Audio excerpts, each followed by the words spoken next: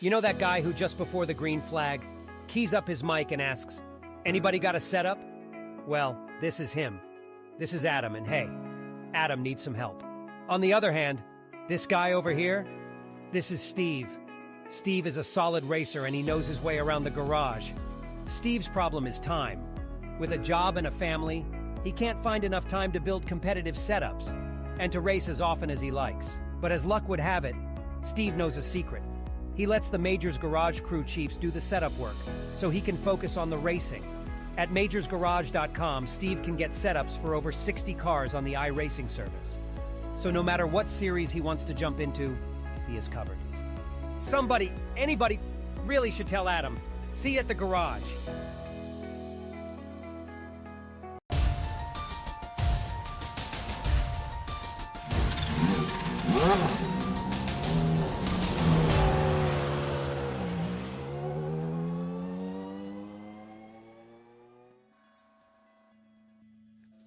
Hello everyone and welcome back to the Global Sim Racing Channel's coverage here of the Majors 24 live from the Circuit de la Sarthe in France. Hi everyone, I am Samuel Ryman and alongside me in the booth today we have Joey Atterbury and Zach Sweeney. Behind the scenes we have our director Daniel Costello doing all of the button pushing using camera sets provided by Dougie Beard. It's been some 12 hours since we had coverage here from the Circuit de la Sarthe on the GSRC. We're going to get you all up to speed in just a few moments here. But here's a quick reminder of the famed track that these guys are racing on with our Global Sim Racing Channel track guide.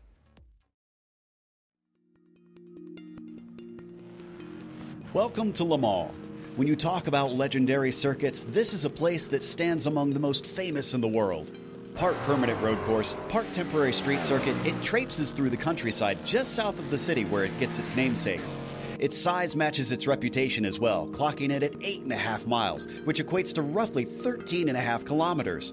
However, when you take into account that it's split by only 33 turns, the frighteningly fast nature of this circuit becomes clear. Most of the corners have been added over the century of history it's experienced, but many have become renowned and respected. The two turns at the opposite ends of the massively long Mulsanne Straight play equally important roles. Tertre Rouge requires a great exit in order to not lose massive amounts of time, while Mulsanne Corner takes bravery and precision in order to brake as late as possible and keep opponents from passing you on the way in. There's also hair-raising moments like the tricky entry to Indianapolis, or the close walls along the bridge section in the Porsche curves. To win here, drivers will need a very low downforce setup, a good sense of strategy, and heaps of bravery. The 24 Hours of Le Mans is the crown jewel of endurance racing, which many drivers dream of someday winning and many fans flock to witness in person. Once you've driven the track here on iRacing, it's easy to see why.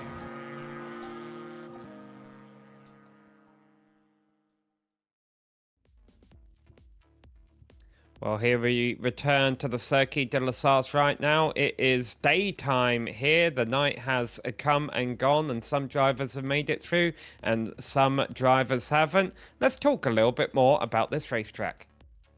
Yeah, we are here at Le Mans Circuit de 24 Hours de Mans, if you want to get official about it.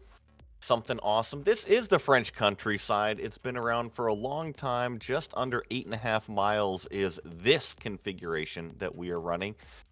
Really, the first sector, kind of still part of the road course, and then you go out onto the Mulsanne Straight, and I mean, that's when you pretty much just put your foot down, get in the draft train if anybody's in front of you, and take advantage. You see the couple chicanes to slow down the cars nowadays, but they provide great passing opportunities. Going all the way down through Indianapolis. I mean, the majority of this track is taken at full throttle, and trust me, it doesn't end there. Once you come out of Arnage, which is one of the slower corners on this racetrack, it's once again flat out, and in these high downforce machines, the Porsche curves going through all of this final sector is very, very fast before you got to jump on the brakes through the final Ford chicane, and trust me, it gets pretty slow, technical, and tricky through that last set of corners. It absolutely does, and that was Joey Atterbury who you heard speaking there. Before we do actually get to the coverage going on down trackside, we want to give a shout out to a couple of our sponsors. We want to make sure that you check out the Majors Garage, which is home of free Baseline Plus setups. Get help from any of the garage coaches 24/7. You can sign up now for awesome, affordable monthly subscriptions, telemetry, coaching, and more by simply clicking on our link in the description below. Also, if you use our special discount code, which is MajorsGSRC, you'll get 10% off. There's a charity that these drivers are all racing for today, and that is Doctors Without Borders. Every day, Doctors Without Borders teams deliver emergency medical aid to people in crisis with humanitarian projects in more than 70 countries. That's 70 countries. For more information, you can check out our link in the description below. Well, Zach, we've been watching a lot of stock footage, but now let's go down trackside because we have prototypes racing, we have LMP2s racing, and we have GTs racing, and I believe our overall lead car, did they just come out of a pit? I'm assuming so. I think, yeah, they've not been too far off the last one.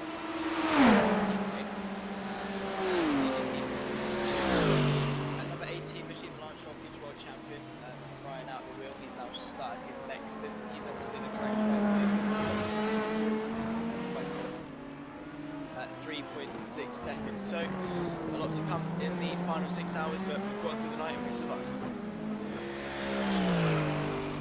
Might be having a couple little mic issues with Zach there. Apologies if it was a bit quiet. We've got 6 hours to get all our little technical gremlins sorted out here on GSRC. But yeah, indeed, the number 9 Hydra Racer geodesic racing machine is leading overall, despite starting at the back of the field. Obviously, in a 24-hour race, doesn't really matter where you start. And there you see they have about a 2-minute lead over Cyril Deforge there in the number 161 car. But now let's jump back to LMP2s. Things are a bit closer toward the front there, Joey, but a couple laps differ in strategy between our two leaders. Yeah, right now it looks like the first handful of cars actually in this LMP2 class are all on the same lap. However, yeah, a good bit of track separates each one of them, and I'm checking out when they all last pitted here. I'm not exactly sure when this fuel window is going to be closing for these LMP2 cars, but something to note, between that prototype class all the way up front in this LMP2, I'm looking through the field right now, and it is thick with competitors still in this race. I mean, 17 cars still running, and from what I see right now, 14 cars within one lap of each other. Yeah, it definitely seems like there's a lot of action going on in LMP2. The number 18 car leading that class. And speaking of 18, Zach, apparently your mic decided it wanted to be at level 18 a moment ago. But can you give us a rundown of our GT leaders here? Absolutely. Hopefully I'm a little bit better now. Yeah, sometimes the technology decides it wants to have a bit of a mind of its own. At the moment, it's the 120 mag performance machine. At the moment, you can see Giacomo Mergia at the wheel of the Mercedes AMG. He leads by about 43 seconds. Clear of Pure Sims Esports, Alexander Davidson at the wheel. Then comes Maniti Racing Green in the number 378. He rounds off the podium with Canada Express. Parabit SimRacing, the top 5. Anton Bastard for 56 Racing Team Red, the top 6. And beyond that, well, we've got the likes of Mag Esports, ATRS, ASR, Mag Esports, the other car, Olympus Esports, and the 54 machine as well to round off the extensive GT3 field that we've got. Yeah, I got a little bit excited when I opened up the broadcast. I saw A. Davidson. I'm like, oh, ex-Formula One driver Anthony Davidson is here. It's Alexander Davidson. However, still a very great virtual race in his own right, a 7400 iRating. If you go to gsrc.tv/timing screen, you can actually check out the live timing for this event. And just looking down the iRating list, they're all in the 7,000s, 8,000s, 9,000s. Massively strong field here. Don't have any of our 10 and 11,000s out on course right now. I guess it's early morning in Europe and it's still late at night, overnight in the Americas. So all of the 10,000s, I guess they're all privileged. They all get to sleep during the night. I'm keeping a close eye right now, Joey, on the LMP2 leaders because they're only separated by a few seconds. I know we've still got 6 hours of racing left, but it's a little fun battle that I've picked up there. What have you been watching as we get this broadcast up and running here again? No, I agree with you. I think that's probably our closest battle on the racetrack in terms of positions that are up front.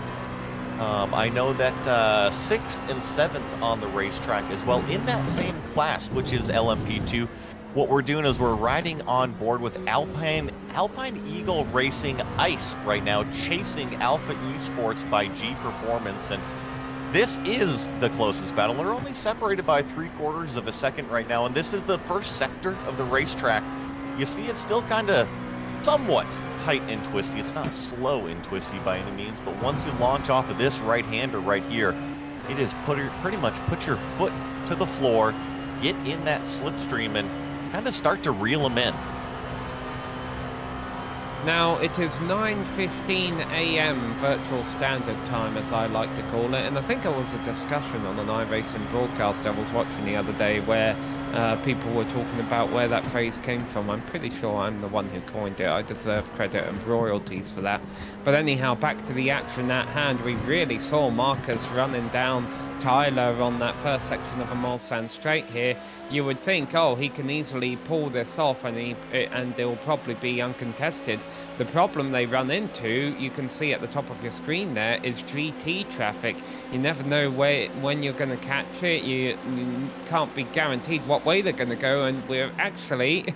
There we go, you just see an example there. Marcus kind of getting put in a box. Unintentionally, I'm sure Tyler's not going to put up too much of a fight when he goes to make a move, but that's just how the traffic works around here, Zach.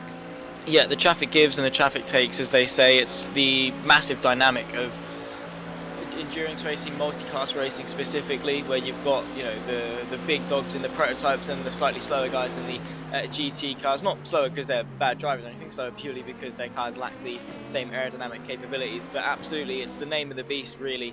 It's just that extra variable on top of the countless other things that the drivers are doing for the duration of their 2, 3, 4 hour stints in the car. But at the moment, Marcus Girac is on the back of Tyler Klausch, and they're going at it. This is obviously for track position, and now it's the final quarter of the race. Track position just means that a little bit more as well, taking some extreme measures to find a way through into Indianapolis. Yeah, he really didn't make that easy for him, did he? We almost had two of our topplers in the wall there, and I'm surprised to see, oh, they're still going at it. This is a legit battle, and to let you know, these guys are on the same strategy. They both pitted on the same lap, so we've got a real ding-dong here, Joey. Yeah, and just like that, I think I saw, I believe it was Tyler Klausch get around Marcus Girac out there. But look at this, this is the nature of the racetrack. The straightaways are so long, it provides that over-under opportunity and just slip right back in that toe. And now you go through the Porsche curves where you might start to see a little bit of separation just because of the dirty air that's coming off of these cars. And now some of our viewers may be wondering, wow, how long can these two iRacers keep this kind of battling up? The answer is they can probably do it for a little bit of time. This is the top split of many going on right now. I think it's about 10 or 11 splits going on at this time that the Majors Garage is hosting, the Majors Series is hosting. So all of these drivers, that's why all of these drivers have really high I ratings, and that's why we can have great battles like this, Zach, where they've been side by side for multiple turns with clean racing and without much contact, and it's still not over. Absolutely, it does take two to tango at the end of the day. it takes respect from both cars in order to make something successful. We always give the credit to the attackee instead of actually giving the person who was defending, because, you know, in some cases it's very easy for them to maybe defend a bit too aggressively or allow the attacking car through too easily. Marcus Chirac, though, did the hard work of getting in front. Now we've got to do the hard work of staying in front. In the slipstream still is Tyler Klausch, and once we get to Mulsanne straight once again, it is going to be a different story. Roles reversed from the last time they came to blows, and are we going to see any change in the 128 and the 7 machine? You did mention how they are on the same strategy, which tells me that maybe from Klausch's perspective, it might be a little bit more beneficial to sit in the slipstream, save a bit of fuel, and have that knock-on effect for the stints to come. This is one of the best battles on the racetrack right now. Not too unsurprising that most of the field is spread out across all 3 classes, considering the fact we're 18 hours into a 24-hour race.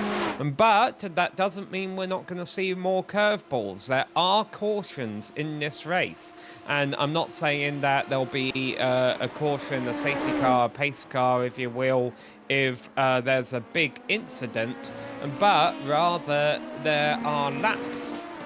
Normally the way the major series does it is there's an incident count that's predetermined. Let's say the field accumulates a total of 300 incident points or something like that. They'll throw the caution at that point during the race. For this race specifically, to my knowledge, they are doing it based on laps. So I guess they threw it into ChatGPT or a random number generator. Hey, here are the lap numbers that we are going to have a random caution at. And the only people who know what those lap numbers are the organizers. So sitting in pit road right now, we have a couple of cars that are entered in the race as race cars, but they're being shown multiple laps down, and the reason why is because their purpose is to be pace cars out there for the field. So there's a few of them, and when we do hit that lap, those pace cars will come out onto the racetrack and the field will get bunched up behind them. So that could definitely be something that could happen in our last 5 hours and 52 minutes here, as now we see that LMP2 battle get broken up as our overall leader carves his way through, Joey. Yeah, looks like Alpine Eagle Racing Ice is finally stretching out that 6th place over that battle we were watching. And yeah, to touch on that point, the Majors does a fantastic job also with the organization. It's not easy to do a safety car that is quote-unquote outside of the admin ability, and they have it organized. They make sure all the competitors know exactly how these safety car periods work. They deploy them, and they're very, very well organized. And so it all comes down to just a well-hosted event, and Majors does a very good job with it. Spent a little bit of time looking at the LMP2s and then at our overall leaders. Let's drop back to the GT cars here. You can see we still have 8 cars on the lead lap. Quite impressive this deep into the race. Currently we're watching the car in 5th place, Fricandel Express number 247 BMW. And anything sticking out to you back here, Zach? Well, in terms of individual pockets of battles, there's not really much going on in the GT3s, which is a bit of a shame. However, you know, the 56 machine, the literally called the 56 Racing Team Red, Anton Bastard, is only about 3.8 seconds behind this little fight. You can see that's that little Ferrari in the background of shot. That is, of course, Bastard at the wheel, as I said, but 3.5 seconds. To Le Mans standard, that's not really a lot when you think about it. You take it at face value, you mean there's not really a hell of a lot of time, considering, you know, it's a 13.5 kilometer circuit, it's a 24-hour race. 4 seconds is virtually nothing. You think you go to some single seaters and 4 seconds is opened up within a lap or two. So yeah, for Star and the 56 machine, I'm sure it's not going to be too long before we potentially see a bit of a battle forming for the top 5, which is, you know, sort of an important milestone. Everyone wants to win, I suppose. That's the top one. Then you've got the podium, 2nd or 3rd, it's still a podium. 4th and 5th, that's the top 5, and then top 10, etc. So being in 6th place, I'm sure the 56 team are going to want to try and etch themselves inside that top 5 range. Leaders actually a lap comparison here as we see not really a whole lot of change there between the 247 and the 56 cars.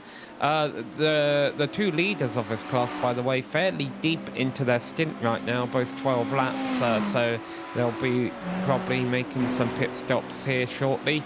You'll see quite often these cars ducking into the pits, primarily because it seems everyone seems to be on a bit of a different strategy at this point. We haven't had a safety car in a little while, so all of the strategies are a bit mixed up. And secondly, because it's such a long track that you can only do about 10 or 11 laps, especially for these prototype cars on a tank of fuel. So you will see pit road have several cars in it lap after lap. We'll obviously try and keep tabs on which cars are in that aren't meant to be there. But right now, this looks like a scheduled stop for the number 56 car. 12 laps into their stint. So, yeah, we see a few GT cars actually creeping into their pit stalls right now. And 12 laps, like you mentioned, you don't think only 12 laps. But, yeah, this place is so long.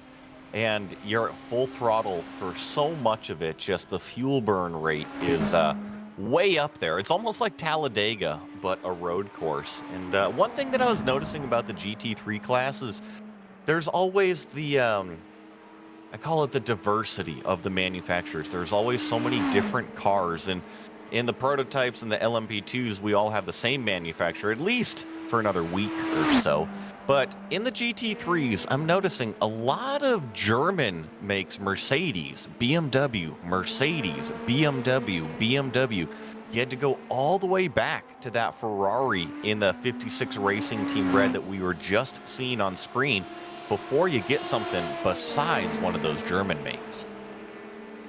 Now, I'll ask you again, Joey, here. What's your opinion on where people stand on that right now? Because you would always think here on iRacing that people are going to gravitate toward the car that they have the most brand loyalty to, or they're going to gravitate to the car that is the fastest. But we do see a bit of diversity, and actually our GT leader in Mercedes is coming into the pits right now for a scheduled stop, a number 120 Mag Performance SRT car. And there we see him. So how are things standing there right now, Joey? Is there a car that everyone's gravitating to, or like you say, are we seeing a good amount of parity in the GT world on iRacing right now? I think it's pretty even between all of them. Sure, you're going to have horses for courses, but really, you could probably pick any one of these GT3 cars and go out there and be competitive. I think the reason why you see certain teams or drivers kind of gravitate to certain makes is that they like the character of the car. Sure, you might have the brand loyalty or the speed factor of which one is the fastest for the given course. However, each one, iRacing has done a really good job of kind of giving it character. The BMWs have been known as pretty easy to drive. They tend to get a lot of drivers in them because they're comfortable out there on the racetrack. And one thing's nice in the sim is to be comfortable, to be in control. And the Mercedes is kind of a similar platform. It's a front engine, rear drive, pretty stable platform out there. So I think that each one has its character, and everybody likes to have a little bit of a different character. So the GT leaders getting a round of stops completed. We now see Tim Mutsky in the number 378 Manatee Racing Green Machine working his way down the Mulsanne straight as the class leader. But this could all change a little bit. Over to you, Zach.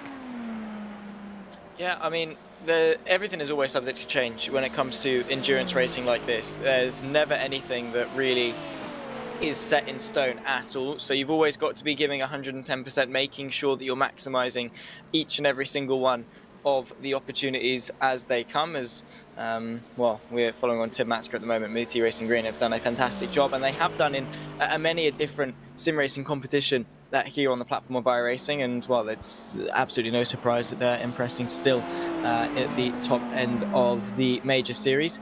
obviously the MAG Performance SRT Azuro car. Of course, Giacomo Mergia came in fairly recently in order to obviously take a stop. So the actually no, he didn't. Sorry about that. Actually no, yes he did. Sorry, yeah, I'm just being a bit of a muppet, I think, on the live timing. But yeah, they come in not too long ago in terms to take their next stop in their pursuit to potentially take victory. They're only 18 seconds off the Miniti car, and that is before the Miniti car comes in to take the pit stop. So I think we are going to still see the MAG Performance SRT car take to the top step of the race once again, and still in LMP2 I'm noticing the fight between the Alpine Eagle Racing and the Alpha Esports by G Performance cars is still very, very close, giving each other a hard time. Marcus Chirac and Tyler Klaus still going at it in the fight for what is 6th place in the LMP2s.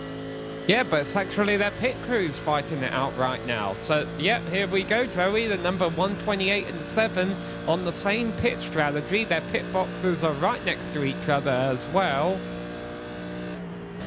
Riding on board Tim Matchke here, but hope to have a camera in a moment here on the 128 and the 7 LMP2s down pit road, because I'm curious to see, Joey, who's going to win this race out of a pits, and I can tell you it's the 128. The 7 is actually stuck in his pit stall for a bit longer. Well, and the fuel window for these LMP2 cars is open. You see the 128 leaving, but I mean, if you get a shot, I mean, the LMP2 cars are all on pit road, and I believe it was the number 38 of the Veloz Esports with Matt Emery behind the wheel. He was our leader in LMP2 when this pit stop window opened. He was the first to come down pit road. So now the rest of the field is taking that pit stop, and it is something interesting to note that our leader went one lap shorter. Fuel strategy always important in these 24-hour races. Joey, I just want to make a note. The 7 car's still there. This seems a lot longer than scheduled. Yes, it definitely a lot longer than scheduled. I mean, I'm looking at it. He's going on 1 minute and 30 right now. So definitely fixing some damage on that number 7 car. Well, Zach, that's all well and good, I suppose, if you don't lose a lap to the overall leader or to your class leader. I'm hoping this isn't an instance that... And finally, the 7 cars rolling again. We're seeing a lot of LMP cars. Oh, and there you finally see one of our safety cars there that we might see out on the track at some point. But long stop there for the number 7 LMP2, Zach. Absolutely. Of course, not what they would have wanted at all, considering they were, in a very, very heated fight with the car that they were previously fighting. Of course, they wanted to be up there with them with the 128, the Alpine Eagle Racing car, but they've had their battle scars, they've had their dinks and knocks over the course of the previous stint, and decided it was best to get that damage sorted, which I guess is the right thing to do. It's going to be, if you continue on with the same damage for the next stint, the stint after that, I mean, you have to remember we've still got just shy of 6 hours, which in of itself is an endurance race. When it comes to the 24-hour races, you have to think of it as 4 mini endurance races. I say mini endurance races, 4 endurance races within one big one. So of course they don't want to drive with damage for the duration of an endurance race, because that would just be silly. They'd be losing too much time. The enjoyment factor would be gone.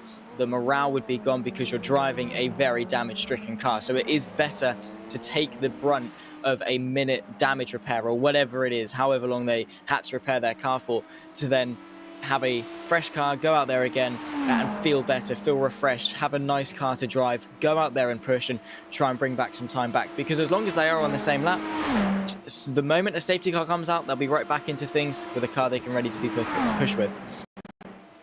So with the LMP2 cars cycling through their stops, we're watching the second place prototype here, the number 161, but back in LMP2 you can see on the time and scoring pylon there on the left side of your screen that the distance between our 2 leaders has opened up a little bit. The Lance Stroll, future world champion, now has a 6.8 second lead. It was down to about 4 seconds a little bit ago, but still Veloce keeping the Lance Stroll team very close. Lance Stroll, a good pay driver. Would he be future world champion? We'll see. I think he'd have to get in a good ride. We could debate that later. Back to you, Joey. I mean, we were talking about a pre-race. Sure, you can be world champion. Just what world champion are you? You know, how are you going to categorize that? If it's F1 we're talking about, yeah, I'm going to agree with you. Got a little bit of work to do, but hey, I love what the Stroll family is honestly doing for the sport. So props to them. And this is actually a battle that's for third on the racetrack that we are watching right now. This is Brabham Esports in the number 62. Currently in fourth place, chasing down Saybelt Esports LMP2 in the number 290 in front. And I mentioned the fuel strategy game. Honestly, I'm wondering if some of these cars are kind of more plain in the toe, saving that fuel strategy, because one of the easiest passes you can do in endurance racing is in the pits when you don't have to pass a car on the racetrack. You just have a shorter fill stop, and there you go, right on by them. Yeah, just looking at the, yeah, these guys just had their pit stop though, so I think they're actually going to want to battle it out on track, because if they want to wait to do it in the pits, they're going to have to wait another 10, 11 laps. So we are going to have a nice little battle here between the number 290, currently with Andrea Abati behind the wheel, and Antel Rafael Sabo is behind the wheel of that number 62 car. A very nice livery there. The Brabham Esports team definitely paying tribute to the Brabham family. Let's see, he's probably not going to make anything happen through all these curbs here. It got basically left up on right, up on left, up on right from here until the start and finish line. But once we get back out there on the Mulsanne straight, Zach, I wouldn't be surprised if we see a change for third in class. Absolutely. Antal Rafael Sabo is a very, very quick driver in his own right. Commentated on for quite some time now on a variety of different events. He knows how to get the job done. And at the wheel of that Brabham Esports car, on the fringes of a podium as well, let's not forget. Again, go back to that milestone thing, fourth or third, you're going to want to take the podium. Not only is it a position higher, it's also a step onto the top three. But a bit of a poor run through the four chicanes there might see this fight diffuse ever so slightly. You can see the gap has increased by a good couple of car lengths back from Sayblet to Brabham. So unless Sabo has a very, very good Dunlop chicane all the way to Tetra Rouge, or the Sayblet car gets stuck behind some GT traffic, that again is also a possibility. You can see the gap chopping and changing, but I don't think, unless there's going to be a miracle, it's going to be enough for this particular run through the Mulsanne straight, unless Sabo, well, no, absolutely not now, because he got caught behind the Mercedes. So this fight is going to have to wait a little bit, but we've got the whole stint to enjoy it. Yeah, that was surprising to me how much time he lost through those forward chicanes. It looked like maybe he cut the very first turn in the chicane, but if he would have had to have served a slowdown penalty, I would have thought it would have cost him more time than that. But they're normally quite strict about slowdown penalties here on iRacing. So I'm not exactly sure that's what happened. Maybe just got a bad exit out of a turn. Might have a replay coming up here, Joey, if we wanted to take another look at it. Yeah, let's see if this is the incident. This is a separate incident. This is Christian Arp in the number 21 car. Check out the Mercedes here. And this prototype on GT3 contact, just the slightest bit going into the Porsche curves, and unfortunately sends the Mercedes into the wall. Got some damage on the right rear. You see the car towed out. Have to bring it in. It's just not driving right. And I wanted to make a comment on the prototype battle that we were just watching. The poor run out of the chicane. Now, if we remember, there was the number 7 car that spent almost 2 minutes in pit lane.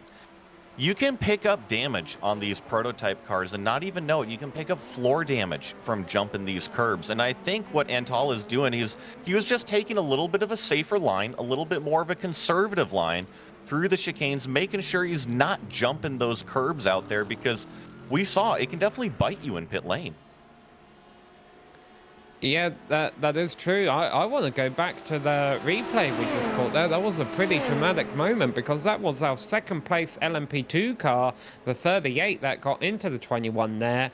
The good news for the 21 car, the 3T car that got in the wall, was they weren't too far from pit road at the place where the incident occurred. The bad news is that it did seem like pretty significant damage on that car. Whoa, the GT almost gets into the back of Brabham on the exit there. But I've got my camera on my screen looking at the number 38 right now, Zach, because I want to see if our second place LMP2 car, how badly has that affected them. They're still running out on track, 8 seconds behind the Lance Stroll team in second place in LMP2, but I've got to imagine that might be a repair they'll want to get fixed at the next pit stop. Potentially so, yeah, absolutely, and that's obviously not great for them when they're in pursuit of the 18 machine. They've got 8 seconds back, which is not an insurmountable task. That is something that can fairly easily be achieved. But there is Matt Emery for Veloce Esports, always one of the best looking liveries in sim racing, particularly on these prototypes. You're stuck behind someone that is in the same class as him, which obviously doesn't bode too well because unlike the difference between GT3 and LMP2, you've got a massive pace differential of the differences in the cars make that massive pace differential. When it comes to 2 prototypes, it means that sometimes it can be a little bit sketchy because you don't have 5 seconds a lap difference. You maybe only have half a second lap or a second a lap. It makes it so much trickier to find a way through because it's not just a case of putting your foot down and getting past. But thankfully we have got the blue flagged LMP2 moving out of the way, making life easy for Matt Emery, and that's going to be a sigh of relief for the Veloce Esports driver on their pursuit. It doesn't look like whatever damage they have been able to pick up is detrimental to them so much so that they're losing a ton of time. Obviously gaps are going to fluctuate between them and the 18 car in front, but it's not a massive loss, which tells me it might be a case that if it does come to losing half a minute in pit lane to repair it, they might say, you know what, it's not actually worth us taking that penalty to get the car up to shape.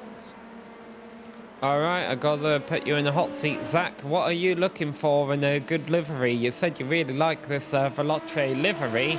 I'm one who likes bright colours. My favourite colour is orange, so it's normally easy to tell my car out apart from the pack. Yeah, there you go. That's the kind of car I like having, something that's a bright green or bright yellow or something. What do you look for in the livery? Honestly, nothing specific. I'll be honest, it chops and changes. I've not got a specific theme that I like in liveries. I like certain ones, and I look at that and I think, yeah, that's a nice looking livery.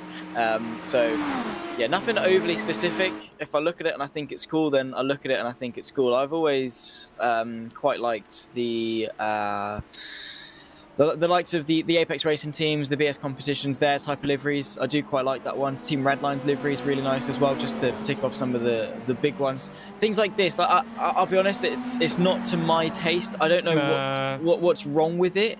I can't, again, because I haven't got a specific theme to my liveries, I can't pinpoint what's wrong with it. But that 007 LMP2, just from the front of it, I can tell that I would like that livery. So yeah, I don't know, maybe there's just too much going on for me. Yeah, it does seem... there is a lot of yellow and green blotches. This kind of feels like the car I would need to stand next to on pit road to really understand what's going on. Let's see if we can have a good look at it. I guess it's just brand colours point. We really got some close-up shots here on GSRC, haven't we? Dougie Beard and our director Daniel Costello giving us a right close shot of that car there. And you can see Veloce Esports, the white and black number 38 car that kind of kicked off this whole livery discussion, can't be suffering too badly from damage because it has brought that lead down from 8 seconds to 7 seconds. I'll let you join in this conversation if you like, Joey. What liveries do you like? Well, you're right. It doesn't look like the number 38 car is damaged too much. In fact, I don't really see any damage on the front end of that car from when he tagged the back of the GT3. But in terms of liveries, I like simple liveries. I'm gonna be a little selfish here. My favorite is probably the old Roush car that I ran on Grand Am, which was a simple red car with our sponsors and whatnot. And gonna catch a quick replay here cut to it and see what happened exactly to our race leader. This is Graham Sanders in the Hydro Race Geodesic Racing. Oh, look at this, a GT3 car just right in front of our leader, but look at the heads up. That's what's needed to win a 24-hour race. You always need to be aware of what's going on in the racetrack. He hit the brakes, avoided the wreck in front of him, and he doesn't have any damage coming out the other side. Yeah, very good driving there. That could have definitely been a race-ending moment if he had gotten into the side of that beautiful coloured orange GT car there. So here we go back up to the 62 car. This is the battle for third in LMP2. Indeed it is. Let's see which of them is going to get through the chicane first. Is the 290 going to yield? Yeah, well, the 62 takes it from them, but I don't know if the 290 is yielding. Two beautifully painted cars going here. Let's see if they continue to go back at it, or is the 290 just going to try and pick up a toe here? No, they are not. We have a nice little battle for third place in LMP2, Zach. Indeed we do. The 290 obviously tried to yield the place going into the first chicane, so much so to get the better exit to now be in the position to be on the attack into the second. Late on the brakes from Sabo in the 62 Brabham Esports machine, and he's able to etch that car up into the podium places. A bit of a twitch on the exit though is going to hamper his run ever so slightly, in a slightly shorter run to the Mulsanne corner, but still a run nonetheless where you can utilise the slipstream behind, and we might well see that from the Sable Esports car. Andrea Abati at the wheel still, and you can see it's still looking quite menacing as they both go to the right-hand side of the Mercedes into the braking zone of Mulsanne, and Sabo has the position. And well, from this point on, unless you make a really big mistake, it is quite difficult to make a move. So this is Brabham Esports' time to try and extend that gap and cement themselves in the podium. Ooh. There we go, safety car is out, so that's going to, I believe so, because that's going to bunch everyone up. And right before this had all happened, obviously you see the interval between our LMP2 leaders now is only a few tenths, but that's because they're under safety car conditions. But right before that happened, the number 18, the Lance Stroll Future World Champion team, overshot Mulsanne corner and lost a couple of seconds off their class lead. Well, now they've lost the rest of them. No harm, no foul. They didn't hit the wall or run into the gravel or anything, but it made things a little bit more exciting up there. I believe we have a yellow flag out on course. Race Control was making an announcement, and our overall lead, purely by coincidence, I think this is down into the pits for scheduled stop. They're 10 laps into their fuel stint. But we do see, yep, there are the safety cars rolling. We do still see some cars carrying speed out there on the racetrack, and the reason they're doing that obviously is to catch up to their own class leaders. So this might take a few moments for everything to get sorted out here, but these drivers, that they know what the deal is, that they've probably been through a couple of drivers briefings where they've been told what to do, where to go. And so it'll take a few moments for everything to get sorted here. But the good news is that in the classes like LMP2 and GT, where there's multiple cars on the lead lap, it's going to bunch them all back up together, Joey. It's going to provide more racing for us when we go back to green. However, it's going to provide also opportunities. Check this out. The LMP2 cars are taking the time right now, come down pit road, put some fuel and tires in the car. This is interesting to me. Now, I agree, it's a yellow flag. Come down and take your medicine while you can. However, these cars only pitted 4 or 5 laps ago, so they're not even halfway done with their fuel stint. But some of the other prototypes, I'm pretty much looking at P2. He's coming in 10 laps into his stint, so some of these stops, they're right on time for the cars. And the caution was flown when the race leader was on lap 315. So if you had 315 on your bingo card, or if you'd bet that number in the Vegas casino, congratulations and go and enjoy your winnings. Here come the LMP2s. Yep, coming out onto the track. A 38 now leads. look at that from Veloce Esports. Because of the safety car, they've been able to catapult themselves up now ahead of the Lancia Future World Champion car, which is fantastic for them, because going into the 3 minutes before the safety car, they were 8 seconds back. Bunched up beforehand, was able to get the shorter pit stop, which Joey was touching on a little bit earlier on, saying about how important it is to shorten the pit stop times. Races are won and lost in the pit lane, and it might be a similar situation in the GT3s as well. Alexander Davidson, the 216 Pure Sims Esports BMW, comes in just behind the 378, which of course is the Mini Teak Racing Green Alex Bennett. There is the stragglers of the LMDH class. You can see Vroom and Trademarks, very, very creative name, it must be said, as the rest of the LMD2 contingent leave the pit lane. A very good call though from Veloce Esports to be able to get the jump in this safety car period.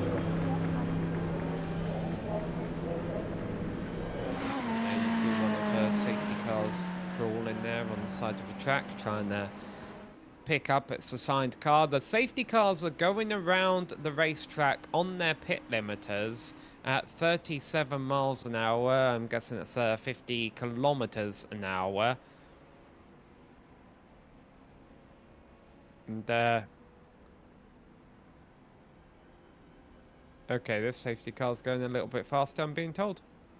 I think some of them are still catching up to the pack. However, I believe this number 24 safety car that is out there, I mean, they're both running about 35 miles an hour. This one is running a little bit faster, as he's, I believe, trying to just kind of pack everybody up. But I told you earlier, the majors, they do such a good job of the organization of these safety cars. This racetrack is incredibly long. It is not easy to organize 3 separate classes. And I'm watching them right now. Everybody's getting packed up. They're using the wave arounds as they need to. They're well educated on this process. And like I said, hats off to the majors for executing it. Something that just came to mind here, Zach, we were covering the LMP2 race off of pit road and how the number 38 car won that. That's actually a bit surprising when we consider the fact that they were just in an incident with the GT car. That would have been an ideal opportunity to get some of the damage fixed. Yeah, but as we touched on, I think the Veloce Esports car maybe got a stroke of luck and didn't get too damaged. The main thing when it comes to vehicle damage, not necessarily is the bodywork. It's more the very intricate setups of the car, the wheel geometry, how they're cambered, how they're towed, obviously vertically and horizontally to pitch the car in the right way. That is what we're mainly looking at when it comes to damage. The last thing you want is the car to be crabbing and be excessively towed in or towed out, which is again is very detrimental to your pace. Also with that, as we've touched on before, with the underfloor of the car, it's very easy to scrape the bottom of it over curbs or taking a hit.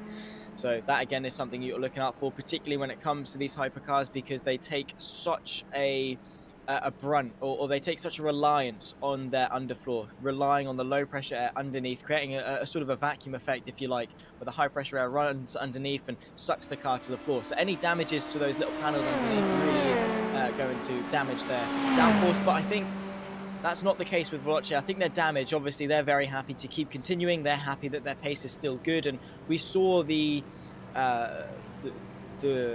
actual effect of that, and or the lack of effect thereof of Veloce's quote-unquote damage, because they actually gained the time on the number 18 machine. So they were able to chip away at the gap, got the safety car. They were like, bam, this is our opportunity. We came into the pit lane, got the jump, they've got track position. Now we get a better idea as to how extensive that damage is, whether or not they're going to keep that position or extend the gap. Yeah, I don't think the damage is overly extensive enough to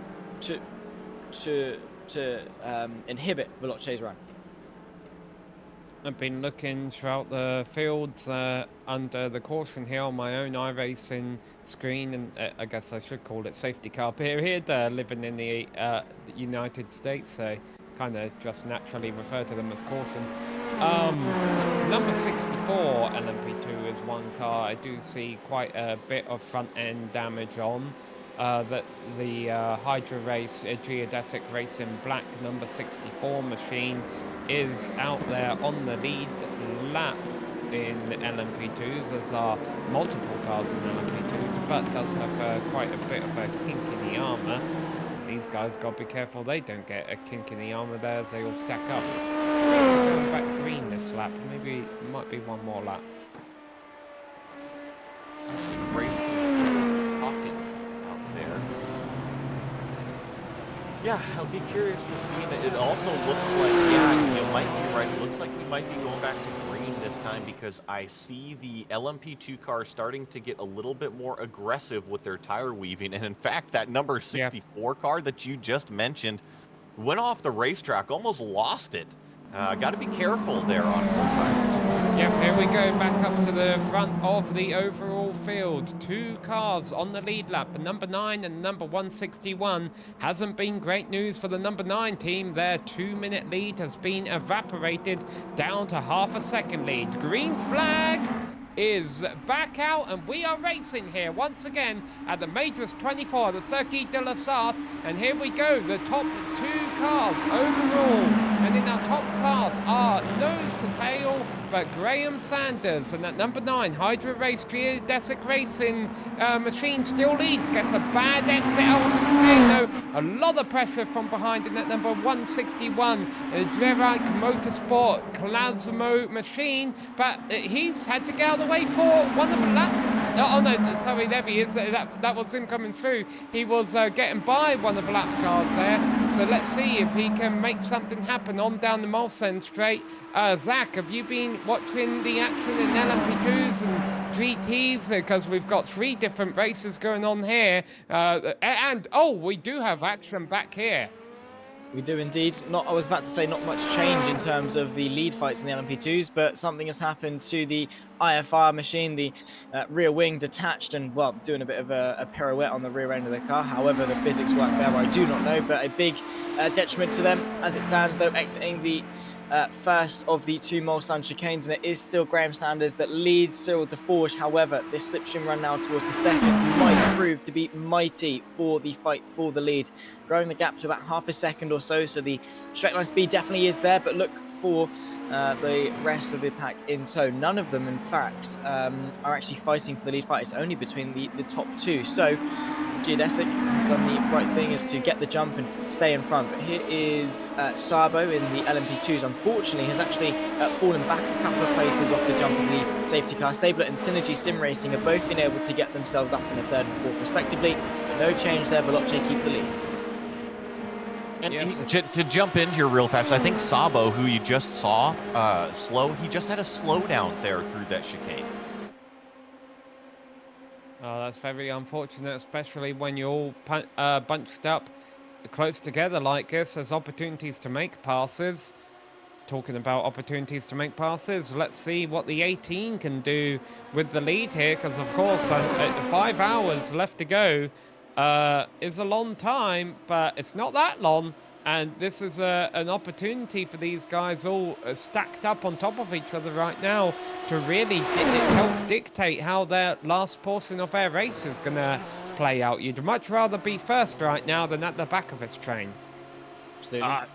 Yeah, I agree. And looking at LMP2 in here, I see 8 cars. The first 8 cars right now are all fighting for position. Now, certainly we see the top 2 and then a little bit of a gap to the next 2, but look at this. This first 8, count them, 1, 2, 3, 4, 5, 6, 7, 8 are all for position. And Zach, you were about to mention something?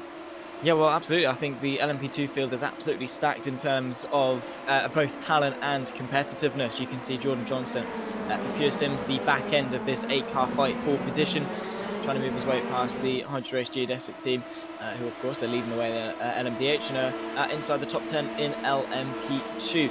Veloce Esports are doing a good job of keeping the lead, as we see the Frinkendal Express and the ET3s moving his way up the inside of the Benizzi Racing Green Mercedes.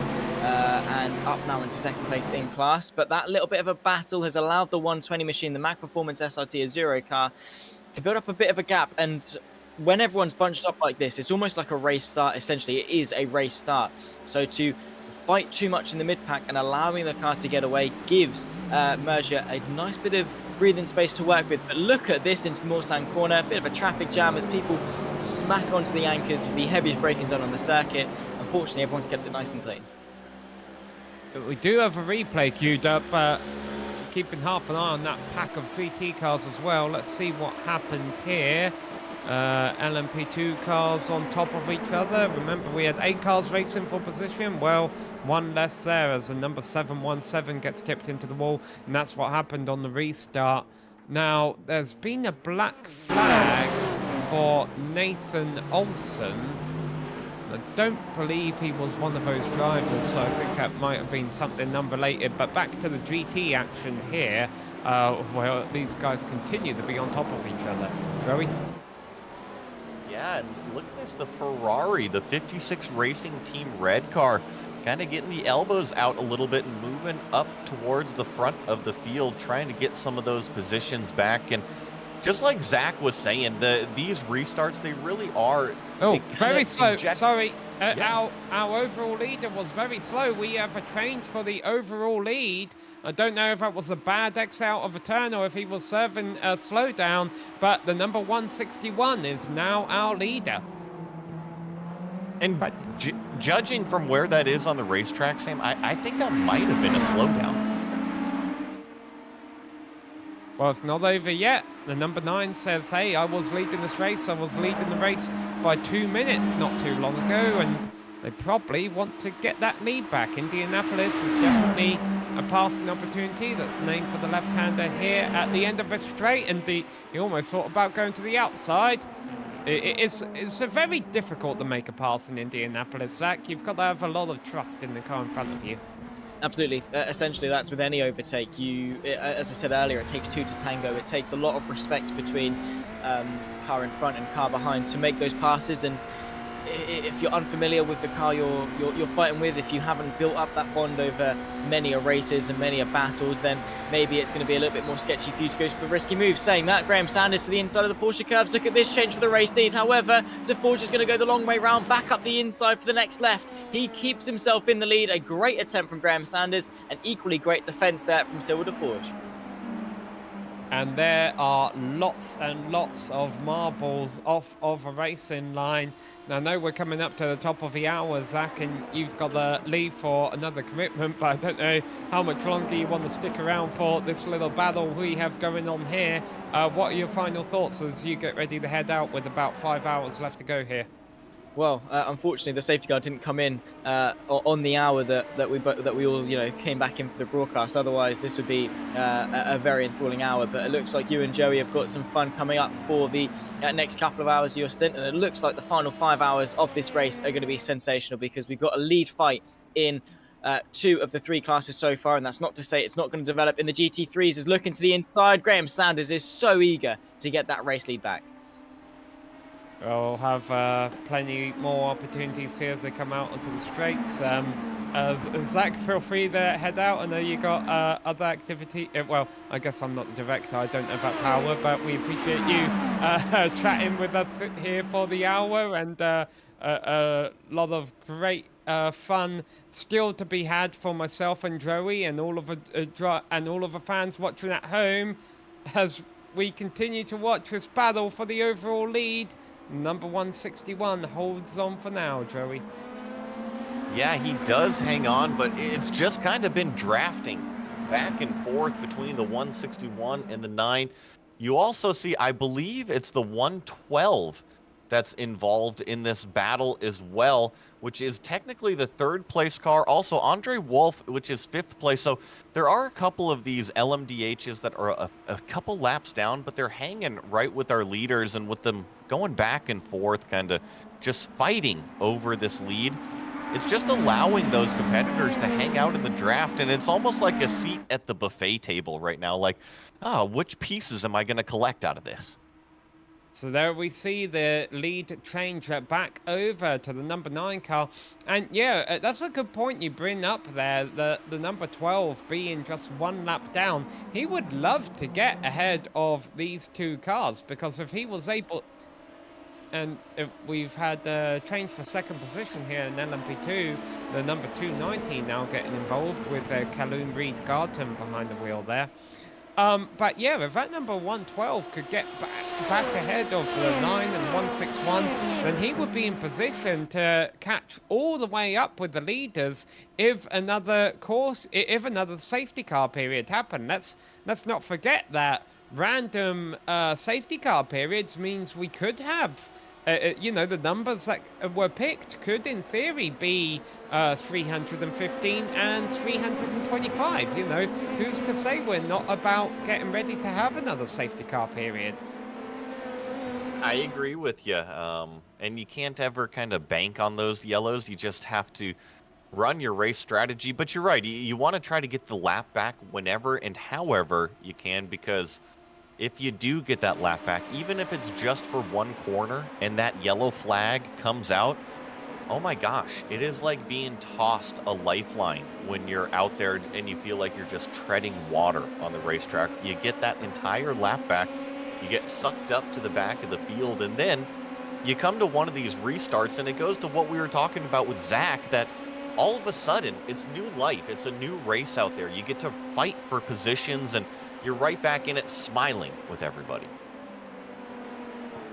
Well, we're definitely seeing the order in LMP2 get shaken up a little bit. Race control has been on the radio, but I think I was talk about maybe an incident or some kind of restart procedure, because it doesn't look like we're seeing another safety car lined up right now. But anyway, as we mentioned, the LMP2s have had a little bit of a shake-up. Currently is Veloce Esports still leading in the number 38 with Matt Emery behind the wheel. The number 290 is in second place. Sabelt Esports, Callum Reed-Garton driving that car, as GT's getting quite excited on screen here. Then it's Lance Stroll, future world champion team, third in LMP2. Brabham Esports is now fourth, and Synergy SimRacing 89 is fifth in class. But what about GTs? They're also shaken up. We've seen this pack in the second half of a GT field all over the top of each other pretty much since the restart. And really, our leader has kind of gapped it out 2.5 seconds, but this is the battle for 7th place back here. There's a couple cars involved. Jonas Wade in 6th, George Abitable in 7th, and then also Amuri Savage in 8th place right here. 56 Team Red, kind of the caboose, that red Ferrari in the battle that we are watching. And oh, here's a late break move from the 55. Gets his elbows out, going into Malson corner, is able to stop the car, but you talk about aggressive moves, it doesn't get much more aggressive than that. Yeah, fortunately, these are GT cars. I mean, they're still very aerodynamic machines, but these ones he can afford to beat and ban a little bit more, and I suppose get away with it. But I'm sure the car being passed did not appreciate that as much. The race isn't over yet, and we were talking about the parity of the GT field earlier on. You see the Ferraris and the BMWs and all these cars racing on top of each other in different makes and models. Looks like race control's discussion was regarding the black flag given to Nathan Olsen. It was lifted and then reinstated, so just a little bit of an argument going on there. We're watching this argument going on the racetrack as we approach a 5-hour mark here, and the battle for the LMP2 lead is still quite hot, as is a battle for the overall lead. You can see less than a second separating those guys. We have caught up with the overall leaders here now, who are catching lap traffic. Going through that GT3 battle that we were just watching, and you got to be patient here if you're these LMDH cars. Don't want to stumble over yourself, can't stumble over a GT3 car. You got to remember, these GT3 cars, even though they're not as fast on pace as these LMDH cars, they still have a right to the racetrack. They are out there running their own race. So you can't just charge up in here, go running over them. There has to be respect out there on the racetrack between all the competitors. And right now, from what I'm seeing, lots of respect shown between everybody. Yeah, lots of respect, lots of quick thinking, quick decision making to be able to navigate their way through the traffic without losing too much time, without any incidents. And that's what happens when you have a field where an I rating of 4,000 or 5,000 is considered low in this field. Pretty much if you open an official racing session on iRacing, if anyone has an I rating of 4,000 or 5,000 on that, they probably have a number 1 on their car and they're probably gone in the distance. No one gone in the distance here as the 2 LMP. Oh boy, here we go. He's going to the outside. There's a GT car ahead. Who's going to come out on top this time? It's going to be the number 9. I think 161 realised there was a bit too much going on there for that move to be on. And also, look at the top left. There's still 5 hours of racing action left to go here. Although I think these two might have forgotten about that right now.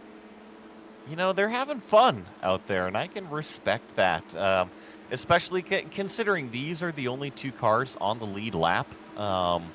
I like it. They're out there racing each other, providing us some great entertainment to watch as Cyril goes back to the lead in the 161 car. We'll see if he can hang on to it or if it's just going to keep leapfrogging like we've been seeing. And one thing that I was noticing, look at how dirty the racetrack is getting. After so many hours of racing on it, offline has a ton of marbles being picked up. And you might not think it's that big of a deal in some of these slower corners, but I mean, you go down to Indianapolis or some of the faster stuff, you get offline and you can find yourself in trouble pretty quickly.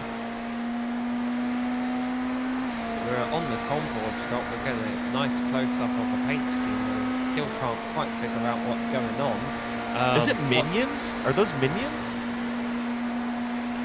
No, I don't think so. Here goes the number 9. He's getting a nice look at the paint scheme as well, because once again, they're side by side, heading down into Indianapolis. We were talking with Zach a while ago how you really have to be tricky.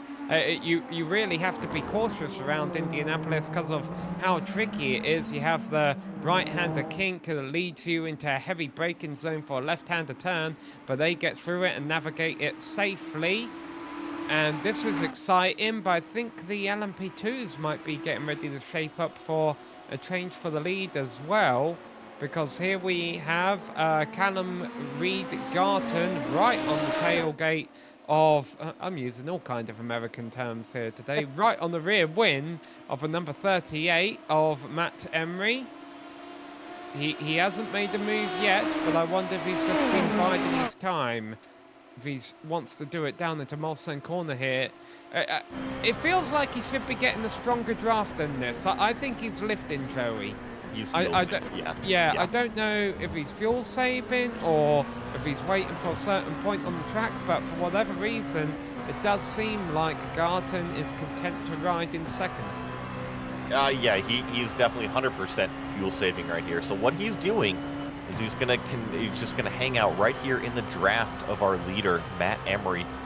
And when you do that, you can lift off the throttle at the end of these straightaways and you're saving fuel, so you're burning less fuel than the leader. And when you're in second place, this is a great strategy because guess what? The leader is setting the pace, you're keeping up with the leader, but you're also burning less fuel than the leader. And then that just goes back to the pit stop strategy of when you come into the pits, you're going to have a shorter fill time and you're just going to be able to pass them in the pits versus the racetrack. Number 64 just came in for a scheduled pit stop, or was it unscheduled? Let's find out. There's one car running wide there. Can't get the number on that. I'm being told the driver is Andre Wolf. 181. 181 car, so not the 64. Surprised me the 64 didn't come into the pits under the safety car period we had, actually, because they're carrying a bit of damage on that car. It looks like they've got repaired now, but I would have thought that would have been something you would have liked to have gotten repaired under the safety car.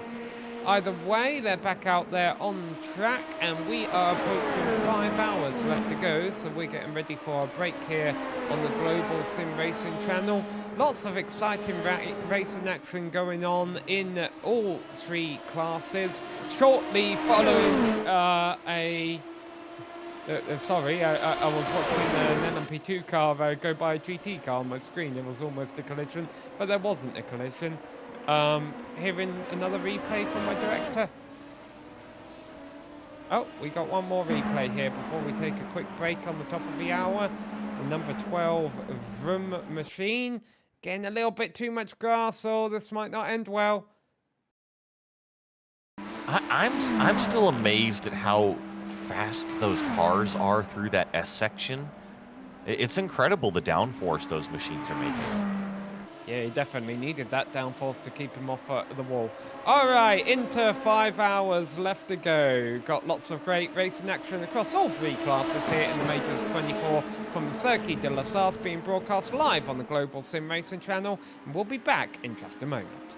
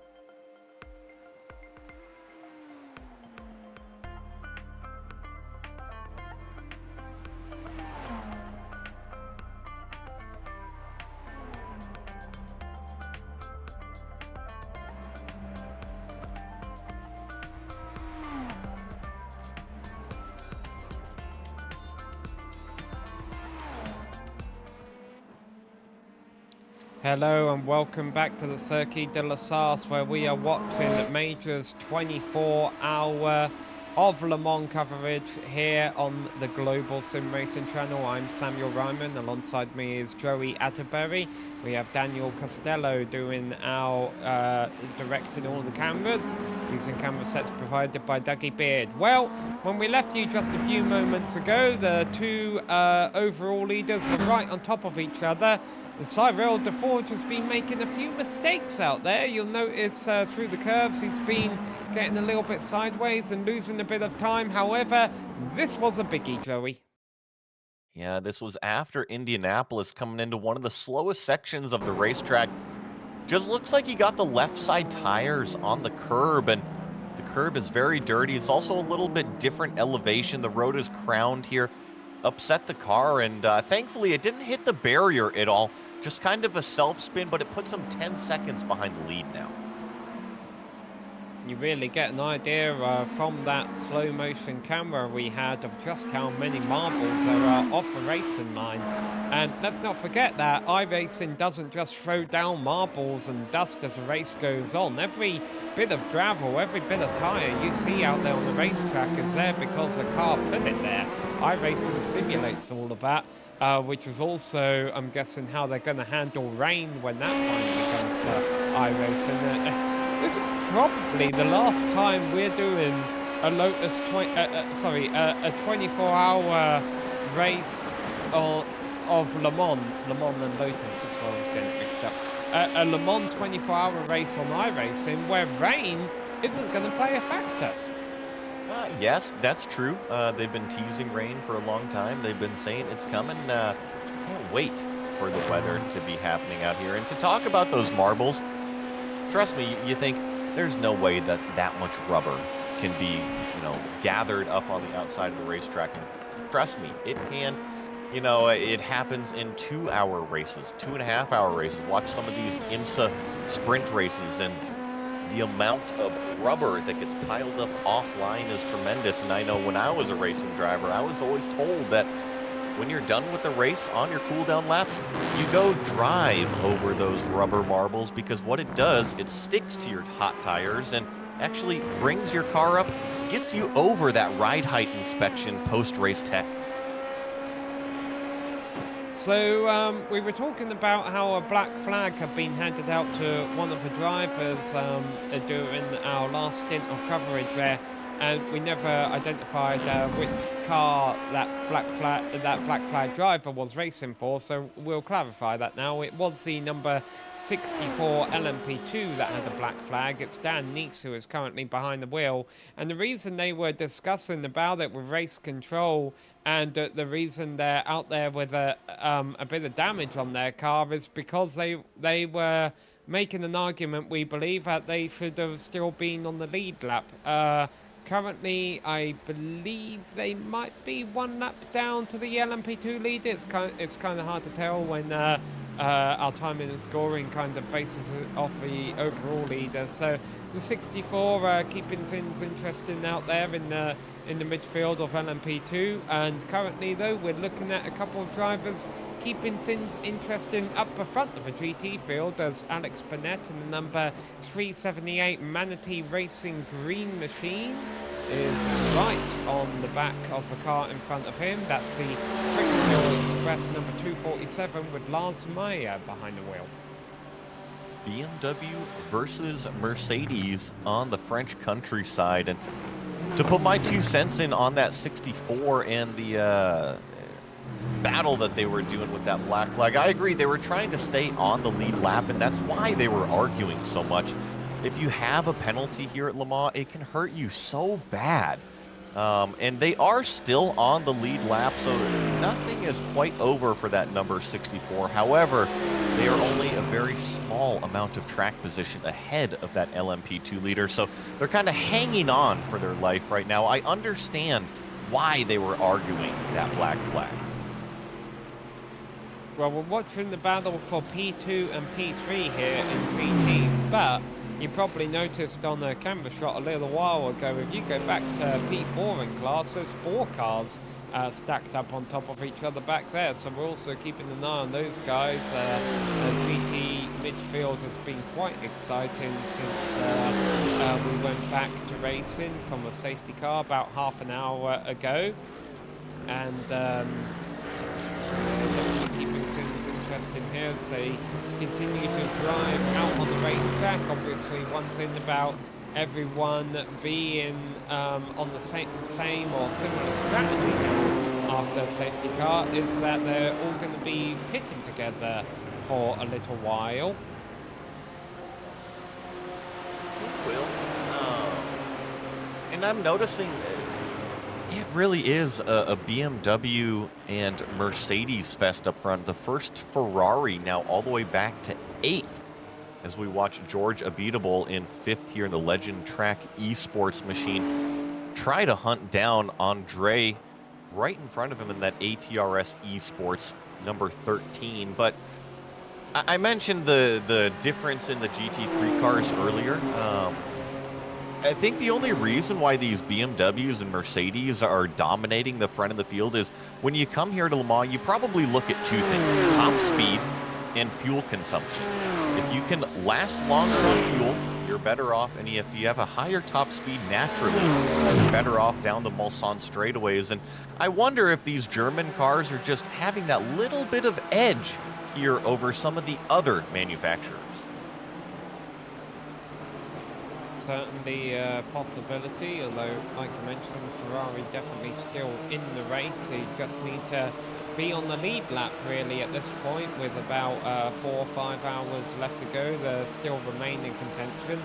I should imagine that we will have 1 or 2 more safety car periods before the end of this event to bunch everyone up, and obviously as the clock ticks down here, we're really going to start getting to the point where these battles will become more intense and strategy will start to unfold and become a little bit clearer.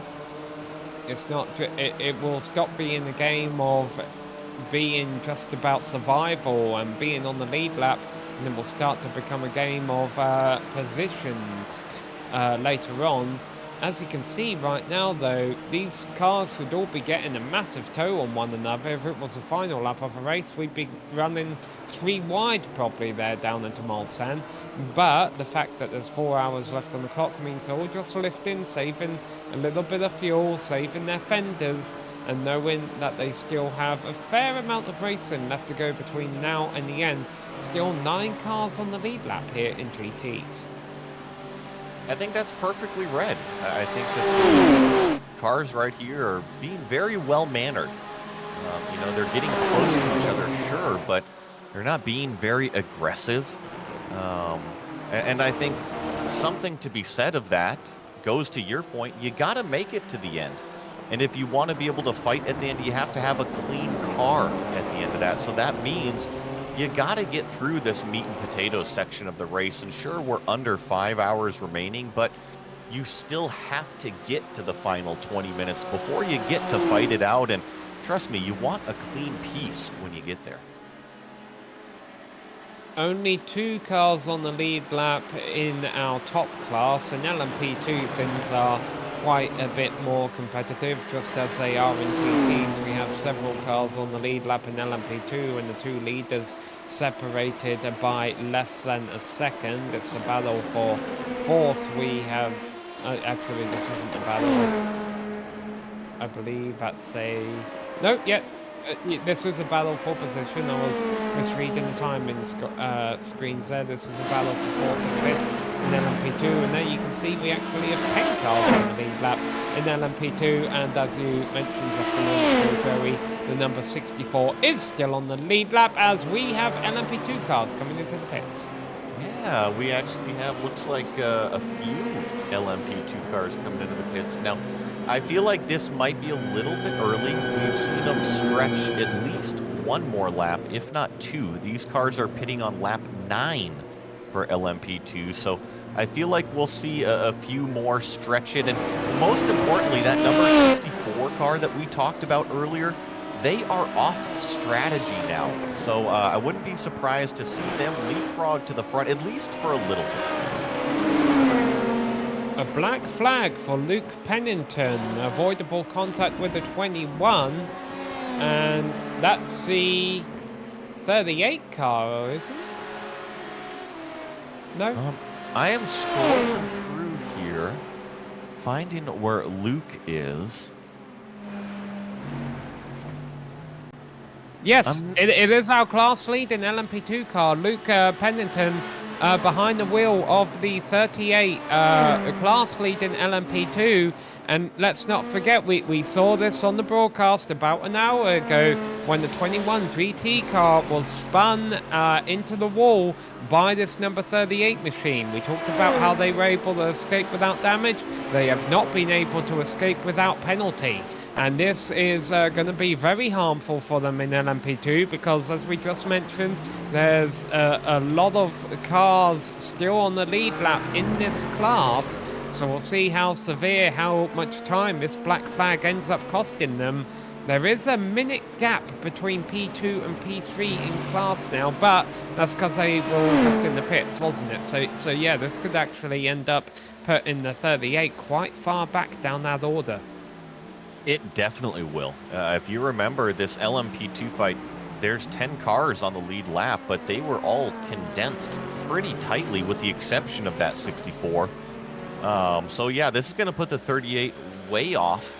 Going to have basically a hole to climb out of, but this is tough. I understand the call from race control because you can't just have the prototype guys running over the G3 cars, and didn't look like there was any battles going on, and unfortunately the number 38 car is paying the price for it now.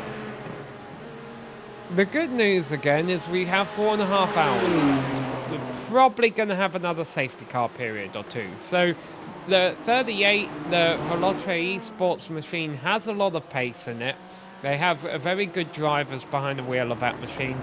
They can probably overcome this. It does make a race a little bit more difficult for them. However, I would not want to have a black flag to serve any later than this in the race, Joey. I think once we get into those last few hours, that's when it's really going to start hurting. Oh, I couldn't agree more. You basically want to take your medicine as early as possible, because you're right. If you start getting these penalties or just these setbacks, call it, later in the race, it's tough to climb yourself out of that hole. You just don't have the time, you don't have the potential of the full course yellows, and you just don't have the opportunities with fuel saving and strategy to try to crawl yourself out of that. You nailed it. You want to have the penalties earlier rather than later.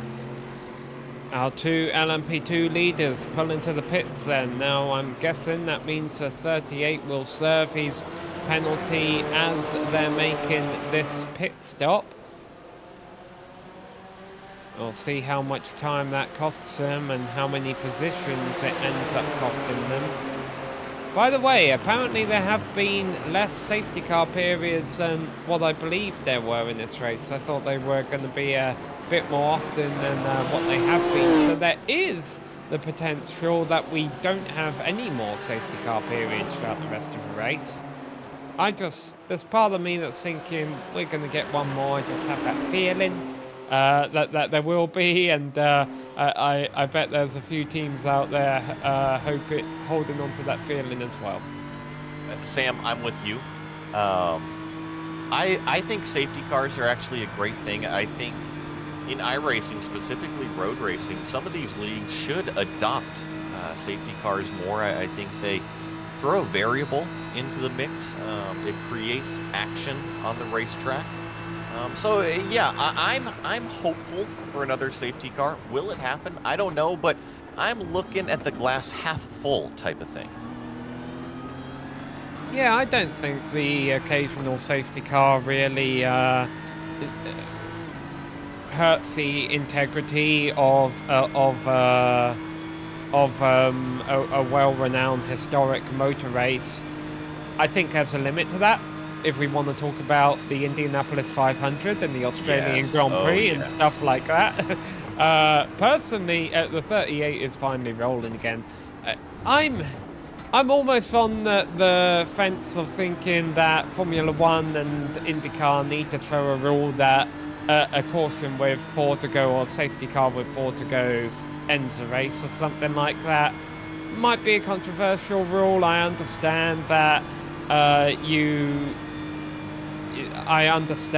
you want to give the paying fans that have spent their hard-earned money on the ticket to that race a green flag finish.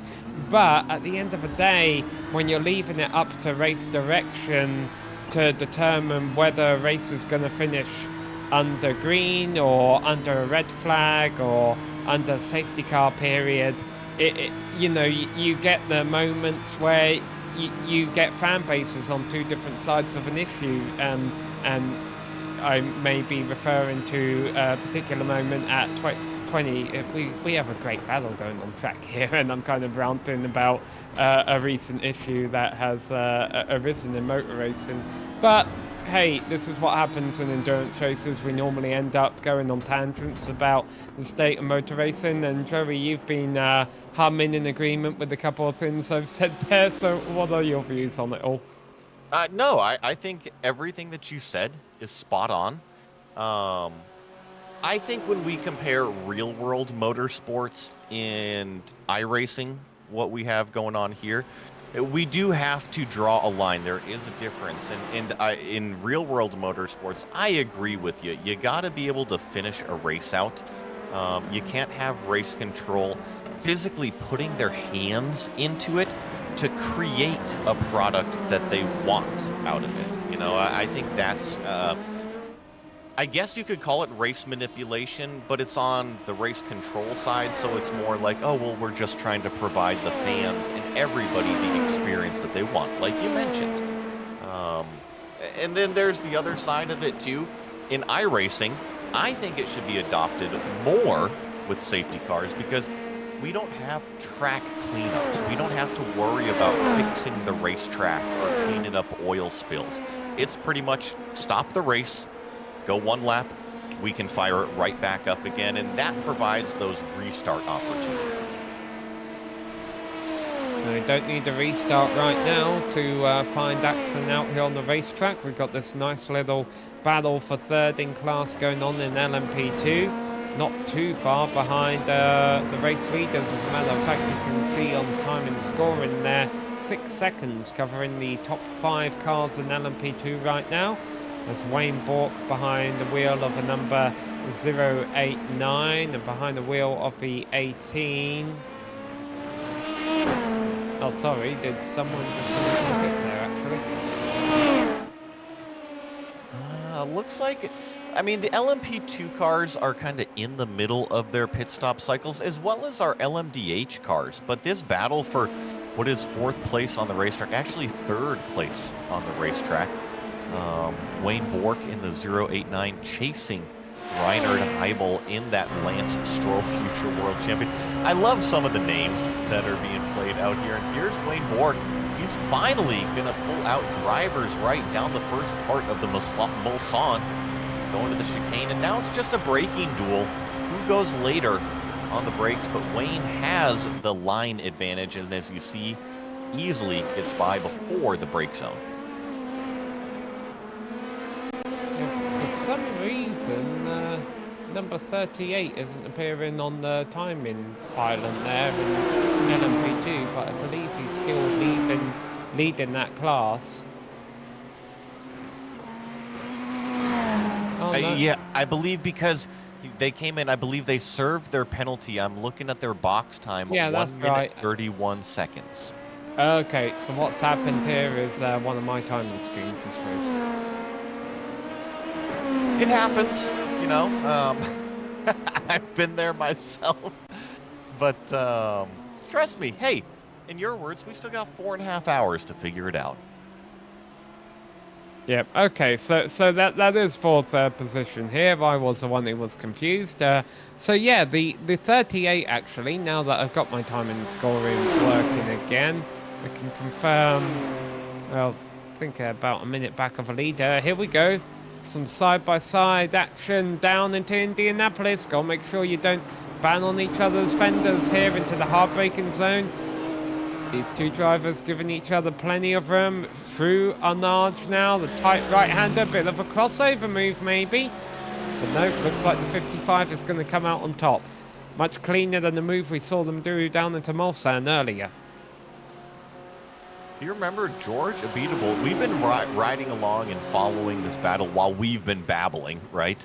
And the 55 had been just kind of hanging out behind the 13, just fuel saving, and this time decided to make the pass. And it was a pretty good one through Indianapolis, too wide. Great racing between the 55 and the 13, but that means free, clean air on that BMW for George Abitable out there, and now he's in 4th position. See if he can chase down that podium. Alex Bennett up there in Manatee Racing Green is 10 seconds up the road, so a little bit of some track position deficit. And into the pits comes one of our GT3 cars, bouncing over the curbs. That's Andrea Ramaciotti in the number 13 ATRS Esports machine. Normally I would say apologies for butchering that name, but I think I nailed it that time. You know what? I've been avoiding it. I've been saying the team name, but pat on the back. I do think you nailed that one. This should be an easy one for me, but I don't know if that J is silent. If it's like a Y, yeah. You know, Yrak, Marcus. Oh, I'll just call him Marcus. Here we go, over to LMP2s, where Marcus is driving the number 128 car. That is our overall leader, I think, navigating his way around right now. Going to break up these LMP2 battles we've had going on. That year, yeah, absolutely. That was our prototype, our LMDH leader, splitting this LMP2 battle of Marcus Girek. That's how I'm going to say it out here in 5th place. Alpine Eagle Racing Ice. Trying to get a little bit of a slipstream right now, trying to make an overtake down the Mulsanne.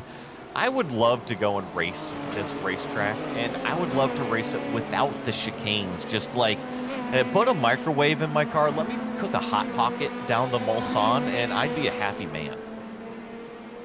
Okay, now all of these road markings make me believe that this is a public road when it's not being used as a racetrack. Joey, do you know off the top of your head how much of a circuit you can do when there's not a race going on? I do not know that. You know, I've never been to Le Mans before, not even as a spectator. Definitely on the bucket list. So I don't know how much is still public road. Obviously, the Mulsanne is still here, and most of the French countryside. Going into the Porsche curves and everything, it looks like it goes much more into a stadium racetrack section, though. Oh, flickering headlights. There we go. We haven't seen that for a little while. But that's a situation these drivers find themselves in right now. Well, maybe we have seen it and I just haven't been paying attention. But there we go. 3 wide between an LMDH and LMP2 and GT3 car all alongside each other at the same time. It's the kind of action you get around here at the Circuit de la Sarre sometimes. Now, we are going to be seeing races upcoming here on GSRC in the coming weeks, and I'm just learning this. That will be the Circuit de la Sarre with no chicanes. The Camel GT Series will be racing there, and the Lotus 79, the Classic Team Championship, they'll be racing there. And if you've been watching some of the Lotus 79 Classic Team Championship races on GSRC recently, you may know that I'm in some of those races, and I'm just learning this myself, so I'll get to experience that joy. By the way, if anyone wondering if I'll be in today's race, no, I won't. I've actually been invited to a theme park today, so going on a different kind of a thrill ride for me today. Right now, there's a bit of a thrill ride for our overall or trying to navigate this traffic.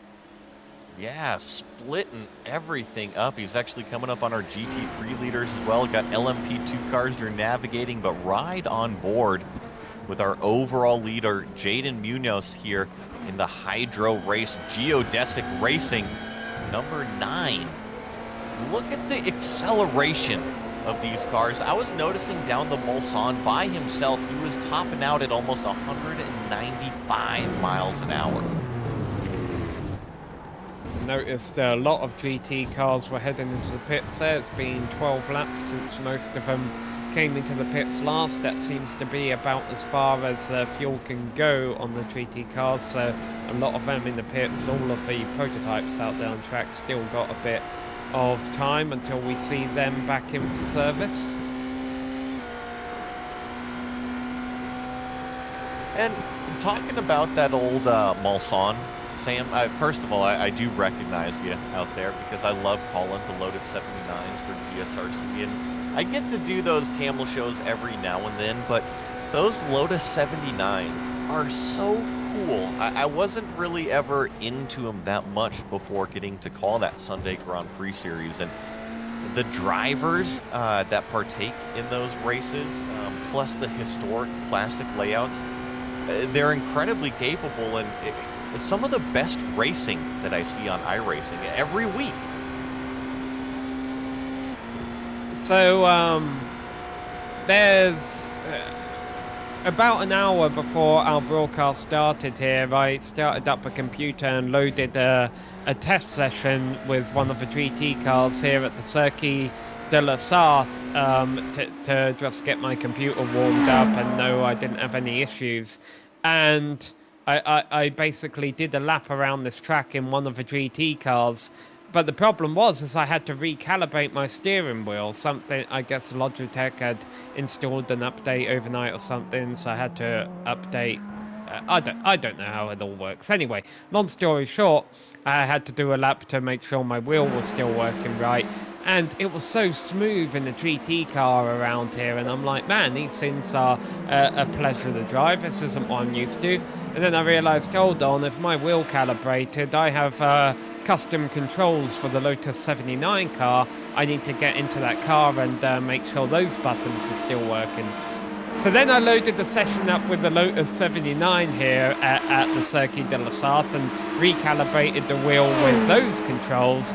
And I went around and did a lap of a circuit to see how it felt. And the wheel was vibrating in the Lotus 79 a heck of a lot more than it did with the GT car, Joey. But this track feels a lot less smooth when you don't have 40, 50 years of technology helping you out. It literally took the words right out of my mouth. Yeah, 40 years difference in just construction process, knowledge on how to build these things, power systems. Think about all the power boosters and assisted devices that are in these GT3 cars, even in the braking systems. Now, I know that we use dual master cylinders and whatnot, but you still have boosters and power assist stuff. In GT cars even 10 years ago, a lot of that stuff was eliminated, but just technology these days has made the cars really easy to drive, and I think that's made them comfortable to drive. Hence why we probably see so many dentists and doctors partaking in sports car racing these days. Yeah, probably. Ooh, whoa, number 128 getting really out there in the gravel and car pointing towards the wall temporarily, but was able to get away with that one. Less than 4.5 hours to go now. A lot of the GT cars have completed their stops. I say a lot of them. The two class leaders have not. That's why you can see they have a minute up on the rest of the field. That's Alex Burnett behind the wheel of a Manatee Racing Green number 378 coming to a stop, and Ross McFarlane in the number 216 Pure Sims Esports GT coming in. So Mercedes and a BMW.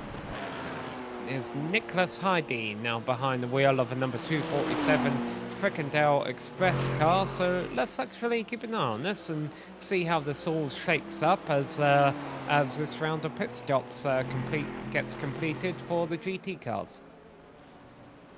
And I actually want to give a shout out to our buddy Jake Sperry. I had to go look up that name that we were wondering about. Marcus Girac.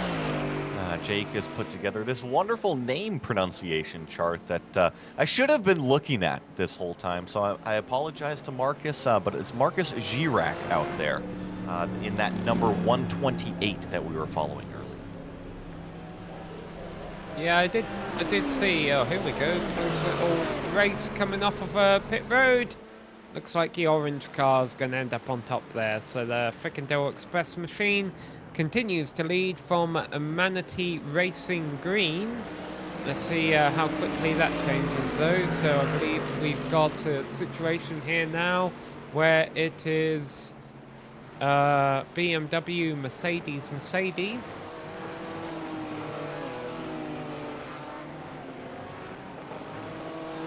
Yeah, it is. It's the top 3 in GT3 altogether, and they actually just completed their fuel stint in pit stop not too long ago. You saw the Manatee Racing Green Mercedes come out of pit lane. Also, Frickendale out there just pitted a lap ago. So all of these cars right now on the same pit strategy, only 1 second separating each of them in the top 3.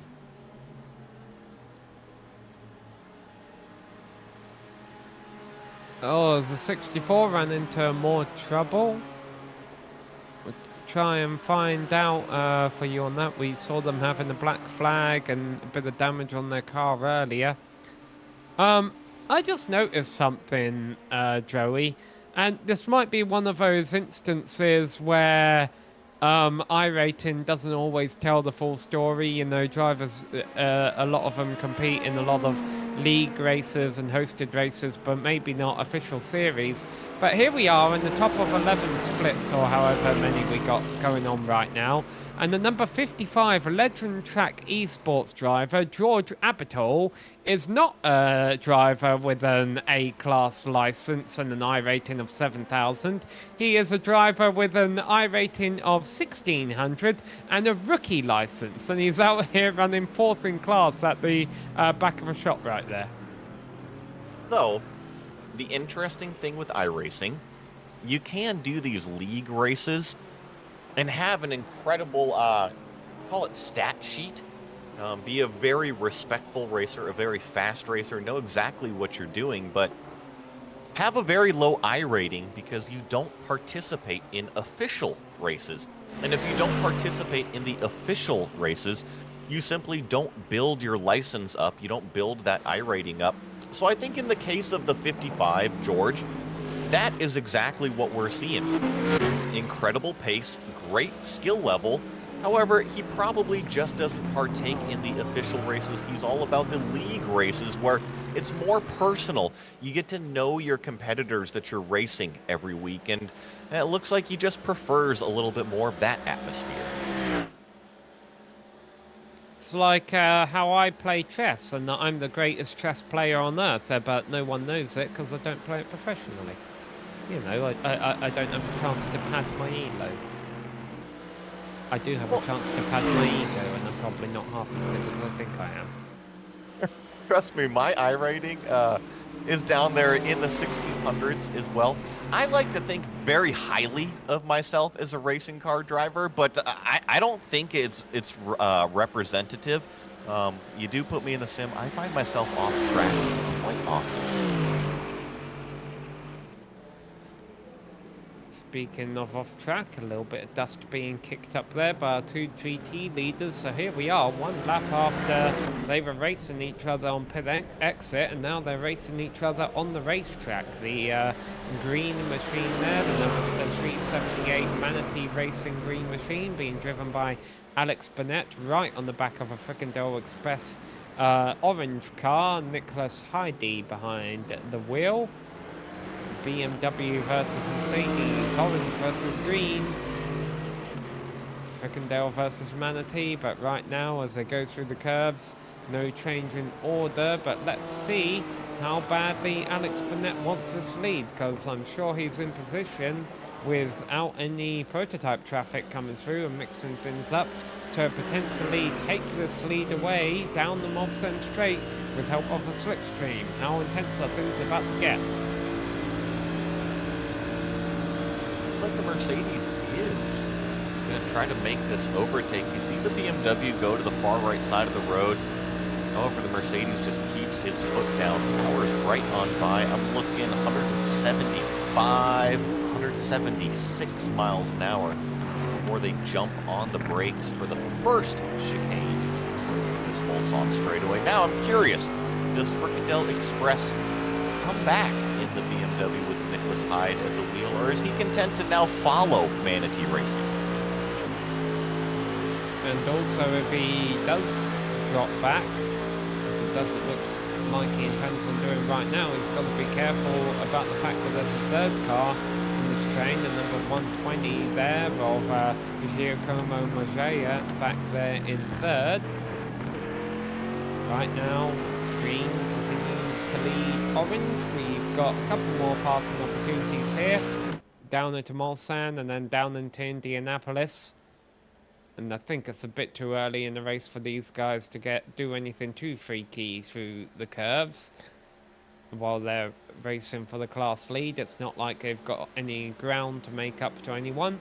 They're just out here enjoying a race here on the Circuit de l'Assas with 4 hours, coming up 4 hours left to go here in the Majors 24. Sam, I know you mentioned this 64 car, which is actually conveniently in the back of the shot right here. If you remember, they had that black flag after the restart. It put them off sequence a little bit. And so I think that's all we were seeing from the number 64 is that they were not in the same pit stop window as the other LMP2 cars. They're about 5 or 6 laps difference. And that's why we saw the 64 in the pits at a different time than the rest of that LMP2 field. I wonder then if what was going on. I talked about under that safety car period how I saw damage to the front of a 64 and was curious why they weren't pitting. I wonder if they thought that by not pitting they would be eligible for a wave around or something. And it just didn't work out that way because the LMP2 leaders maybe were able to pit and come out in front of them, and that's the point they were trying to argue. I wonder if it was something like that going on. Purely speculative over here. What I think it was is if there was damage on the car, I bet you the drivers of the number 64, I know they're very smart. They're fast drivers over there. I bet you they evaluated the car, said, you know what, we're not losing enough lap time to come in and pit. And I bet you race control maybe had other views of what that race car was doing out there, maybe a little bit more off the pace or a hazard, hence the black flag. But like I said, speculative over here. No idea what actually happened. Yeah, I really think it doesn't matter a whole lot right now. What does matter is whether that team can keep it on the lead lap or not in that LMP2 class. They are a little bit down the order. Talking about being a bit down the order, how's that 38 car? That was the car that had that penalty earlier, holding out. Looks like they're still about, yeah, they're 7th in class. And there we go, under a minute back of the leaders. That's not where they want to be. The lap times they're currently driving, 3:33 last time around. That's the same as what the class leader is doing, so they're not really making massive dents into that lead either. No, not huge dents, and I see a couple people on YouTube right now. The number 64, for your reference, is Hydro Race Geodesic Racing Black. Currently Nathan Jew behind the wheel of that number 64. But back to what you were talking about. Yeah, not taking huge chunks of time out. And I was actually surprised because if you remember, Callum was right up there behind our leader that first fuel stint. So maybe something happened on the racetrack to the Saybelt Esports LMP2 car that is currently in 2nd place.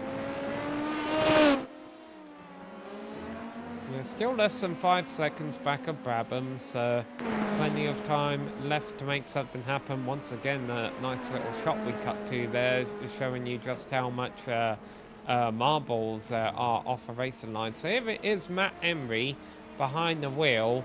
Remember, this car was leading earlier until it got that penalty, and Matt Emery A very capable driver, an iRating of 7,600. The problem is, every driver in front of him also has an iRating up in the 5,000s, 6,000s, 7,000s. Here we've got a replay queued up, and let's see what kind of action we're going to see this time around. Oh, this car had an issue not too long ago. We had a replay of him having an issue. Looks like I got away with that one. That's obviously a massive slowdown penalty. But sometimes Yeah. it's best to just abort chicanes when you get it wrong, I'm guessing, Joey, and just take that slowdown penalty rather than try and commit to the turn and make something worse happen. Yeah, I think it's a situation that you have to assess, right? If you're in too deep, you have to realize, like Phil Collins and Genesis did, and just kind of abort that. Like you said, keep it off of the walls, but also you have to learn from your mistake out there, not make that mistake again, because you don't want to be flying off the racetrack too many times. Eventually, it will catch you out. It will bite you. So you want to limit those mistakes as much as possible. There was actually a really interesting moment for fans of Formula One in the Formula One qualifying session yesterday, where Nick DeVries, there was one wet patch on the entire circuit. Okay, you saw this too. There was one wet patch on the entire circuit, and he had 2 laps in a row in qualifying where he hit it at the wrong angle and spun both times. Didn't hit the wall or anything, he recovered. But then he got on the radio and said to his team something you don't hear a Formula One driver say that often, which is, "What am I doing wrong?" And I guess his engineers must have got back to him, because he ended up putting on a pretty decent qualifying time in the end. Well, and I look at the comparison to somebody like Fernando Alonso, and if you remember, Alonso had some massive saves in that exact same spot that DeVries lost it. And you look at just the experience level that Fernando has, what he's expecting out there, how he sees the racetrack, how he sees those wet spots. And if you remember, it wasn't just Nick that got caught out in that spot. I think I saw George Russell spin there. I saw a handful of cars spin in that exact same corner, that exact wet patch was catching a lot of drivers out. And I think it also goes to show you how fast those Formula One cars, these drivers, they are racing drivers at the top level of the world, and they're going by this racetrack so fast that they're having to ask the team, yeah, what's going on? Am I missing something out here? What's happening? The reason I kind of segued us into this, by the way, is the fact you talk about learning from your mistakes, you know, with that car aborting the chicane a moment ago. I found it interesting that we really got, even in the Premier class, a really obvious example of that yesterday, where a driver was making the same mistake over and over, and eventually had to learn, had to adapt to the racetrack, to the track conditions, and ask his team how to do it. I think that's I think there was a slowdown penalty from the car in front of us right there. It looked like he was very wide coming out of that right-hander. Indeed. And so since we got off on a side tangent and started talking about F1, I want to make the connection of what we started talking about earlier in race control, because what was with the bogus red flag in Q1? Here's what I think might have happened, because I agree, I don't think we should have had that red flag. I think that when they saw 2 cars spinning off at separate ends of the circuit at the same time, that maybe they thought there had been a sudden downpour or something, and it was a quick overreaction. I don't know. Yeah, they were very good, to their credit. I think there were a few more spins throughout the rest of the session, and they did a good job of not doing any knee-jerk reactions after that. Yeah, and I agree. You know, everybody does kind of... I think knee-jerk reaction is the best way to describe that. And I'm getting word here because it's bringing gravel back onto the track. I don't think so, because you look at the trajectory that they spun off at, they were not bringing gravel back out onto the racetrack. I just think that there was a lot going on the racetrack. It wasn't just one spin. There was multiple cars getting spun around. However, they do tout Formula One as the best drivers in the world. They should be able to handle some adverse conditions out there. Getting tricky is just what we wanted to see. Well, I think that, by the way, we've been having some cars come into the pits. I keep getting that wrong. LMDP, that's the correct sequence of letters, isn't it? I keep changing Not them all. quite. LMDH. LMDH. I get them right sometimes. Hey, look, it's 2 a.m. over here. Yeah. You're accepted. It's okay. Hey, it's 2 a.m. when I woke up here on the East Coast. It's 5 a.m. now. What were we talking about? Oh, yeah. I was talking about how the fast cars are coming into the pits right now.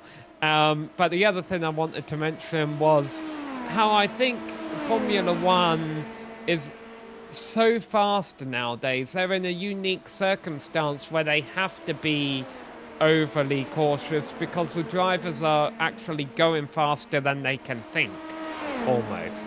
Where, you know, in the 1990s, you had the yellow flag.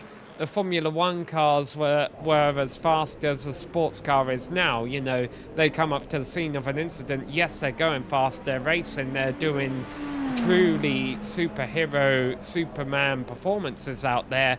But they still have time to look at a situation in front of them, analyze it, think, and make a move. The cars nowadays are just too fast that they can't do that.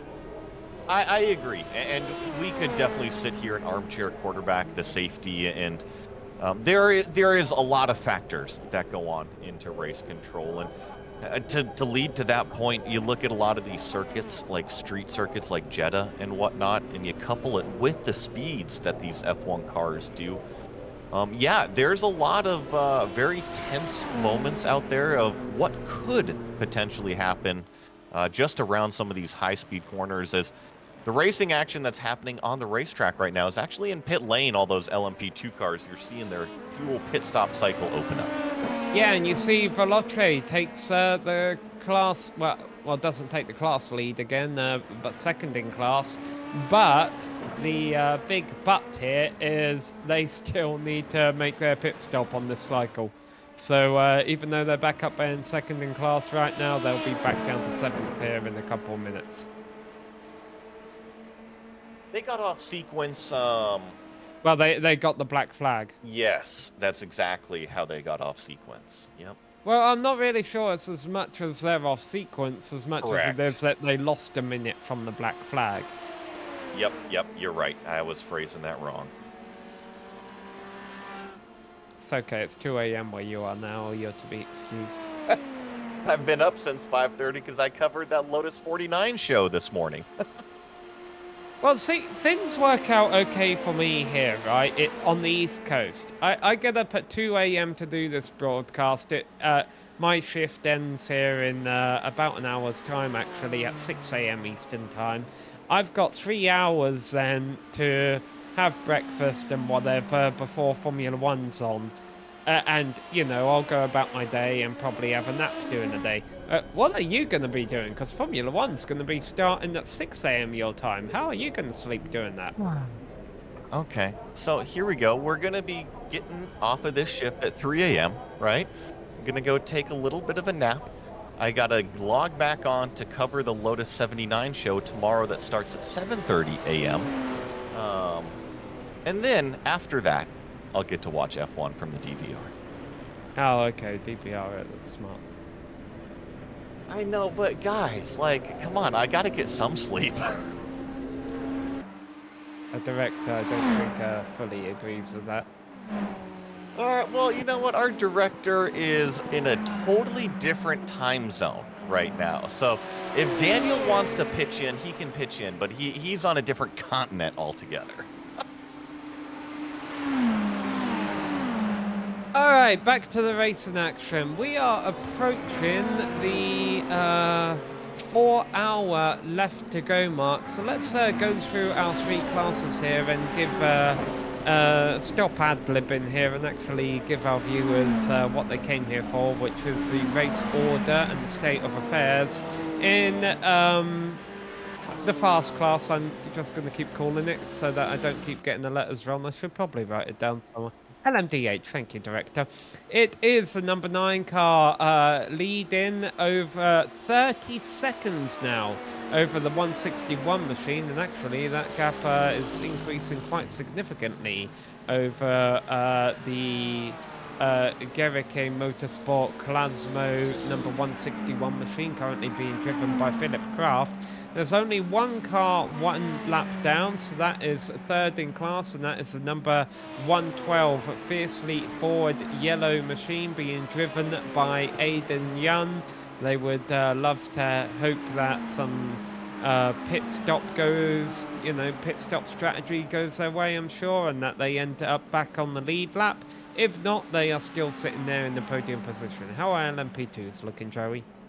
Right now, the 290, that is Sabelt Esports LMP2 with Callum Garton at the wheel right now. They currently lead that class, and they're actually coming up to their pit stop. They currently have done 10 laps right now, so running pretty low on fuel is this number 290. I expect him in pretty soon. Then in second in LMP2, we've got that number 38, the Velace Esports with Matt Emery at the wheel. We were covering that. Got the black flag from getting into the back of the GT3 car. They are also on lap 10 of their stint, so I expect them to be in. And right behind Matt, that's actually the Brabham Esports car, the number 62 Entel Sabo at the wheel. Now this will be our overall LMP2 leader once these 2 cars in front of them do make that pit stop cycle. The Brabham Esports car has already made their pit stop, so they are looking very good for LMP2 right now. Yeah, of course, what's significant about that is the fact that if those 2 LMP2 leaders can cut out a pit stop, that they could end up at the front of the field at the end of their stint. GT3s, they are in the middle of a pit cycle, so nothing going on here. In my 4 a.m. frame of mind, I've been referring to this battle as a green versus orange battle, so that I didn't have to call out the team and driver names each time, but we'll do that anyway this time. This is Manatee Racing Green, being driven by Alex Burnett, currently leading the class by 5 seconds over the 247 Frickendale Express machine, the orange machine, being driven by Nicholas Hyde currently, and he likewise has 5 seconds over the number 120 Mag Performance SRT Azzurro machine, Giacomo Maggia behind the wheel of that machine. They're all on the lead lap. As a matter of fact, even though we only have 2 cars on the lead lap in the top class, we have about 10 cars on the lead lap in LMP2 and GTs, and there you just saw the LMP2 current class leader Garton going into pit entry, and we're seeing a change for 5th place here. This is a battle for position in LMP2's the number 16, moving up 1 spot. That's Daniel Kraft, the driver of the number 16 Pure Sims Esports machine, getting into that 5th place spot. Overtook Reinhard Heibel in that Lance Stroll Future World Champion number 18 car. So yeah, you're right, Daniel Kraft right now on the way forward. We're still looking at these top 2 LMP2 cars have to do their pit stop. So once that kind of cycle comes to an end, this number 16 car with Daniel Kraft racing, they'll be put up into that 3rd place in LMP2. So looking a little bit up the road, I think I see him about 7 seconds down from Wayne Bork, who's in front of him. So still very much in contention. Well, actually, the 290 and the 38 are in the pits right now. The 38 is entering the pits, the 290 is leaving the pits. So let's see where Callum Reid Garton comes out here in that 290 Sabelt Esports LMP2 machine. To give us an idea of where he actually is, that a blue car is for position. And Garton stays ahead of a 0.89 of Wayne Borke there for Synergy Sim Racing. See, comes back out into second position. Unfortunately, the 38 is going to drop much further down the order, probably come out in about 7th. Well, we're going to take a quick break here as we hit the top of the hour once again here on the Global Sim Racing channel. We will be back, though, with more Majors 24 action from the Circuit de la Sarthe. We'll go picture in picture so you can continue to watch us battle for second in LMP2.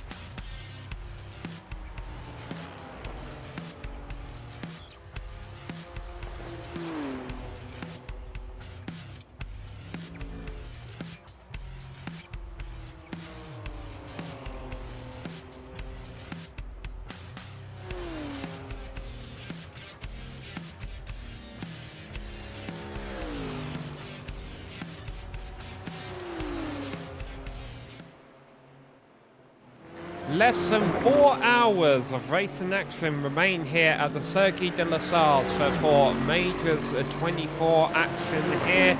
24-hour of Le Mans iRacing event being brought to you live here on the Global Sim Racing channel. Hello everyone, I'm Samuel Ryman. Alongside me is Joey Atterbury. Behind the scenes we have Daniel Costello doing all of the button pushing, and he's using camera sets provided by Dougie Beard. We have 3 separate classes racing out here through the French countryside at this historic racetrack, and I know Joey and I were both talking that this was our final hour of broadcast coverage, and we both mentioned what our plans were between the end of a race and the start of a Formula 1 broadcast in a couple of hours. We should both mention that we both do intend on watching the last 3 hours of this coverage of GSRC, while we may also be napping and or eating breakfast at the same time. Here's an idea of the current conditions: 22 degrees Celsius air temperature, or 71 if you are in the States. And track temperature as well, starting to heat up now that we are getting to the point where it is 11:20 a.m. virtual standard time.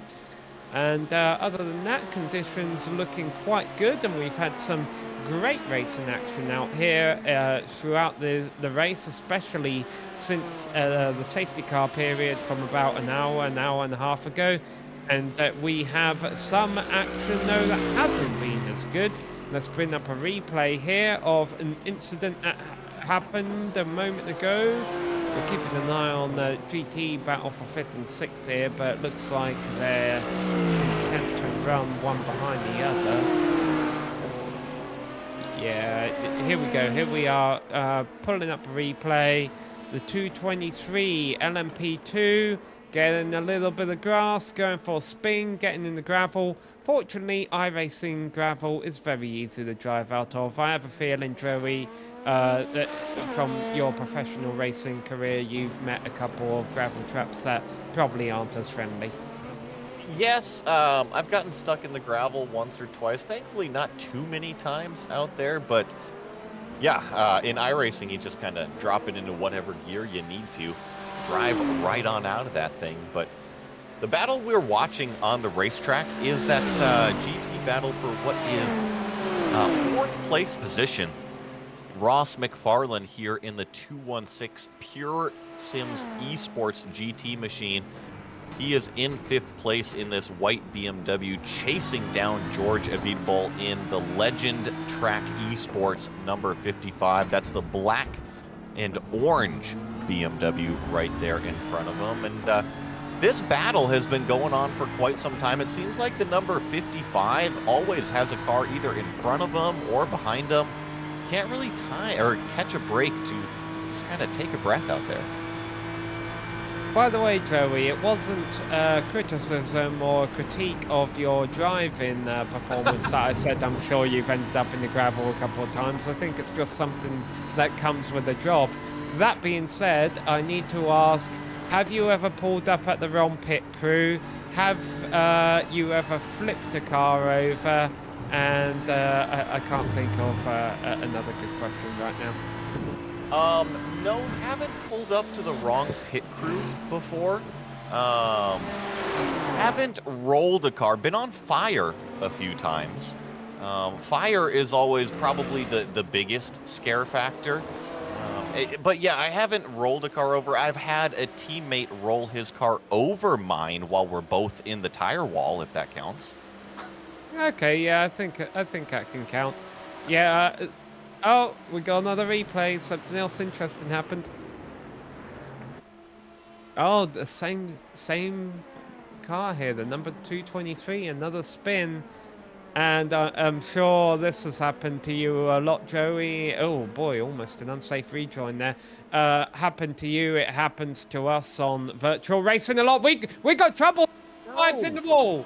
The 55, a car, you can see it at the back of your screen there, got mixed up with an LMP2 car, and that is bad damage to the rear wing. That is going to affect his downforce. He's got to do a whole half lap to get back to the pits. That was Wayne Bork, who's currently our 3rd place LMP2 car, and see if we can get a replay of exactly what happened. And this is just one of those unfortunate incidents. I'm looking at it. There's a huge amount of netcode, Sam. I think Wayne was just a little bit in the marbles, gathering it back up. We saw the 55 kind of try to tiptoe his way around the outside, but unfortunately, there was some ghost contact made that sent the BMW into the wall.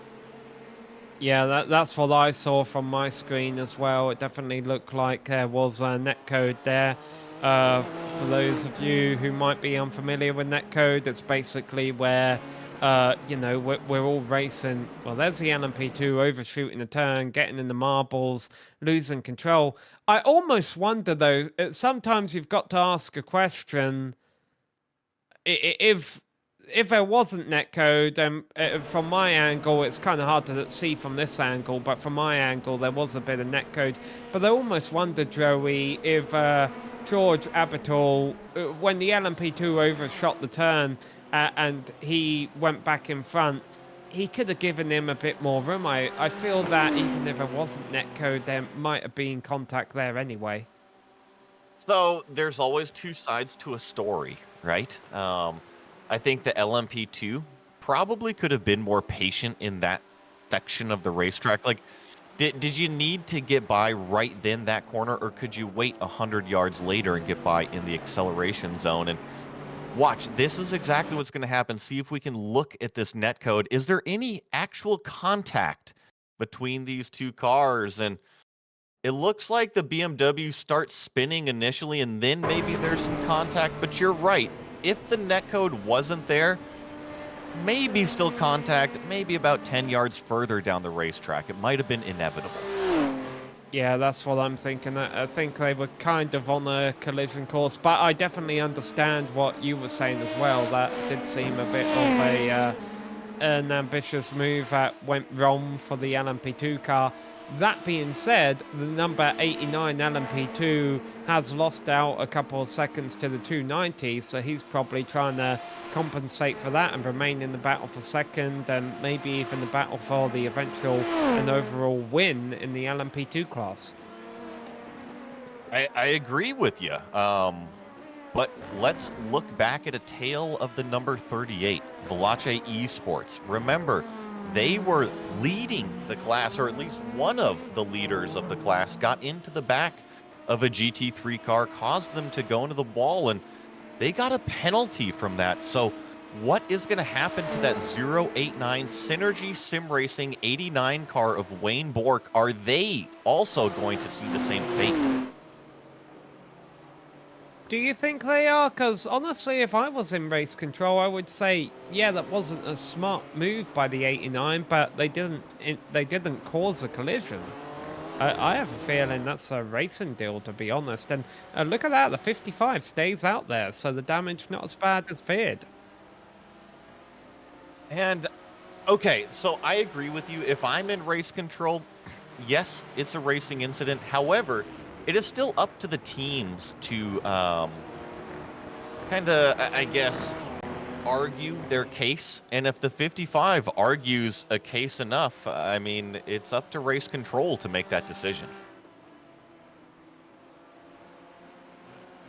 Here's the scene of the incident from just one lap ago. 55 definitely has damage to that rear wing. Could even actually be making him faster down the straights here, now that that rear wind's pushed down. Not going to make him faster than those prototypes going by, though. Not very often in sports cars do you see a car take a little bit of damage and then get faster. Usually, like, it's on the oval track where it's not handling so well, and you take a wall hit, and all of a sudden it's handling perfect. So that was actually pole position there, and you can see the 55 does not have a magical rear wing. He is going slower down the straights. Villis Rosenthal's in the ATRS Esports number 13 machine moves up to 6th in class.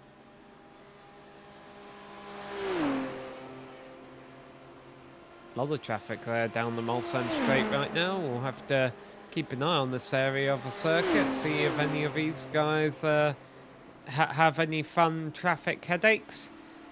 I've got to imagine as far as whoa, going.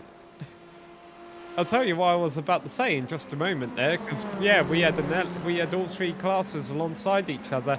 I was about to say, as far as road courses go, all these long straights here at the Circuit de la Sarthe, it's not the worst track when it comes to multi-class traffic. But as I was about to say that, we see them go 3 wide. But they did survive, so credit to the track and the drivers there. Yeah, I think when you look at these endurance tracks, you have to have opportunities to pass each other cleanly, repetitively. Otherwise, you're just going to have too much of a mess on the racetrack. The tempers inside the race car get to be too hot, and things happen. So you look at the biggest, most successful endurance racetracks in the world, like Le Mans here, Daytona, huge, long straightaways, plenty of cruising ability. All right, what about Petit Le Mans at Road Atlanta? Petit Le Mans, it has a huge back straightaway. I like that one. Okay, Once again, like a really good opportunity to pass. Now, I do see your point coming down the S's. It's a narrow single-file racetrack, but so is right here through the Porsche curves where we are watching our leader. I've been to watch Petit Le Mans once during my life, and that was a few months after, well, I think a few weeks after being able to walk again without crutches after fracturing my ankle. And you know how the racetrack has big up and down hills? Yeah, it turns out so do the spectator areas around there as well. So that was fun learning to walk again up and down all those hills of that track. No, we never really talk about it here at the Circuit de la Sarthe, but this is a very flat racetrack. A bit of elevation through the S is here, though.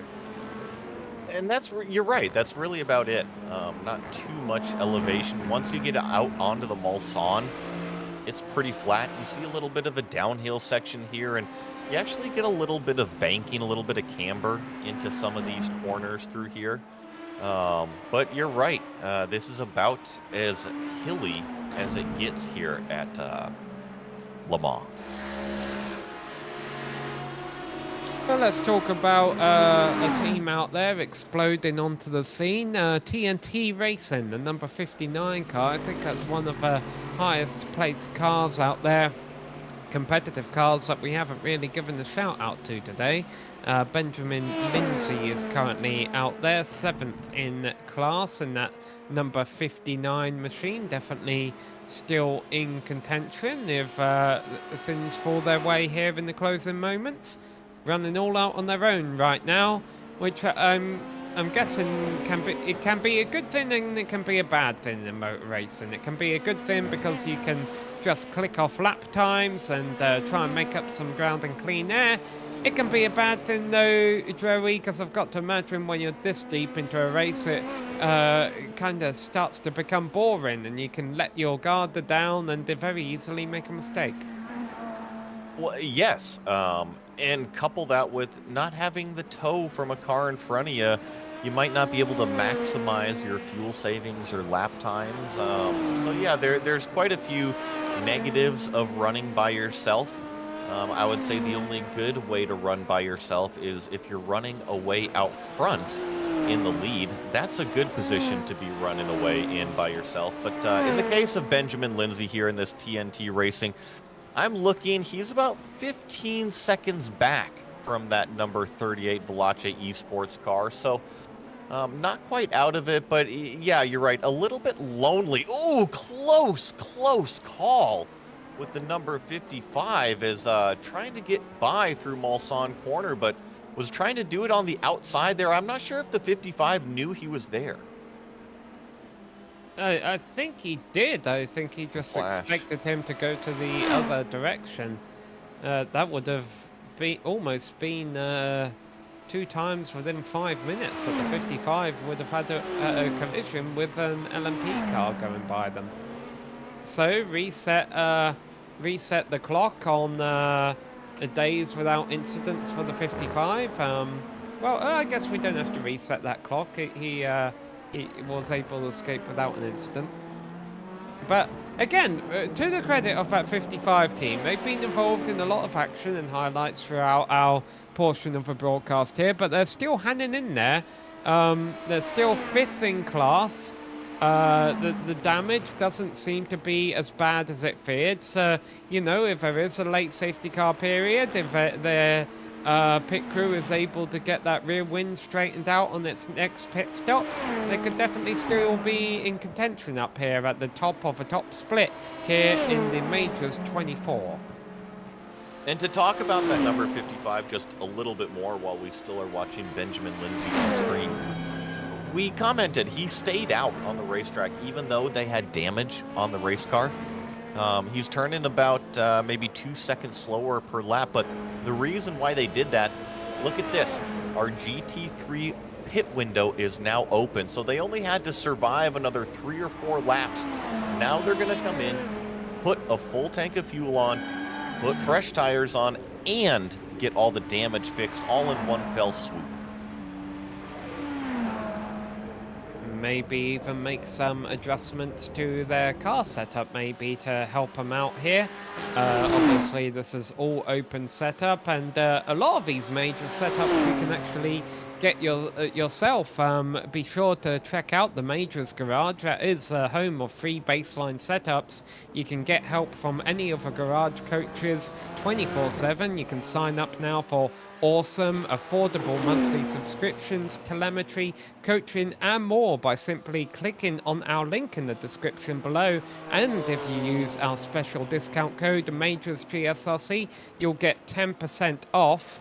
While we're giving a shout out to our sponsors of this race, we would like to make a note that this is a charity race. They're racing for Doctors Without Borders. Every day, Doctors Without Borders teams deliver emergency medical aid to people in crisis with humanitarian projects in more than 70 countries. That's 70 countries. For more information, you can also check out the link in the description below.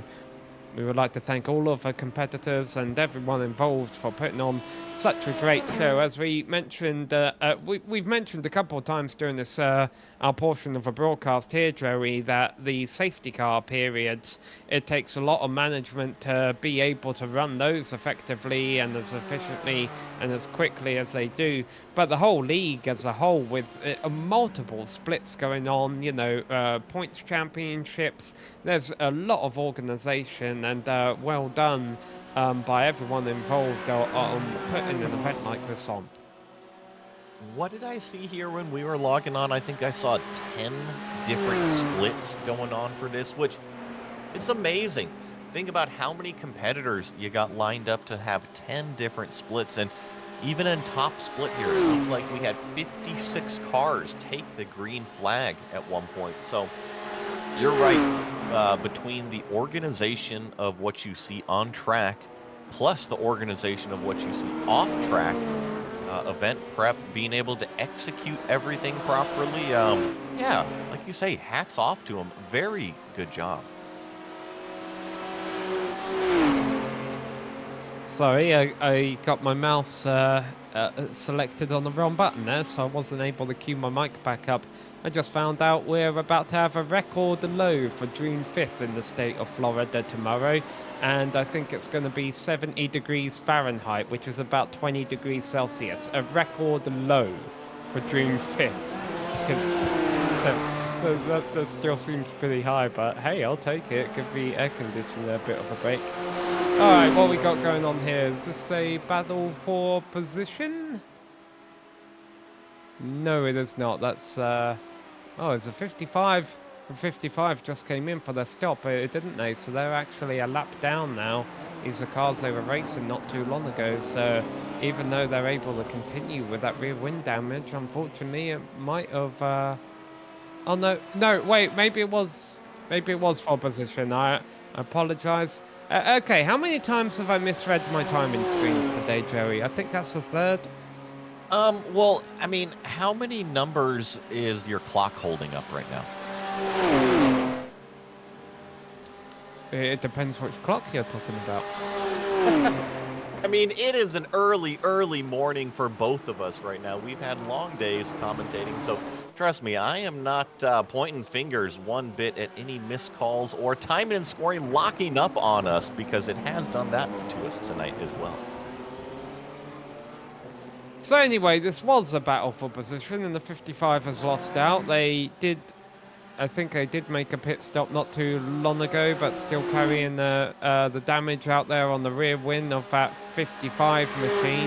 No, they haven't made the pit stop yet. Still carrying the damage on the back end of that 55 machine, and it is costing them time. Still on the lead lap, still in contention, but I bet they're hoping to get that repaired before sooner rather than later.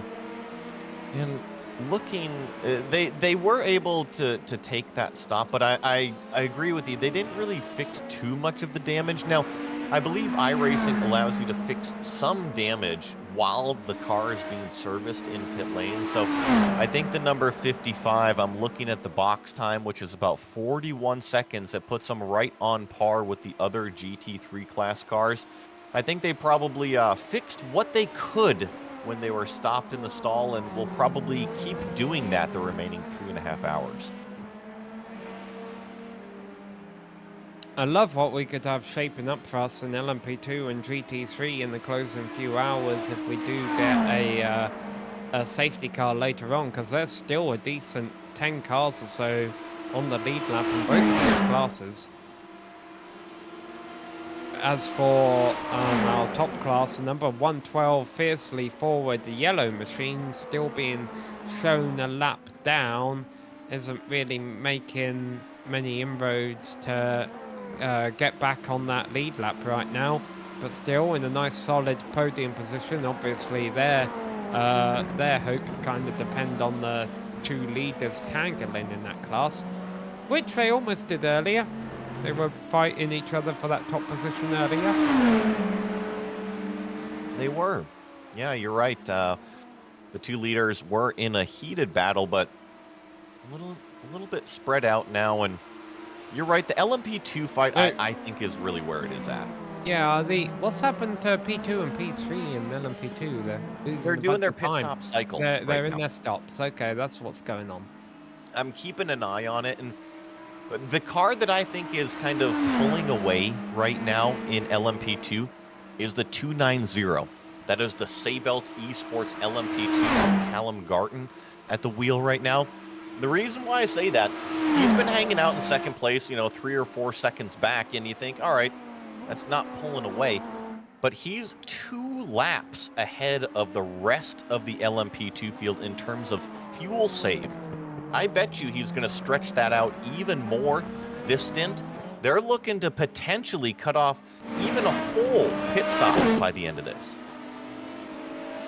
Yeah, so that's the case in LMP2 for the 290. As I believe you just mentioned, the Sabelt Esports LMP2 being driven by Callum Garton, which is now leading the LMP2 class, and has a couple more laps until they pit. But not only them, also the Veloce Esports machine, who had that minute-long penalty earlier on for running into the back of the number 21 GT car and spinning them out. They are up into second in class now. But again, they're going to have to hope that this pit strategy really works out their way if they want to finish up here, because as soon as they make a pit stop in a couple of laps, they're going to drop back down to about 7th in the running order. And I'm happy you mentioned them, because they are in the same strategy as our leader.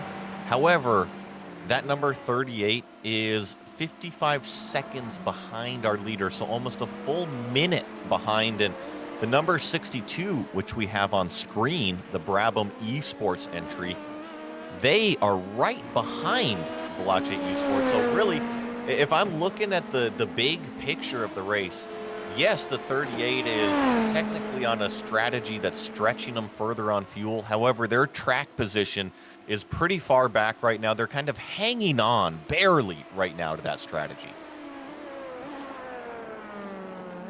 Now, I wonder if these teams have spreadsheets you know, if any of these team members have spreadsheets kind of calculating the hand they've been given to them, if this is something they're able to do, if they know, looking at the time they have left in the race and fuel consumption, if they know if they can cut out an extra pit stop. Now, of course, a safety car period would be a massive win for this team, because that would basically let them catch up with the leaders, even if they were down in 7th place at the time.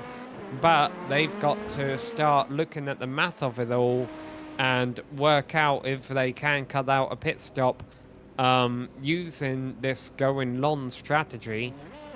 Here we see the number 7 coming back out of the track onto the track after a pit stop. And to talk about that going long strategy is, even if you don't cut out an entire pit stop, that last pit stop that you do, it's going to be so short compared to everybody else, because you're going to have to take less fuel. You're still even gaining a great advantage, even if you don't cut out the pit stop completely. We have our, well, we're seeing the 5th place car coming to the pits here, but we also have our overall leader, the number 9 Hydra Race geodesic racing machine in the pits. Might lose the class lead to the number 161. No, he won't, because 161 is in the pits as well. So a lot of, and there he is, a lot of prototype pit stops taking place right now at the 3.5 hour mark. It's right on cue. This LMDH field has been right about 10 laps, 11 laps is what they've been doing on their fuel stint. So yeah, they're lined up pretty much ready to come in. I'm looking at this 112 here. He had just come in, so they're going to be staying out on the racetrack. And the LMP2s, they have a similar fuel window. It's about 10 laps, so very similar in terms of how many laps they can do out on the racetrack. While the GT3 cars, I've noticed they're going about 2 laps longer than our prototypes. They're usually going about 12 laps, potentially 13 on their fuel stint. Yeah, of course, the problem for that all 3 classes run into here is the lap is so long around the circuit. Even if you can save fuel in the slipstream behind someone else, there's no guarantee it's going to be enough for you to save a whole lap of fuel during that time, because it's a long lap. It's a long lap of fuel you got to be able to save. Yeah, I agree with you, and I think it still goes back to that point, though. If you don't save a lap, you're still going to be saving fuel, and the whole idea is, if you have more fuel in the tank when you come into pit road, that means you take less fuel when you have that pit stop. Less fuel going in means a shorter fill time. Theoretically, you could undercut that pit stop, even if you don't save that whole extra lap.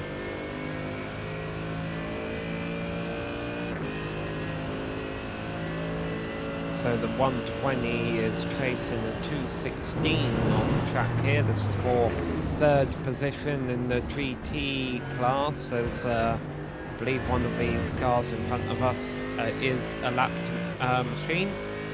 I can tell you the number 290, our currently leading LMP2 car, has come into the pits, 3 scheduled stops, so we'll keep an eye on where he comes out.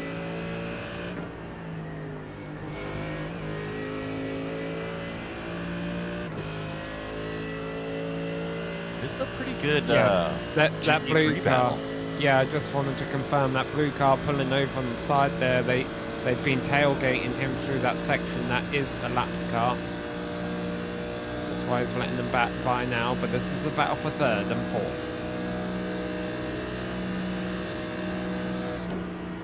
Wonder if we're going to see fuel save one more time. And this is Mercedes that we are riding on board with, chasing down a BMW. And one thing I do like about this Mercedes, it sounds really good. Veloce has been able to save an extra lap. So let's see if they are able, if this helps them cut out a pit stop, because the number 38 has gone by pit road and is going around one more time. You now see them leading LMP2. Yeah, you're right, and the 290 came out right behind, so not too far behind. And talking about this battle, that Mercedes is lifting that we are riding on board.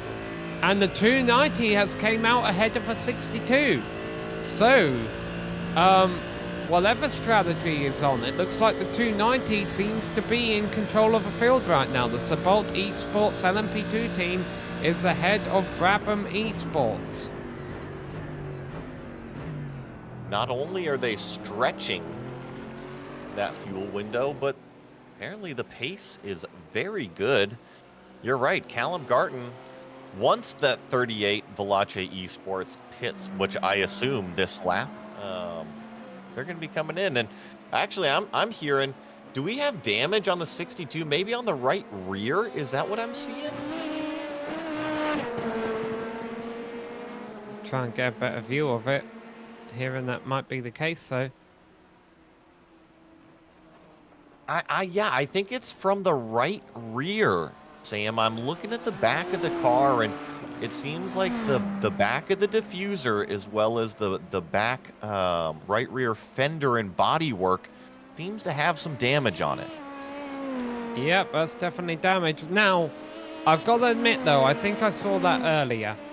It might be worse than it was before, but I think I did catch a glimpse of that earlier. So, but they definitely don't seem to be keeping up with the 290 here, do they? The 290 has came fresh right out of the pits and is pulling away from them. And that's Callum Reid-Garton still behind the wheel. I've got to admit, Joey, I haven't seen a whole lot of driver changes during our stints. I've got to imagine that they're all getting ready for one or maybe two more driver changes for a couple of teams to put their best drivers in here for the race to the end. But a lot of these drivers have been out there for a little while. They have. I've seen a few hop in and out. I think that if you have a consistent driver, this is when you want them in. You've made it through the night. It's just time to chug away like these really good, fast, consistent laps before you put your hot rod in at the end. So yeah, I'm not surprised per se that I'm seeing drivers double or even triple stint it. 3 hours isn't unheard of in a race car, for sure. And we're getting down to the final 3 hours now. And as I stammer over my words, I realise I probably should have used the last break to top off my water, but that's okay. These cars all have topped off water in their radiators, I'm sure, and getting ready for the final stint to the end there. As we watch this battle, while this continues to be the drop back through the field for the number 55, was racing in fifth when he had that collision with the I believe it was an LMP2 car right at this point, about half an hour ago. It continues with that rear wind damage, but has dropped from fifth and looks inevitable now that the highest running Ferrari in the field is about to take seventh place away. Looking at the lap times, that Ferrari, the 56 Racing Team red car, is turning laps about 2 seconds faster than the number 55 BMW Legend Track Esports machine. But here we have a prototype kind of trying to make his way by, and I got to give props to Nathan Lafrong here, the driver of the red Ferrari. He saw that LMDH car. He had a plenty good passing opportunity on this BMW, but he decided to stay in line, not cause any issues out on the racetrack. And here we go. He's going to have another opportunity to now make the overtake nice and clean. Should get a nice little run. You can see one rear wing looks a lot better than the rest, and the flashing headlights is just a notification saying, hey, I'm going to try and pass you here. 55 obviously is racing for position. He's not obliged to let him by any means, but it's a sensible thing to do given the amount of speed advantage that Ferrari has right now. I'm a believer of Ferrari should be red. I don't always know if I like that darker red shade for the Ferrari, Joey. I guess it works on the Formula 1 car, but I don't know about these sports cars. Okay, so that I liked the flat. I agree with you. I don't necessarily know if I'm a big fan of like that darker hue of the red, but I agree with you 100%. A Ferrari should be red. We were at the, so I live in Florida currently, and I went with a couple of friends to the Grand Prix of St. Pete, the IndyCar race that they do here, and there was an exotic car display, as you normally find at racetracks, and they had a black Ferrari SUV, and there was just so much wrong with that. That's like no, that's not what Ferrari's looking for. I don't know. My mind's stuck a century ago, I suppose. Well, it's funny. I know that the Lamborghini SUV, I believe it's the Urus. I don't know how you say it, but that is all the rage apparently. And I guess if you are able to drive one of those things, which I'm not able to. People love those Lamborghini SUVs, so maybe Ferrari is trying to go and compete with that.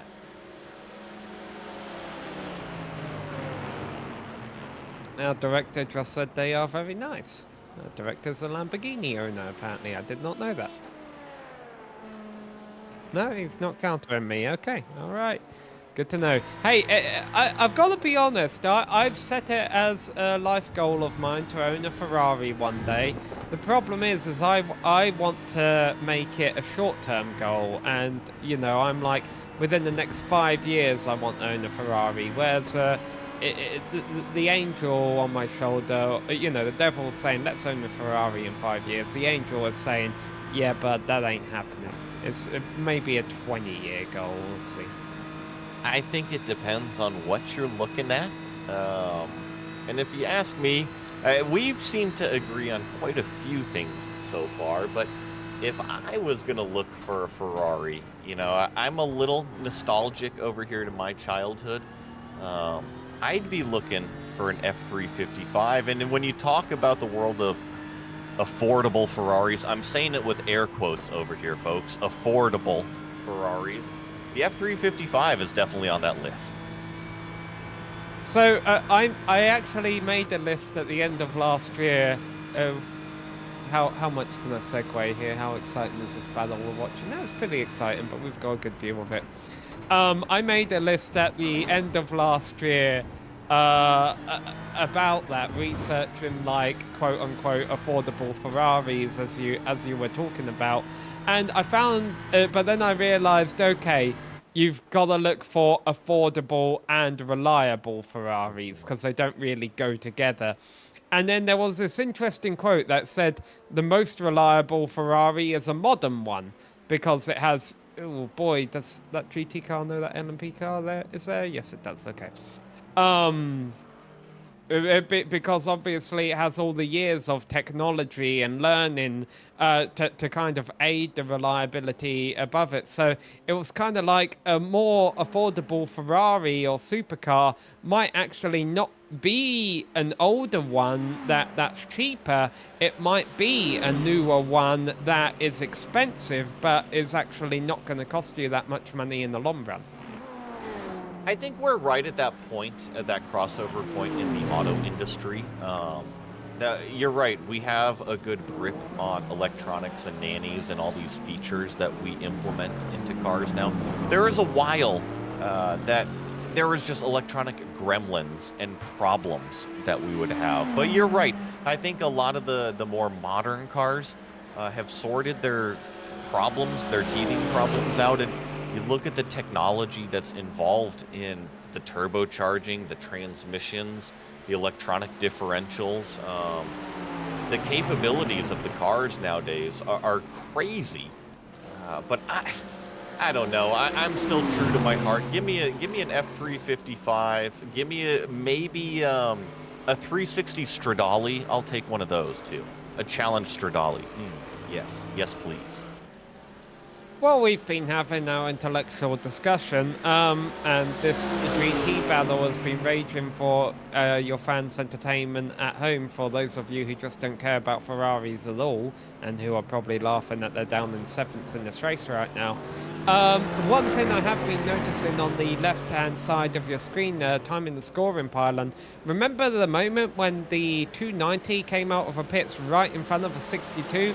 Look at what they've done since then. They've opened up a 5-second lead, and as a matter of fact, that Brabham Esports machine, currently being driven by Antol Rafael Sobo, runs a risk of dropping out of that second position, because the number 89, well, I say that, it looks like the 89 must have just had the moment or got held up by lap traffic, because they just went from being 8 seconds down to 10 seconds down. Yeah, well, I do feel the 089 is closing. That is the Synergy SimRacing 89 we're talking about in LMP2. They are closing. You look at timing and scoring. That last lap time a little bit slower is having to yield there to a LMDH car coming through on the first chicane, and that's not going to help their lap time either.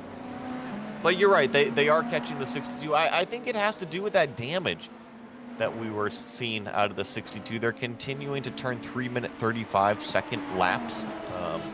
Compare that to our leader, 334s, 333s. This 89 car was turning 334s before he got checked up that last. And look at Velotre. They've worked their way back up to 6th now. They were in 7th for a long time.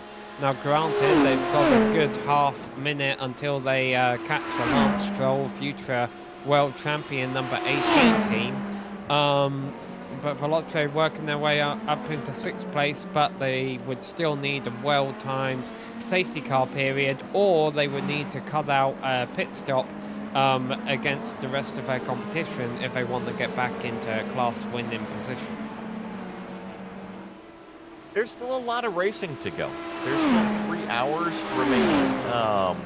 You mentioned earlier we might even see a yellow flag still on the racetrack, so got to keep on swimming, especially at this point in the race. 3 hours, 12 minutes.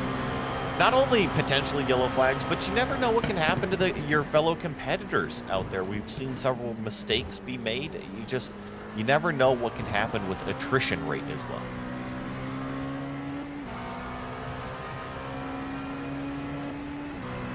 3 hours, 12 minutes left to go. Once again, minute between the two prototype leaders there, the 9 and the 161. That's what it was before. The Hydra Race Geodesic Racing team have built out a massive lead before our last safety car period. The safety car kind of bunched the 161 back up to the rear wing, and we had a nice little scrap there for that class lead for a little while, but now it's over. A spin was involved. The number 161 had a spin that put them about 10 seconds back, and since then that gap has just grown. LMP2s is definitely, during our stint of a race, seemed to be the more competitive class, the most action-packed class we've had going out there, rivaled closely by the GTs. The GTs, it hasn't always been at the front though. We've had most of the battles in that class have been running from about the 4th to 7th positions. You nailed that run through. I agree with you. LMP2 I think is really where the heat of the race is going on. We're following this battle for 4th place right now. Stefan Hoffman following Martin Asher on the racetrack. Only about 3/4 of a second separating these two, but you look through this entire LMP2 field and it's only a few seconds separating each car. That means they're only separated by about 1 or 2 turns on the racetrack. Just one little mistake out there, one little half spinner. Even this right here, look at this, a GT3 car getting held up, or I should say Martin Asher getting held up by a GT3 car just allows this battle to close up even more. and this is good timing for the number 18, the Lance Stroll future world champion machine. Remember, this car was battling for the lead of his class earlier, and now they're down in 5th. They were battling for it with the number 38, who is now down in 6th. But the 290, the 62, the 089 and the 128 have all worked their ways up there. And still a good 9 or so cars on the lead lap in this class. It has been interesting to see the number 18 kind of fall a little bit. You had mentioned maybe waiting to put your fast drivers in at the end. I wonder if that's the case here of the Lance Stroll future world champion team, that they're maybe just chugging through some of this part of the race, and they're waiting to put their hot rod in at the end.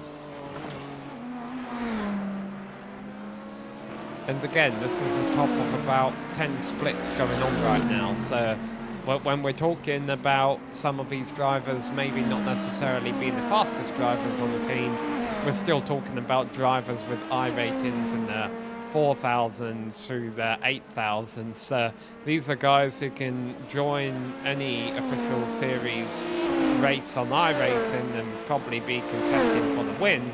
But you throw them into a league race like this with tons of great competition, and it ends up being a tricky day for even some of the best drivers out there. Trust me, any racetrack can throw a curveball at any driver. I mean, we were talking about Formula One earlier, and some of the best drivers in the world getting spun around on some tricky conditions out there. And looks like jumping back up to our leader, Jaden Munoz continues to lead this race pretty flawlessly. The fastest race car on the racetrack, making wise decisions, keeping it nice and clean, and like you mentioned, just really stretching the lead all the way up to past 1 minute and 10 seconds now. We had an interesting segue earlier as we watch. Oh boy. He's going to wait for the Molson straight. Okay. Had an interesting little tangent earlier, Joey, about making mistakes out there on the racetrack and learning from those mistakes. Did you ever had one track where you had a turn or a sequence of turns you just couldn't figure out, and then one day it just clicked for you? I wouldn't say a racetrack per se. Learning to drive different types of race cars was always a good experience. I never found myself having troubles with them, but you have to learn how to drive them. Let's say you can't drive a go-kart the same way you drive a Spec Miata, right? You can't drive a Spec Miata the same way you drive a GT4 Mustang. You can't drive a GT4 Mustang the same way you drive a GT3 Porsche. They each want to be driven a little bit differently, so I feel like more maybe the adaptation isn't the racetrack and learning a racetrack, but it's more learning the race car and each of its little tendencies that it wants to do or doesn't want to do.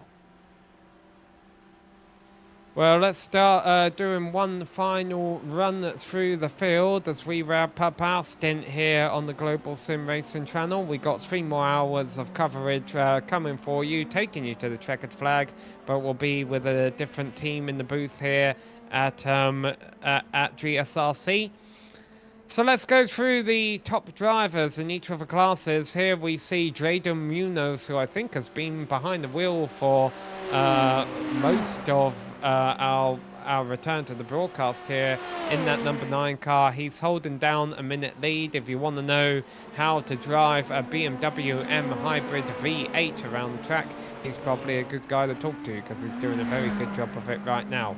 Cyril DeForge is doing a good job of it too. He has had a couple of off tracks and slides in this number 161 Cherokee Motorsport Plasmo machine. However, he's keeping it in the competition still. Dayton Lowe, I believe he is got behind the wheel not too long ago in this fiercely forward yellow number 112 machine.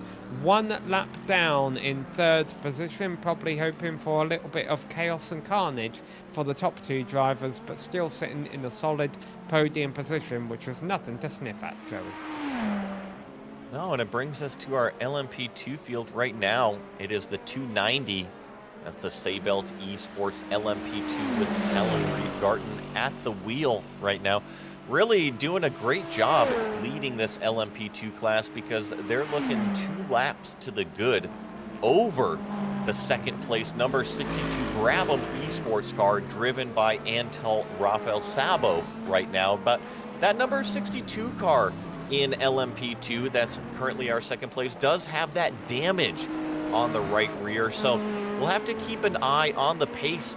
Do they fix that when they come in for these pit stops next time by, or do they just kind of keep on chugging with the damaged race car in 6th place because they're only a handful of seconds behind there? And then that brings us to our 3rd place car, the 089 Synergy SimRacing 89 Luke Rosella at the wheel right now, and they are only about 3 seconds behind 2nd place. So that damage on our 2nd place car may be starting to affect, and Luke closing in this battle. But really, I feel like this LMP2 field, you look through the whole thing, you got to go all the way back to maybe 6th place before you find a decent sized gap. So we talked about the top 3. It's really the top 5, anybody here.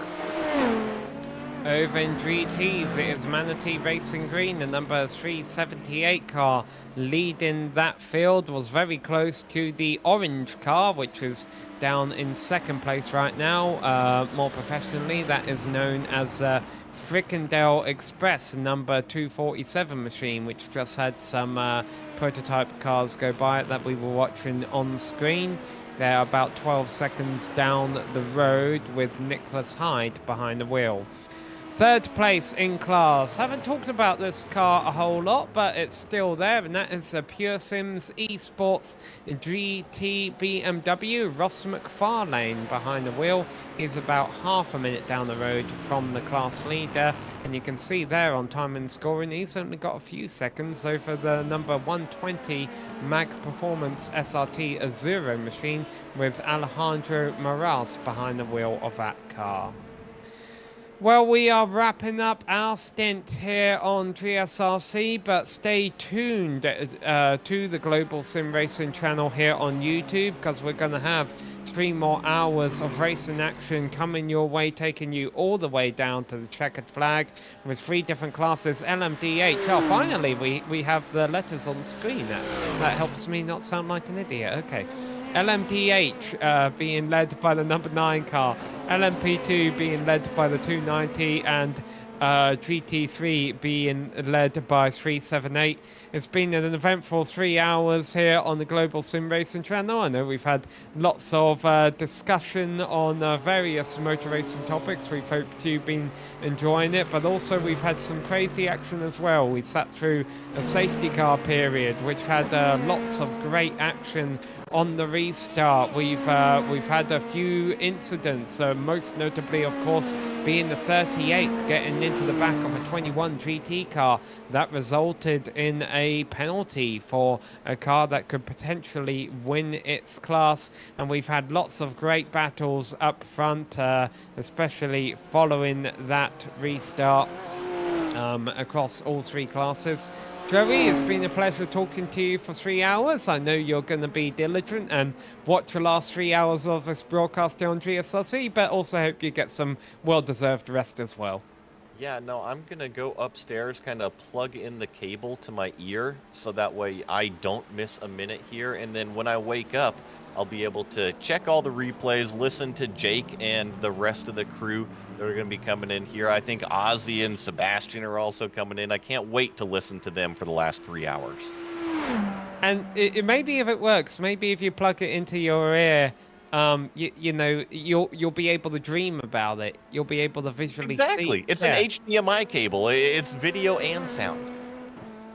I'm pretty sure all of the viewers right now have worked out that I've just been trying to kill time for the next 14 seconds until I get to the 3 hour mark.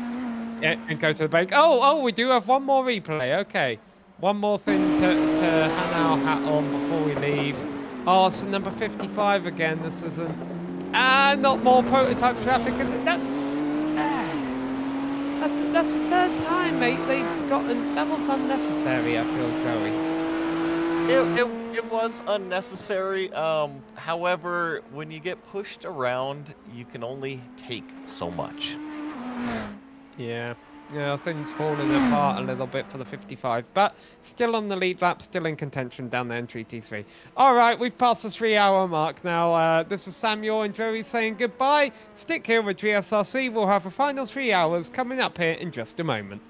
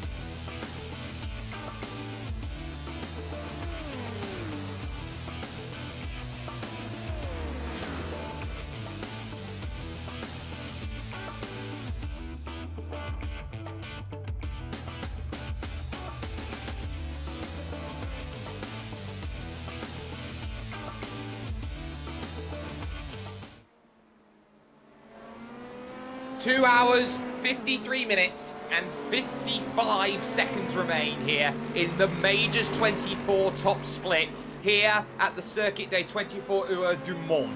This a track which has proven time and again that it is the pinnacle of endurance racing. We now find ourselves at its zenith, getting ourselves closer to the end, and 3 races all still on the leading lap, all still to be decided. My name is Jake Sperry here on the Global Sim Racing channel. Along with me for the ride today is Ossian Puhaka and Sebastian Holmichael. Along on the cameras is Daniel Costello, and he's using the cameras provided by Dougie Beard. It's important to talk about this right now. The aim of the day is with the lower 2 categories. They are the closest categories out there at the moment, Sebastian. We've got LMP2, we've got GT3. Let's talk GT3 for a moment, because that's where we're at. Manatee Racing Green with the advantage, but all aboard the Fricandel Express. They're trying to chase down.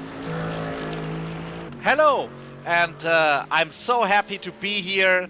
I did my own stints, I did my work on race control, and now I'm doing commentary here with you guys. It's a pleasure. And Fricandel Express, if I just read that name, you know, it's the spirit of racing, the spirit of, you know, like being home proud, and that culminates here actually on P6, and maybe they catch them. They are very, very close lap times at the moment. Yeah, they've just come in and made their stop, so that would promote then the Pure Sims Esports GT machine with Ross McFarlane behind the wheel, looking to chase down the team run by the 3-time BTCC champion Ash Sutton at this point here. The 216 down by 31 seconds at this moment in time. Ossian, to LMP2, it's a bit of a bigger gap out there at the moment. It is currently Sabelt Esports LMP2 that hold the advantage at the moment over Brabham Esports. And in terms of teams and iRacing and where did all the big teams want to go, they wanted to be in LMP2, and we're seeing that with the way that Sabelt are driving here today. Oh, absolutely. Callum Garden doing a great job there in the lead of his class with that 290 machine, and you can see it right there on the pictures as well. So actually overtaking a fellow class car, that would be the 909 Effect Simulations driven by James Ibram.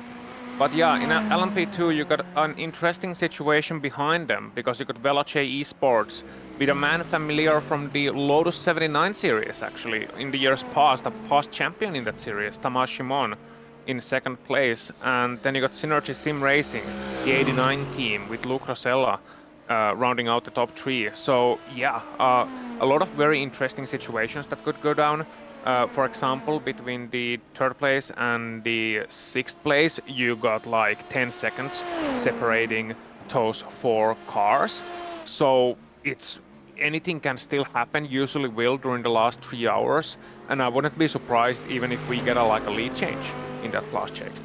We could get a lead change, and it could be really interesting over these last stages. Let's talk LMDH up at the top. The race leaders just come in for a pit stop. It's the number 9 HydroRes Geodesic Racing who are up there at the front. Austin Young takes over then from Jaden Munoz for position, and now gets out of the pit and will drive out back onto circuit. They're being chased down right now by the Gericke Motorsport Klasmo team. Cyril Deforge behind the wheel, but is also going to come in and take that pit stop, because they are on the same strategy out there. A lap's different, but in terms of where all of the troubles have been out there on circuit today, Sebastian, predominantly, it's been these LMDHs, the hypercars, which have found themselves in trouble. There is Dayton Lowe in 3rd position for the fiercely forward yellow team. Yeah, of course. I mean, like, if you're in such a fast class, which is so competitive, you have to manage the traffic, you have to get around the GT3s, around the LMP2s. It's so different in the style of braking, and sometimes even, yeah, a very good GT3 driver goes side by side with the LMDH, and that's always a thing of trouble. And we see Gericke Motorsports now also in the pits, and yeah, in the end, it comes down to the last hours, and we have the pleasure to do the last hours. Yeah, the track getting warmer as they go. There goes Cyril Deforge, Vulgarica Motorsport Klasmo, the 161, leaving the pits then and looking to get back away. Their team has been working hard, of course, run by Adrian Gerica, who is out there, but you've got the likes of course, Philipp Raft, who has been in there. Sven Kupfer has been in there too. So they have both been on there and trying to work really hard. There is probably the most beautiful car out there in terms of team name. Lance Stroll, future world champion, Ossian. Not this year, but maybe. I mean, yeah, depending on the sport, I suppose. Motorsport? Unlikely. Another sport? Maybe. Who knows? I will have to say it is a beautiful livery. It is a very, very beautiful livery. Of course, those Aston Martin colors. I know, Jake, you as a Brit, your heart just flutters for that British racing green. And another beautiful livery, similarly inspired, is the 62. And when we talk about legendary names, Brabham Esports. They have a bit of damage, sadly, that they acquired in the last stint. Hopefully getting a chance to correct that soon. But, and it seems that after the pit stop cycle, speaking of LMP2s, the lead is suddenly getting very, very close once again. In fact, Simon has caught up even more during the pit stop cycle and is now only 6 tenths away. And that will be big. So it's Callum Reed-Garton and Veloce Esports right now, 038. So Tamas Simon will chase. There are the top two, nose to tail. Tamas Simon with the vintage Michael Schumacher helmet on. Then for Veloce, probably one of the biggest stories of success jumping in at the competitive level of SimRacing. They came in as a marketing media company, Sebastian, into SimRacing, made huge strides and huge waves early, and they are now looking for a huge victory. Sabel, the Italian-based team, is going to be looking for everything possible out of it, but this is patience from Tamas Simon. Doesn't have to make the move now. He's got 2 3/4 hours to find it.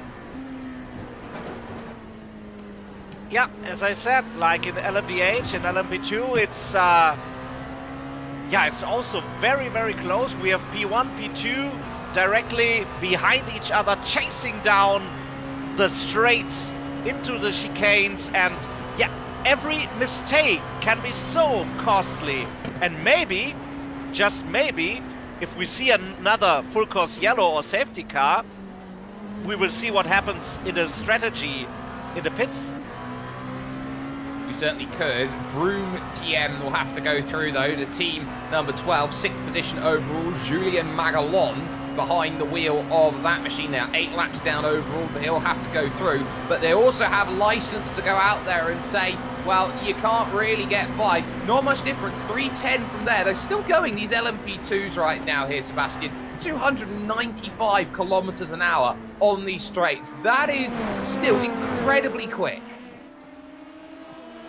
Yeah, the quickest cars in the lineup, of course. Regarding iRacing, there are new stuff coming up, as I read. That's also very interesting. But for today, this track, these cars, it just fits together to have these prototype cars here on the track, and they are duking it out into the Porsche curves now, and hopefully no GT3 in the way. Hopefully none in the way for them right now. Simon going through the Porsche curves, these incredibly fast rights and lefts out there on circuit, and every single push through here is all about how much downforce you have and how much confidence you have under your right foot as you go through that section of road. Over to the final virages here, the Ford Virage, the Ford Chicane, and then the rear quarter mod, which links Bugatti circuit with the Le Mans style circuit and onto the front stretch once again, and charging over towards that Dunlop section, the left and the right that's up over at the top of the hill. Ozzy, you look at these two teams out there, they are pushing at a rate of knots to try and get themselves away, and they are by no means safe when you consider that Synergy SimRacing, the Australian team in 3rd position, are not a million miles away. This will be the part of the race for the Australian team of Synergy in that 089, where they're going to be in struggle street. They're going to be later on in the day. They're going to be struggling. Luke Rosella, Wayne Burke, Tom Freer, and Adam Briggs. That team of 4, they're in the tough stage now of their race, where the graveyard shift, which is normally tough for everyone, would have been where they would have thrived the most. Oh yeah, it's a thing that's not often considered. We talk about it in just about every single 24-hour race or even a 12-hour race. We talk about the time differences, time zone differences, because one of the biggest differences between traditional motorsport and sim racing is that not all of these drivers are in the same physical location. So the ideal situation would be to have one American driver, one European driver, then you would have someone from maybe Asia and someone from Australia. So you'd have a driver inter-optimal time zone doing the stints. But obviously that's not the case for many of these drivers. You got Australians for whom it's a vastly different time of day than it is for us in Europe or somebody in North America. Someone in North America is just getting ready for the morning, maybe smelling the pancakes coming from the kitchen. Oh, I want some pancakes now, and some coffee to go with it. But for the Australians, yeah, they're going to be settling in almost for the night, really.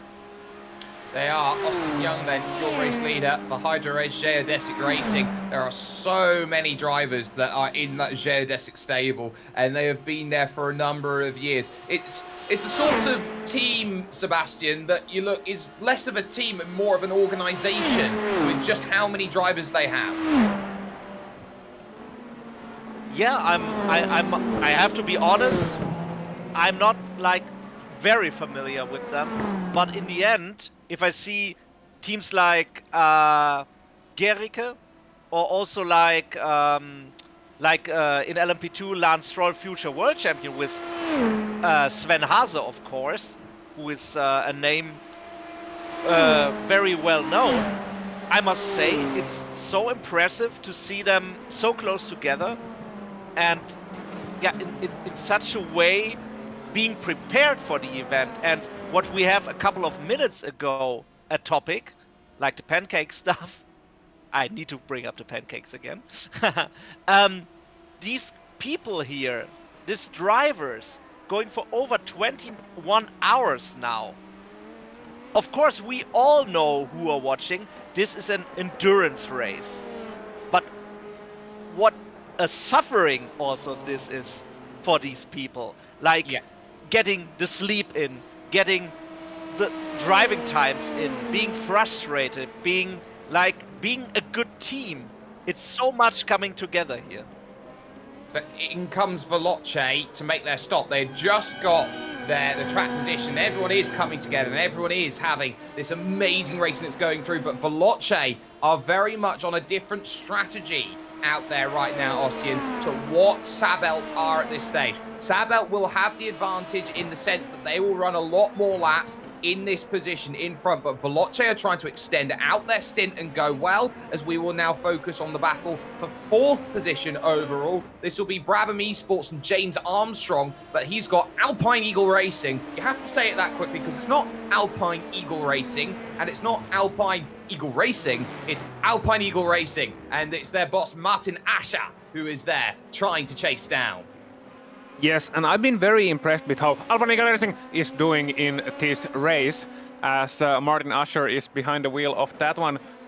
Right now, still showing up on live timing in 5th place, but actually in 4th place due to that pit stop by Veloce, who is actually, you can see them, well, you can't see them on these pictures, but you see them now rejoining the track in 6th place in class. But Ascher is doing well, and it's been a race that it's been a team, Alpine Eagle Racing that is, that's done pretty well in numerous endurance events throughout the years, doing pretty well for themselves, always racing fair, always being consistent, not necessarily like on the very top of the pyramid when you consider the top teams worldwide, but definitely among the very good runners, very respectable team, and looking to get another great result today. And what a scalp it would be for them to beat a name such as Brabham Esports. But it's not going to be easy. James Armstrong, he's a mighty fast driver. Here we go. There's the move to the inside, heading to the second of the two Mulsanne chicanes. On the brakes, through the left and the right, has it sorted. Then Martin Ascher up into third place with that, but there is the chance to come back and attack on this straight, coming up along to Mulsanne corner, one of the most important corners on this circuit. But James Armstrong very happy just to sit back and wait and allow that faster 128 Dallara P217 to hold that position, and then the charge goes through the fast right-handers then, which come along next, these two small kinks in the road as they charge back up towards Indianapolis corner. Sebastian, you know, you're looking at these drivers and they have to have that level of patience. They know that it's a game of checks and balances. Not only are they thinking about position, they're thinking about the fuel tank and how many laps they can get out of it around here. Yeah, of course. With the LMDH 9 to 11 laps, and 9 to 11 laps means exactly what you're saying. You have to manage your fuel. You have to lift at some corners. You have to lift for traffic. So, yeah, it's a tough game, and you have to think about it. You can't crash here with this competition. If I see how many cars are in one lap, in the lead lap, and yet alone in GT3, where the leaders changed on the last lap, I think 3 or 4 times with their stops, it really depends. Like, sometimes it's just 1.5 liters, which is deciding, can I go one more lap or not? It's a long lap. It's, yeah, nearly 4 minutes long. So it's very costly to waste fuel by pitting too early because you are missing this, I don't know, 0.5 liters or whatever. And let's talk about this a little bit as more here, Ozzy, because this is a track which is a fuel devourer as we focus on your GT leader. This is Tim Matschke then for Manatee Racing Green out there at the front of this field. You have to consider as well that you are spending probably about 70%, if not more, of your time at full throttle on this track. So you have to be very, very alert to how you are driving. And often you find in sim racing, the quicker drivers out there also just have this ability to save fuel more. Yep, and another thing that these top drivers do, you can see Tim Matschke, he's not on the edge of the track, he's in the middle of the track in these long straights. You don't often see that with drivers, but there's a very good reason why they are doing it at Circuit de la Sarthe, because as you can see by the markings, this is a public road. So the track is constructed in a lot of ways like a public road, in that the center is a little bit higher than the edges of the track. So there's a slight elevation change on both sides. You can see it edging out from the center. And what that means is that when you follow that center line of the track, there is less ride height at that point than at the edges, which is providing you with slight speed advantage. It's not much, it's like 1 to 2 kilometers per hour, maybe a mile an hour at most, but it's one of those little tricks that drivers learned early on, and that the top drivers especially, they want to use it each and every lap, because those hundredths of a second, that tenth of a second you maybe gain on a lap doing that just adds up throughout the course of 24 hours. It adds up, it stacks up in 1 hour, in 2 hours, in 3, 4, 5, and all the way to 24, to the point where you can save a lot of time doing that each lap. And that's just one of those little tricks. There's a lot of little things that you can do to save fuel. You can lift and coast into the corners. We talked about that yesterday on this very same broadcast as well. But just to reiterate, you can lift and coast coming into the corners. You can utilize the draft of another car to lift and coast a little bit more. You can be very conservative with, instead of blipping the throttle in the corners, or instead of like going a little bit on the throttle, 10 on, off, 10 on again, you sort of get into this more coasting approach to the corners and try to do it in a way that costs you as little time as possible. And that really is the difference between a good driver and a great driver. The ability to not only put in a fast lap time and to do so consistently, but do it in varying conditions and see those conditions in advance. Let's take a look at the Global Sim Racing Channel replay then up on screen. This is what's happened with Lukasz Prada for Pure Sim Esports LMDH 116. Comes out of the exit okay, but it's here at Arnage, just losing the back end over that curb. It's a really bumpy entrance, Sebastian, to Arnage corner, and it is one of, if not the most difficult corner out there on the circuit.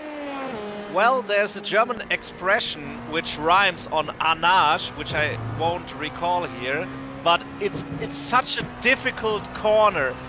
You have this little curb.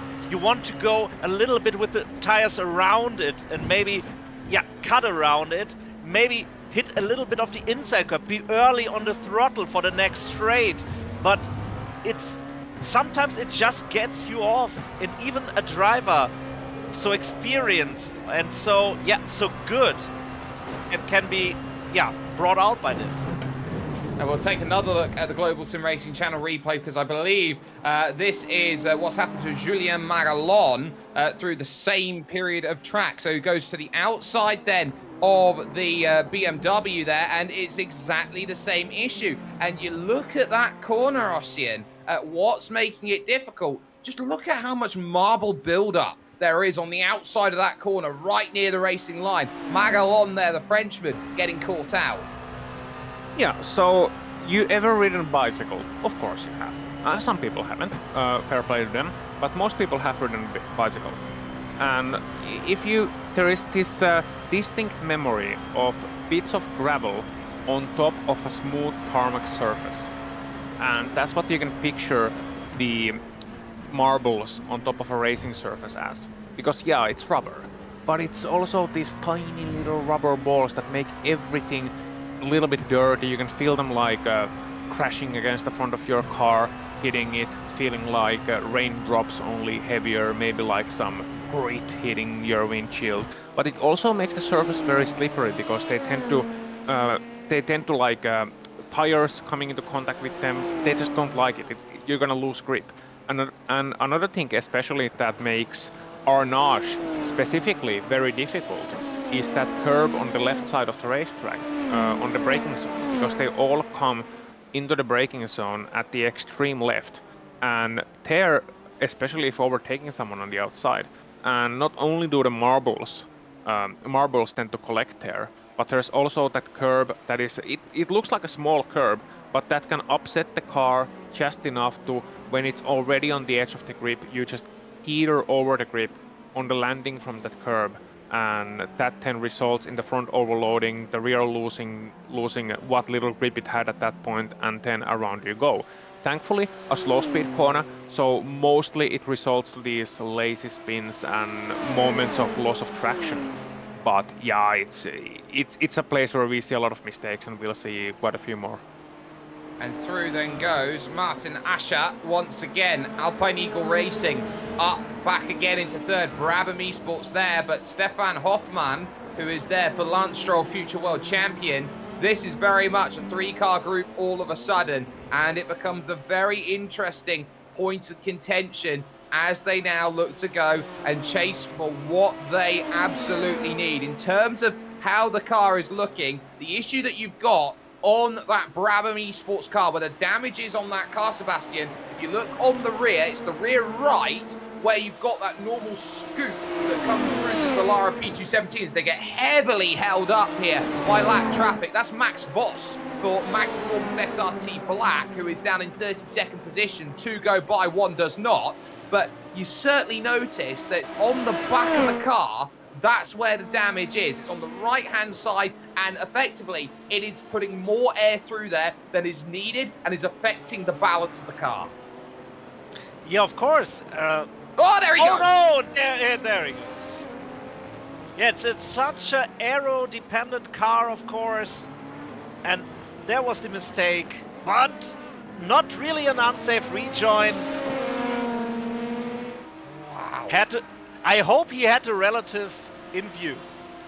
I'm pretty sure James Armstrong would have. That was as scary gets. We nearly lost 2 cars out there, because in fact the issue he had is that he got right up onto the back of Martin Ascher, and that's why he went around and had to wait to get back going again. Matt Emery will join on the scene. We'll see there are tracks there, but not sure exactly who. Ossian, let's take a look at that, because that is vintage incident here for the Majors 24. Oh yes, very much so. We've seen it happen a lot of times here. So car is coming into the Arnage corner through the Indy corner and just losing it on the exit there. Just a little bit too much power, lack of grip, running a little bit too wide, and that happens so easily when you put just one tire in the wrong place. And that's why we constantly talk about the importance of a racing line and how it needs to be accurate to a centimeter. You put it 1 centimeter too wide, and that's what happens. And it can be such a small difference. It could be the tiniest difference, and we are at that stage of the race, Sebastian, where drivers do start making mistakes. They do creep in because you've been going for so long, and everyone is pushing to a level at 100%. How long can you keep that level of 100% up, I think, is the big question that a lot of these drivers will continue to look at. What I am looking at, though, is Synergy are closing down the gap to Sabel out there. Last time by, Synergy SimRacing took 1.3 seconds out of your leaders in LMP2. So we are at 10 seconds gap, I guess, if I see that correctly. And yeah, these 100%, you know, everything beyond that is marble madness, as we already said. Like the marbles already in place, in Arnage, in the Porsche curves, in T1, T2. It's everywhere. We're now approaching 22 hours of racing here. And yeah, the rubber is scraping off the tires, of course. And with the new tire model and the new pit stop non-strategy, I must say, in iRacing, yeah, every stint is, I guess so, at least in the most classes, a new set of tires. I don't know in LMDH if some people did double stinted tire. I don't know if you have some infos about that. Well, I'm pretty sure that it's close between them whether they want to go single stint or double stint. We will see how that goes in terms of the pit stop times as they do come into the pits. But at least at the moment, this has been a very, very interesting race. I do want to talk, though, through some of the LMDH field, though, at this point in time, because there is an interesting scenario out there at this point. So you've got Heideresh Desik, who lead this race outright. Gerika Motorsport Klashmo currently in second with a beautiful yellow car there as it goes through. They've just put a lap on the team in fourth position. So that is Pure Sims Esports LMDH, $116. So they are 3 laps down at this point and are trying to go through with Lucas Prada behind the wheel. But every team has their own story right now, Ossian. And I think that at this moment, the team that probably caught my eye through pre-qualifying was the 112, fiercely forward yellow, Dayton Lowe, currently behind the wheel of that team. And you look around who they've got Beckham Jasir, they've got Aiden Young, and then Pedro Valencia is going to be in there as well. So this team of 4 have just been quietly getting on, and there's a bit of smoke down there actually. So someone's had an off through the rear quarter mont. Yeah, and we're watching Dayton Lowe, and in that 112 doing pretty well today. As you said, catching your eye in pre-qualifying, and for a good reason. That's a good team. That's a solid group of drivers. That's a good team. I was expecting maybe a little bit more of them. I'll be frank. Being on the podium at this point in time, it's nothing to scoff at. I will take nothing away from them, but I was expecting them to maybe be in that Gerika Motorsport position, in second place, trying to chase down the leaders at this moment in time. But of course, we've had 21.5 hours of trials and tribulations behind us, so let's give them a little bit of an excuse. As a side note, what I would really want to see on iRacing when we talk about cars, and we can talk about new cars later on because there's a lot of news regarding that, as well as new tracks. But what I would really want to see is the LMD Triple H. Ah, yes. That would be the game and then some as they go through. Let's take a replay then and see exactly what has gone on. I believe this is Legend Track Esports here, and Sebastian Show for Pro Sim. So he gets the lap, but this is the key, Sebastian. The GT3s have better mechanical grip than the LMP2s. So David Provotel there found himself in the back of Sebastian Show. And that very much is a case of you have a car that is quicker through the slow speed corners, and that sort of incident can often occur. Yeah, of course. And with all the incidents we have seen, also the spin in the Ford chicane before, like I always also thinking about race control, the people working there, the people watching that, and maybe even deciding these situations, and maybe even deciding the fate of a team. Yeah, that definitely could be the case out there. Just looking over the laps then, and I'll tell you what, the Fricandel Express has moved on into the race lead here, Ossian. This is big because you've got Tim Madska here who has lost out, and Nicholas Haider has put in 2 seconds on Madska in the last lap alone. Yeah, and we got a replay coming up of the overtake as well, how this happened. And you can see Heide in that Fricandel Express car. Great team name, by the way. Just passing down the straight line. Looks as easy as it goes, but that must have been a great moment for the entire 247 team. And to an extension also, not such a great moment for the other team involved in that one, Manatee Racing Green, because they were now Alex Bennett finding himself in second place instead of the lead. So throughout the pit stop cycle, we are at the first laps after we got 1 lap done after the previous pit stops, and already the situation has changed a little bit to the point where we have a lead change, and I just want to see how this continues to develop in what is usually the most interesting class in endurance racing, which is the GD class. It hasn't necessarily been the case in this race, where the LMP2s have really risen to the occasion, but you can see that these two definitely have a bone to pick. And for this race, for the sake of this race, I'm hoping Matske can hold on to the back of the Fricandel Express, but so far not looking that hot. As you said, Jake, already able to make a gap is Heide, and looking to make that gap even larger to the point where even with the help of some traffic, it's not going to be easy for Matske to catch back up. Sebastian, are you a connoisseur of the Fricandel? Why not? As I read the name in the pre-quali, I was in awe, just to say.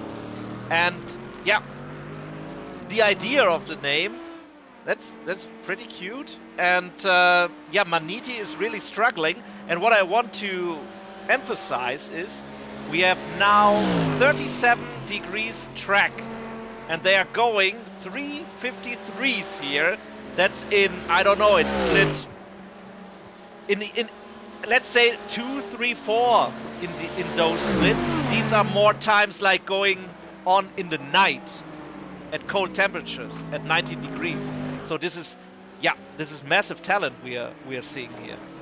It absolutely is, and we were just taking a look as well at the time difference between positions 1 and 2 over the last 4 laps there, Ossian. We saw how the Fricandel Express were able to take out about 11 seconds, or 13 seconds, sorry, no, that's wrong, about 10 seconds worth of time in those 4 laps, so was definitely able to close down. Nicholas Haider is head and shoulders at the moment with the pace that he's got, and that Mercedes, we've seen mostly BMWs doing well, but more Mercedes here. Now, what makes this Mercedes AMG GT3 Evo such a good car choice here around Le Mans? It has to be the engine note, hasn't it? we can talk about the handling characteristics of the car. It's of course, I mean, to be frank, it's a very slippery car in terms of aerodynamics. It goes fast, it has a powerful engine that provides a lot of torque, it's got a good top-end speed. That's why it's such a popular choice here, as well as in tracks like Daytona, where we also see it doing pretty well. So I think it's the combination of its engine characteristics, the power curve, the torque curve, and also its very slippery aerodynamic nature compared to its bulkier counterparts, such as the BMW, for example. Second, third, and fourth in LMP2 all make their way down onto pit road at 2 hours, 18 minutes and 45 seconds remaining here in the Majors 24. James Armstrong will follow then for Brabham. The two that are different are Sabelt and Brabham. And Veloce, I will say. Those are the two teams that are on different strategies out there. Everybody else on the same boat. Matt Emery then will move up forward into second position as that goes. A driver change then at Synergy, and arguably their fastest driver has just jumped in the car there, Sebastian. It's Wayne Burke who's going to be out there and trying to chase down the group. Yeah, it's crucial to maybe give the driver who is the fastest now more laps to close the gaps, maybe get a position, maybe even, I don't know, maybe one of them is like the fuel expert, one is the, in Germany we say the Reifenflüsterer, so the tire whisperers.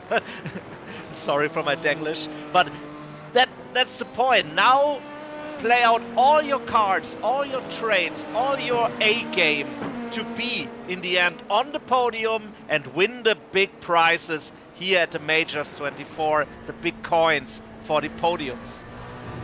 Oh yes, you absolutely do sense that. Stefan Hoffmann then is still chasing, though, in the Lance Stroll Future World Champion car. They'll have to get around Alexander Davidson there in the Pure Sim Esports GT BMW. They navigate that without too many worries at all. But there is still the chase of Martin Ascher for Alpine Eagle Racing. And the way that they have been going about their racing has been strong. These two, though, have been trading for the last half an hour or so, and they're trying to put in all their effort. There are still 9 cars on the leading lap in category at this point, Ossian. And you look down some of the team names that are down there. Alpha Esports by G Performance doing well. The big team that's actually just come down in, TNT Racing, they've got the former iRacing World Championship Grand Prix Series driver in behind the wheel right now, and it's Benjamin Lindsay.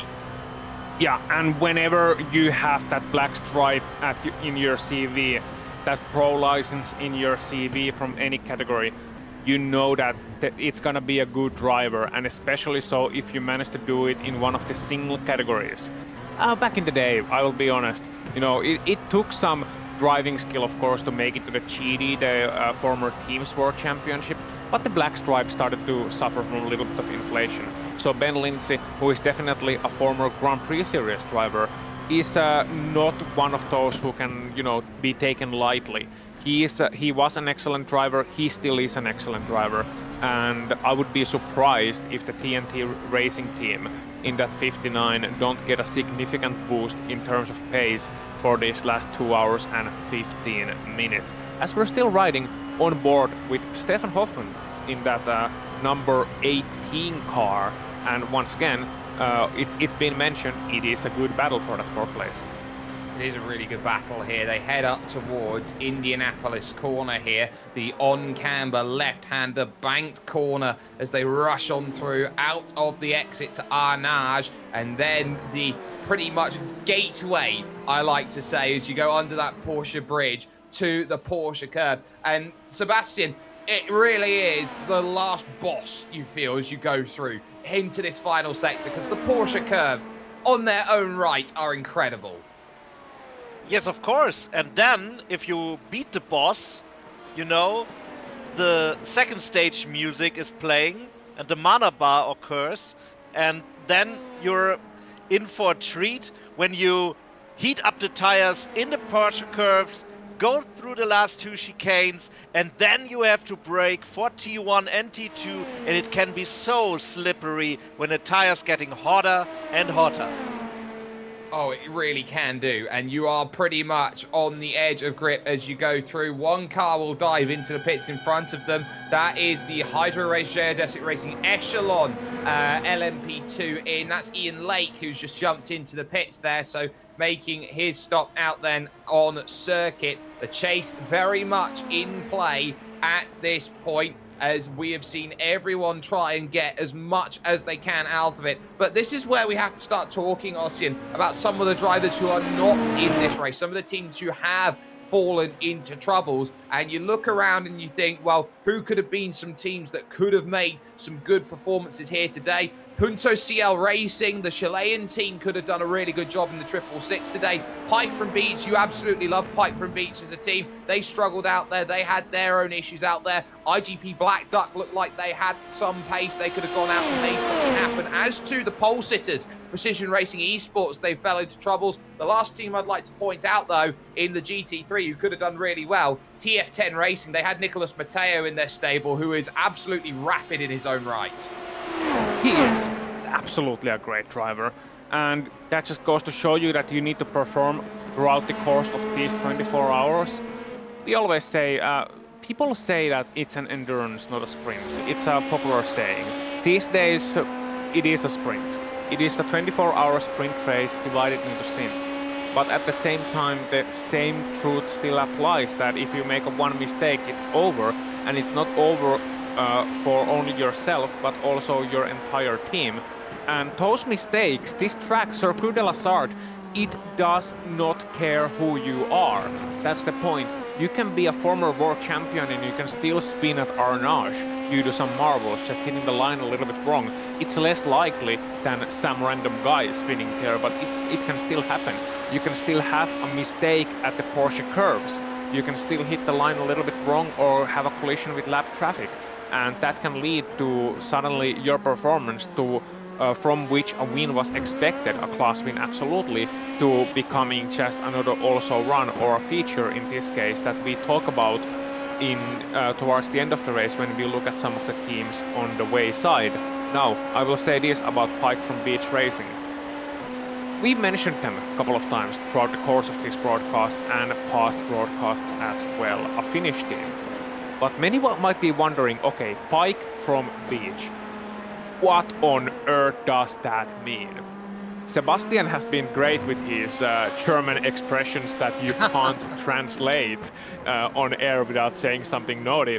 I like the Arnage one specifically. But Pike from Beach is a Finnish expression translated to English. And it's pike is a type of fish, of course, northern pike.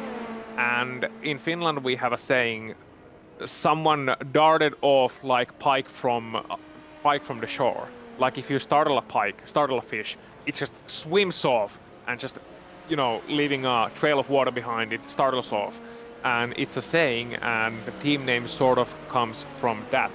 And the team owner, Jussi Kataja, a very interesting personality. He is the self-described most handsome Finn ever. And I will say, Jake, I like the confidence. I do. I think confidence is a lot of everything. We've just seen the LMP2 leader come into the pits and crucially gain a little bit of an advantage there over what they had before over Veloce. So Matt Emery has lost maybe a couple seconds to Callum Reed-Garton over the work that's done. Stefan Hoffmann has still been shadowing the Alpine Eagle Racing ICE car, the 128 out then on the road. And this is key in terms of what they're trying to do, Sebastian, because they could decide to just make the overtake, or they can save fuel every time they find themselves on the Mulsanne. It's 2 hours and 10 minutes to go. I would save fuel as much as I can. I mean, a pit stop with the, I don't know, what's the time? 40 seconds to drive through the pits, I guess, something about that, or 30. But the 1 minute 4, yeah, in for the full stop. Yep, you can't get that back, you know. And we are now in the phase of the race where it's maybe decided by, do I have to make one more stop or not? And if you can save now, yeah, you can win later. Yeah, you're always trying to get yourself to the end, and you're counting back the stints, and you're trying to work out what it is you can possibly do. There is your GT3 leader, Nicholas Haider, for the Fricandel Express, and they have been working so hard in that 247 team to get themselves over to the front. We can confirm as Hoffman makes the move, big power move going through at that second Mulsanne chicane. That is Hoffman making it happen, go through. We can confirm that Legend Track Esports, we saw the incident earlier on, have been given a black flag penalty for that, so they will have to come down into the pits and serve that penalty as and when it happens. But you can also say out there that there has been some great work by that 247 team, and it has been a team effort from what they've done. They've had Daniel Sommer, Raymond Scheffers has been in there, Philip Gogolok, Lars Meyer. They've all been there along with Nicholas Haider to really try and spearhead that team forward. Aussie. Yeah, I would agree with you. It's always a team effort when it comes to endurance racing, but especially for them. They've been great throughout the course of this race, and now they're starting to reap the rewards with like 2 hours to go. So you got what, 2.5 stints to go in this race, no more than that, and you're starting to taste it. You're starting to smell the victory. Also the sweat and everything else that goes on in the driving seat, the hot seat of a racing car, but mostly the victory. That's gonna be so sweet. But they still have some work to do. Now it's not time to borrow a word from your vocabulary, Jake. Lackadaisical, and instead it's time to just get your head down, keep those lap times coming, and not to fall into the foolery of thinking, okay, we got the win, we got the pace, just slow it down a little bit. They can't afford to do that right now. They have to keep their driver on it. They have to ask the driver like, okay, what do I need to do? It's just keep doing what you're doing. And Haider coming into the pit lane is gonna come into his, what we believe is the third to last pit stop. So still 2 more stops to go, and they're gonna have a driver change as well, putting Daniel Sommer in that car. And I'm really surprised to see that, because Haider was on a great pace, but who knows? Maybe Sommer is gonna do even better and spring themselves to a victory. Well, just looking at the fastest laps, Haider was the first driver in, Daniel Sommer was the second driver into the car, and the fastest lap actually is held by Lars Meyer out there, 3:51 flat for that team. So there are still abilities for them to go through. Matt Emery still giving the chase. I do want to pay attention, though, to 4th, 5th, and 6th, which is in the GT category right now, because you've got Dennis Zimmer for Perobit SimRacing, and then not so far behind is Pursun's Esports GT, and then of course you got ATRS Esports with Alessandro Lau behind the wheel. Those 3 cars split by about 15 seconds out there on the road right now, Sebastian, and 4th, 5th, and 6th. 15 seconds sounds like a lot when you're talking about a sprint style race, but here at this race, 15 seconds, you are in the game. Yeah, you can lose 2 or 3 seconds in traffic in one corner if it really goes badly. And yeah, Perobit SimRacing with Jonas Weide, Dennis Zimmer, Sebastian Harzen, that are drivers which are very well known in the German sim racing scene and who are always like striving for the top positions. And I can't just, you know, feel the urge to get to P3, to get to maybe even Maniti. I don't know if they can manage that. They are all in the same lap, and you said it, 15 seconds is nothing here. Yeah, 15 seconds. Absolutely nothing at all. The chase, though, they've got, if they want P3, is about half a minute, because Mag Performance SRT, hashtag Azzurro, is actually doing a really good job out there. Andrea Bristow starting them off. Giacomo Muggia has been in there. Mark Calver, of course, the Brit, has been there. And then on top of that, Alessandro Maras, who is currently behind the wheel. Those are the drivers that you look at and go, okay, that's what they've got next. That's what we're focusing on. I tell you what, it's getting a little bit busy actually out there on the Mole Sand, because the Pure Sims car has the Pro Sim and the Hydro Race car. They're all together on the road. But Matt Emery still trying to get that chase here, Ossian. It's about 3 seconds here to Callum Reed-Garton. The issue that he's got, though, he's on the wrong strategy and he's hemorrhaging a little bit of time each time he goes around. Exactly, yeah. So it's not going to be an easy job at all for Matt Emery, especially coming on after Tamás Simon. Matt Emery is by no means a bad driver. I'm not saying that, but Tamás Simon is excellent.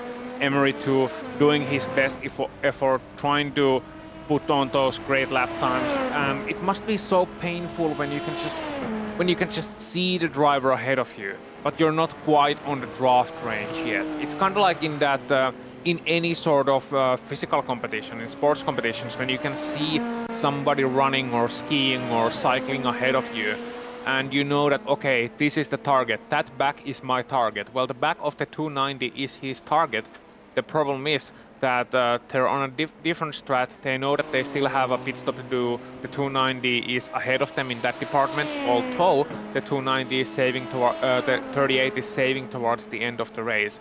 But what he has to be careful of, even a driver as experienced as him, has to be careful of not overextending his abilities due to seeing that driver ahead of him, especially as he's catching him a tenth here, a tenth there, just gradually shrinking that gap. But you don't want to overcommit to it, because as we've seen multiple times, Jake, Arnage takes no prisoners.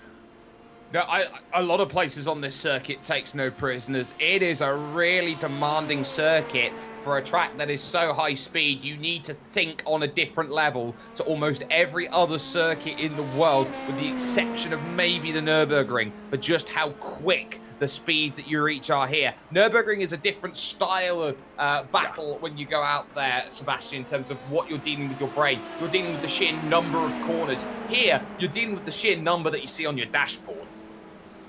Yeah, right.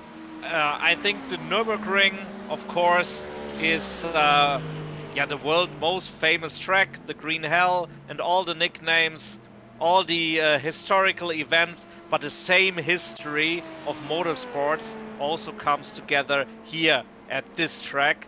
And yeah, it's so different and so special. And hopefully we see 3 great podiums. I'm sure we will. Let's take a look at the GSRC replay here very quickly, just before we hit the top of the hour here as we go through. This is the Hydro Race Share Desert Racing Black car. This is Nathan Zhu, who is out there, and that is what we call the technical connection failure, Ossian. It's very much like the engine going. They were in 15th position at the time. It is the Hydro Race Share Desert Racing Black. They're back out and going again. But the 64 car finding out that there was a little bit of trouble out there, and they will lose a little bit more time, and they have fallen off of the leading lap. What a heartbreak for them, and that's what I like to call number one reason to why I don't own a cat. I would agree. Oh. Anything is possible. Daniel Sommer, Bracandle Express, looking to charge and try and find a way onto the podium. That is the Parabit SimRacing car, which is due to come in and make a stop. It is a very good battle. It's a German driver versus a German driver. It's a battle of Daniel versus Dennis. And Sebastian, now it's about patience for Daniel Sommer, knowing that he is racing against a car that he knows he's quicker than. He's got to pick and choose when he makes that pass and not just go out and see the first corner that's available to him to get down the inside. Yes, of course. And I don't know, Daniel Sommer just came out of the pits, if I see that correctly, after the driver change. And Dennis Zimmer is deep into his stint. He will pit, I think, in 2 laps, I guess. So Very close. He knows he will be out. They all know he will be out of the way soon. So gather what you can behind him to make your stint easier to extend, because in the end they are on a quite similar pace. They are on a very similar pace at the moment, and it's now about what Daniel Sommer can get out of this small little section of the road, trying to open up as much as possible. Let's run ourselves down. The top 3 in each category. We'll start with the top of the field. This is your LMDH category. Hydro Geodesic Racing have control of the field after 22 hours worth of racing. Their lead margin is now 1:28 over the Gericke Motorsport Klajmo machine. They're the 161 in second. It is Sven Kupfer who is behind the wheel of the 161 and trying desperately to keep this race at a limit. Third position in category is Aidan Young driving the fiercely forward yellow car. They are 1 lap down at this stage, but a final caution in this race. There is still the ability for one more to turn up. That could be what brings them back into play in this race. Ossian, you've been keeping an eye on the LMP2s. Yes, sir, and it's Sable Esports LMP2 with Callum Garden still in the lead of that category. The beautiful, beautiful black and yellow with a little bit of red Sable Esports livery there, putting pride in that team, and certainly they're gonna be a one happy organization should they come out with a win here at Majors 24.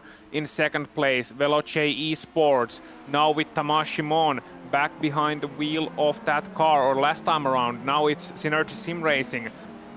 Yeah, Synergy SimRacing with the 89 taking the second place for a moment. We know they've been ran down by the now pitted team, which I mentioned before. And 10, you have on third place you have the Brabham Esports Lance Pro Future World Champion. Sorry. So number 18, Stefan Hoffman, and he is rounding out the podium positions. And yeah, say what you say about the team name, they've been doing well.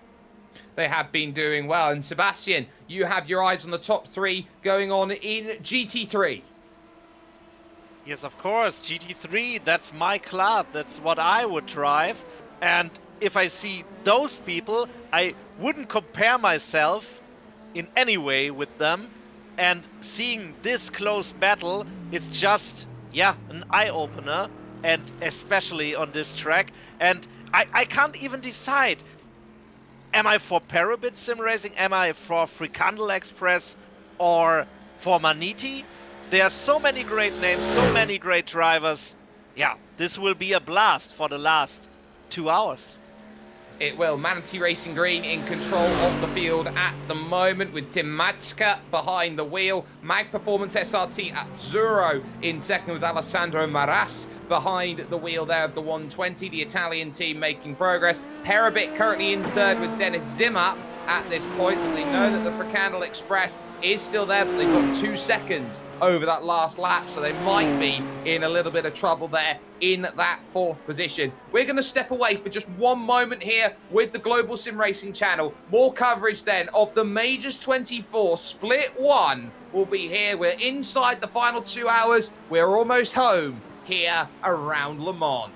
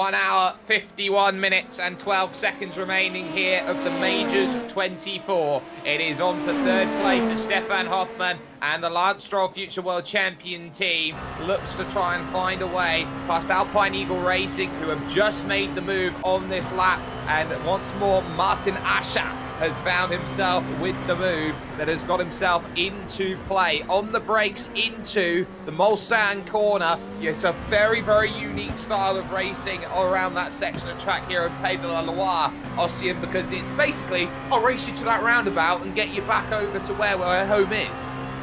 Yeah, it kind of reminds me of younger days. Only that they were not LMP2 machines, they were Volkswagen Golfs and Toyota Corollas and stuff like that. But that's a whole different conversation. We should call it the Milton Keynes tribute section, I think. Oh, it is all roundabouts. I actually went through there the other day, and there was about 8 different roundabouts I hit through because the entire place is built to an American style of building a city, which means that it's absolutely atrocious the amount of roundabouts to go through because intersections in my country are dangerous. But that is still a different point for another time. We need to talk about a team that has found itself back out there on track after being down with a lot of damage. Everyone talks about finding a finish out there, and Sebastian, it is the Beerleer Racing team who find themselves back out there. The Ferrari is back out and going. Yeah, 193 laps back, and he's here, he's flashing, he knows we are talking about him. It's Jürgen Frank on the wheel, alongside Marvin Strehl, Ivo Rapan, Sven Groth, and Tino Blankenheim, and Kevin Sommer. Yeah, these guys are, insane. They want to finish this race because they love sim racing. SimRC is also a name associated with them. And from now deep down, deep knowledge, the German Skippy Cup, Jürgen Frank is a multiple winner of that cup. And it's super tight racing, and it's totally different than that, but he can do everything. He can even go faster than a GT3 in a Porsche Cup on the Nordschleife. Ossian, the banners in Comic Sans. Yes. Yeah, of course. Why not? It's the kind of I can't say the term on air, I realized. So it's the kind of a humorous post in sim racing form, I think the livery is. But honestly, I like the attitude, because as much as sim racing is moving towards the more professional side of things, you got big organizations being part of sim racing. You got organizations such as G2 having a sim racing team, and over on this side of the pond, or over here in North, you got organizations like Habu, which is a big esports organization. You got manufacturers having their own teams. You got Williams Esports, you got Brabham Esports here in this very race. So it's becoming more like mainstream in that sense, and by being mainstream you have to adhere to a certain standard of professionalism. But never ever forget that these guys are also just a group of guys doing a hobby in some case, and for someone like Jürgen Frank, who is an excellent racing driver, Sebastian was not exaggerating when he said that man is the master of Nordschleife. There are very few people in the world of racing that deserve the title of Ringmeister, but I think he would be one of them, at least in sim racing circles. And he is racing in a livery which is essentially built around, let's face it, beer memes, and I love it. And there's a long tradition of that as well, like team names such as Lance Stroll Future World Champion, for example. Back in ye olden days, we had the Royal Växjö Motorsport in Finland, and nobody got that joke outside Finland, but Växjö was where we had our yearly meetups. So it was essentially a bunch of guys from Glacier and Black Star Racing and whatnot, just bundling up a team together when they couldn't put their own entry in, and just some guys racing together in top This is going to be splits. close. This is the Fricandel Express, and they need to be on the power here. There'll be an LMP that will go through, and that is the Whipperman racing car, but crucially it's a jump in the stop. Manatee Racing Green back ahead. Tim Matchka's pace has been enough there, Sebastian, and Daniel Sommer hasn't been able to hold that same pace at the Fricandel Express. They are back ahead and in the race lead. Yeah, and as the king of the ring, Jürgen Frank, went into the pits, we can now focus again on the fight for the podium, and it's so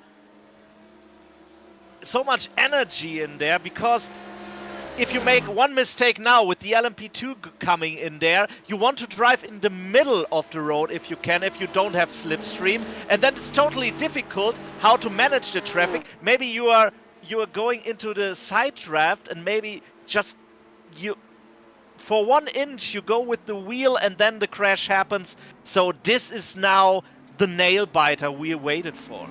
And we haven't talked about this team in 3rd place. Pure Sims Esports GT, Alexander Davidson behind the wheel. No, not the one that drives in in for simulation teams for Mercedes, but Alexander Davidson, Eric Grove, Jamie Rushworth, and Ross McFarlane. This is Ash Sutton's team, and this is what you'd call his closest circle out there, this GT team, of drivers he trusts from where he drove from, the British sim racers scene. And this is what he wants. He wants drivers who are good, drivers who are quick, drivers who can make moves. And the 216 is thinking about second, and I don't think he's just thinking about second, Ossian. I think he's thinking about victory overall here in this GT3 category. He'll have to try and line it up here, heading towards Mulsanne. Yeah, but here you got the conundrum. Okay, he's going to the inside and looking to make that move as easy as it comes. Let's see if it's fought. No, it's not fought at all, not even on the exit. So I wonder if this is also a blessing in disguise for the guys at Fricandel Express, because they can now follow the draft of Alexander Davidson, and together these two teams can run down Maniti Racing Green and make it into a 3-way battle for the class win, as we got a replay coming up. Yeah, we do. We'll see it here with the Global Sim Racing channel in just a moment, as here it comes as they now run through. Now, this is Robin Clarum for Pure Sims Esports LMDH. So this is not good through the Porsche curves, and he's trying to go around the outside. Door shuts, and round it goes. And you have to say there, Sebastian, that is of his own doing there, Robin Clarum. He was trying to give himself enough room to try and go through, trying to follow in the tracks, but the door just shut on him. I had a bad feeling about this, seeing those cars so close going into the Porsche curves, and the inevitable happened, of course. Yet the aero-dependent cars, then the door was shut. Hopefully he can still resume somehow the race, because as we talked before, it's also about finishing. It's not only about winning.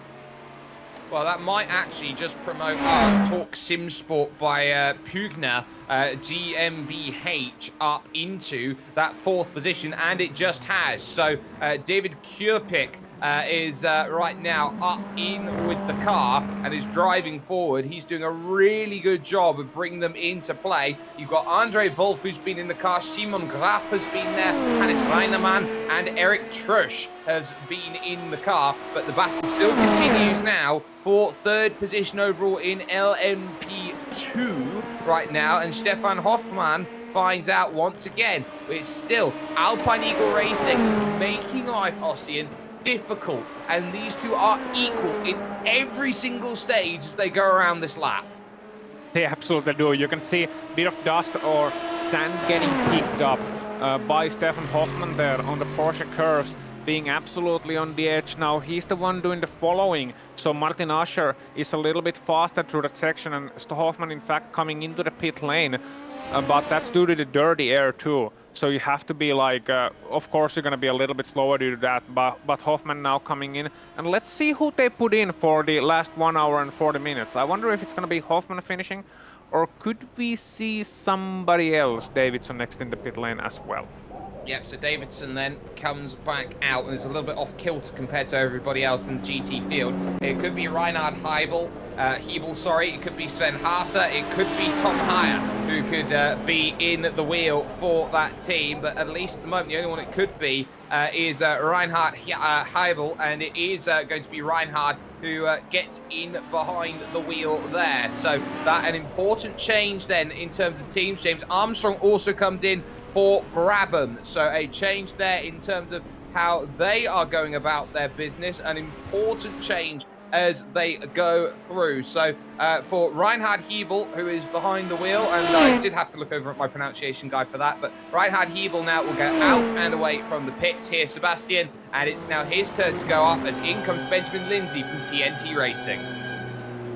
Yeah, we're now going into the final editions of pit stops, as we have seen the who was it? The Pur Sims Esports GT leaving the pits. I would say that was the second to last pit stop, but I'm not quite so sure about LMP2s and LMDHs. No, you're right on the margin now for both of those categories in terms of making one stop or two stops from here to get to the end. This is Don Squirek, that's behind the Pure Sims Esports LMP2. They've got one in every category here in the top, but it's all about focus here from this group, because you've got the effect simulations car that's going through, and then going around them is that Torque Sim Sport machine that's trying to pilot a way around. Every single corner matters in terms of how much you're going to be willing to step out of the way. And now's a good time to talk about lap traffic etiquette, as into the pits then, diving off to the right, goes Jack Wilson for effect simulations. They are 21 laps off the lead, 2 laps off of the leaders in category. But now's a good time, Ozzy, to talk about track etiquette, what you do in an endurance race compared to what you would do in your traditional sprint race. Yeah, so first and foremost is the important thing to understand is that you don't have really a blue flag rule between different classes. So that means that even if a hypercar is a lot faster than a GT3, which we know to be the case, there isn't really there isn't a rule that says that the GT car has to jump out of the way well in advance. There's no blue flag shown for them. There's no blue flag shown for LMP2s regarding GT3s or any of those classes. So you can throw that thinking out of the window. But it is usually beneficial for both parties to make it as easy as possible, because it is something everyone has to deal with. Racing drivers hate to be overtaken, but that thinking just has to go, it has to be a mental adjustment where if you are an LMP2 driver against a hypercar, which is probably the most difficult situation that you can face in a race like this, then you have to sort of consider that, okay, you might be fast to the corners, but that driver behind is even faster to the corners and faster in a straight line just a little bit as well. So you have to think ahead. You have to have that thinking ahead mentality, where if you're coming up to the Porsche curves, you don't want to have an overtake happen there. So if somebody is a second behind you and you're coming to the Porsche curves, it might be beneficial to flash the brake lights and actually just lift and coast, as crazy as it sounds, and make it so that they catch up to you before the Porsche curves and have the overtake done on a safe location. Not only is it, as mentioned, safer, hence the name safe location, but it also might be faster, because if you have somebody coming up in the middle of the Porsche curves, you're running side by side through some very fast corner, you're compromising both your races, both your lap times, both your speeds, and if bad comes to worst, you might also come into a situation where you come together and ruin one or both of your races. That's just one of the things. Now another thing is the how of it, and I know it's a bit long-winded, but so the how of it comes down to communication between the drivers, as we see one of the LMP2s that has taken a trip through the gravel at the corner before Arnage. So coming back to the track, thankfully. So the how of it comes down to communication, and it's not necessarily communication between the teams and drivers for every single lapped car that is ahead of or behind you. But instead, if you're in front, you flash the brake lights, and if you're a driver behind, you flash your headlights, like you see Don Squirk doing there. Only that Don is not communicating. Don is actually communicating that, yeah, he wants to pass before the Porsche curves, which is understandable. This time, the 007 didn't bite on it. So that was Sebastian Scholl saying, no, I'm gonna be ahead of you through these corners because he thinks that he's got the pace. But if that was a lapped car in another class, usually that would be like, okay, tapping your brake lights, saying message received, and they're gonna move over. And that way it can be handled as easy as possible. But over the course of a race, over the course of our 2-hour or 3-hour stint, you have multiple times per lap when you're flashing the headlights as a faster class, or even for me, who is more used to being a GT driver, you flash your brake lights. You just tap the brakes, you're not really slowing down at all, you just flash the brakes and let them know, okay, come by me here, instead of creating a difficult situation 500 or 600 meters down the line. There's your race leader, Austin Young. This is a GSRC replay going on through. So this is what happened to the fiercely forward yellow car. This is Beckham Jasiah overcooking it then at Mulsanne, going straight on and just about keeping it on the road. We also need to have a look for about a lap ago at the 089 Synergy SimRacing car, because through the Porsche curves, they very nearly didn't have a car left, as they made a little bit of contact with one of the GTs through that section. Sebastian, this is where you're starting to sense those mistakes are creeping back in again, and they know how important these final two stints are. This is where everyone's going to have to push again. Yeah, you can't underestimate also the clouds, which are, yeah, coming back onto the track now. And we have 38 degrees track now. It's, yeah, it's tricky. We have seen the Mulsanne corner there. Like, it's also so difficult to catch the car then on the gravel and come back onto the track without damaging any aero on the curbs. So, I don't know. It's all crucial. It's crucial to manage your tires, your fuel, and yeah, pushing the car still to the limit, but not over it. There is your GT race lead at this point. Daniel Sommer is still trying to chase back down here the Fricandel, in the Fricandel Express. He's trying to catch the Manatee Racing Green car of Tim Majka out there in the front of this field. The 378 there, the AMG Mercedes Evo is doing enough to keep the BMW at bay at this point in time. Through the first of the chicanes known now as Daytona, making the run over towards the second of the Mulsanne chicanes. We do note that the 290 has been in, just made a stop, should be good to go. It's going to be close in terms of the next couple of laps, where the Sabelt need to splash and dash to get themselves away. But these two, we take a look from the rear of Tim Majka over towards the Fricandel Express machine, and the 247 car is closing in. Majka is due for a pit stop soon. Absolutely is, and this is not what you want to see on your rearview mirror, which is another car bearing down you. He has to come to the pit lane, but until then, just enjoying these pictures. Once again, you can see how they're taking the middle part of the racetrack. Mentioned earlier, that is the faster route for GT drivers, and I know it looks a little bit weird when you're usually seeing more of a line like this, but sticking to the middle of the racetrack. And I'm gonna say, it's also a weird thing in a way that you don't think about this, that if you're used to normal everyday traffic, just going over the middle line and sticking it there can feel so weird, like I'm not supposed to do this. Not at all when you see the lane markings and everything off a public road. On a racetrack it might feel a little bit more natural, but not in a place like this. Hello.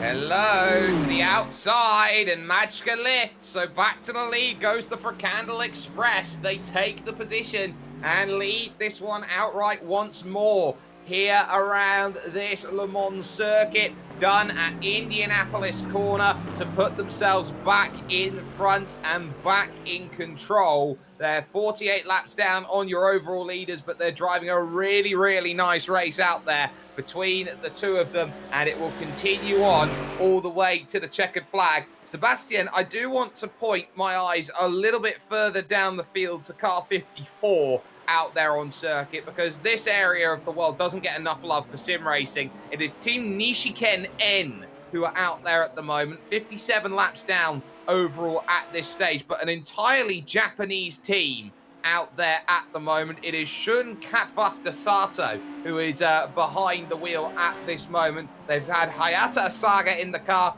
Tomoki Hirose, Taiga Ishii has been in behind the wheel, so too Kazuki Fujita. This has been a really, really good team effort from them. It hasn't translated to a result. They're in 11th position, but they've been giving it absolutely everything. That's true, and that's the international character of sim racing and of the Majors 24, of course. And yeah, konnichiwa. It's so great to have so many people from all over the world in all 10 splits we are doing here at the Majors. Of course, we are watching the top split now, split 1, but there are so many stories in every race, so many decisions which will take place in the next 90 minutes. So yeah, it's good to also look at these teams, the car number 54 team Nishikin. Absolutely. And that is a combination name of all of the drivers who go in and try and create that race. That's why you got some capitalization in different places as that goes through. Now, darting through there on them is the overall race leader. That's Jaden Munoz, who is behind the wheel of the Hydro Race Geodesic Racing car number 9 out there at the moment. This is the battle in GT for 4th position, and just peeking out and away he goes. That is Dennis Zimmer, who is going to be there, and he's going to have his eyes full of the white and blue behind of Alexander Davidson, trying to get up and close that gap. Last lap by 8/10 of a second, that was just the 8/10 only there, Ossian, which means you're in the wheelhouse right now for your 216. Oh, absolutely. This is where you no longer worry about gaps, really. You're looking at the car in front, you're trying to maximize the draft. You're also trying to learn at this catching up phase. And what you're trying to learn is, that was a little bit of a wide moment by Zimmer, actually, heading onto the back straight. I was about to say you're trying to learn on where the driver is strong and where the driver in front of you is weak. Trying to find a weakness, trying to find a line that they don't necessarily take, that you would take. Trying to find the parts of the track where your setup is stronger or you as a driver are stronger. So this is the learning phase, but I think it might come to overtaking phase, not quite yet a big lift and coast heading into the first of the chicanes, but soon enough, if another one of those mistakes comes from Zimmer, if that car is going wider and wider and it's getting slippier and slippier, then perhaps Davidson reckons that it might not be worth it to save the fuel here, instead just getting past and find opportunities elsewhere. Well, this is all about patience here. This long straight, you've got 3 places. Davidson actively not jumping into the draft there through the second half of that straight, wanting to save enough room here through this section of track to attack off at the exit of the corner and go, you know what, I've got much better turn off the exit of the second chicane.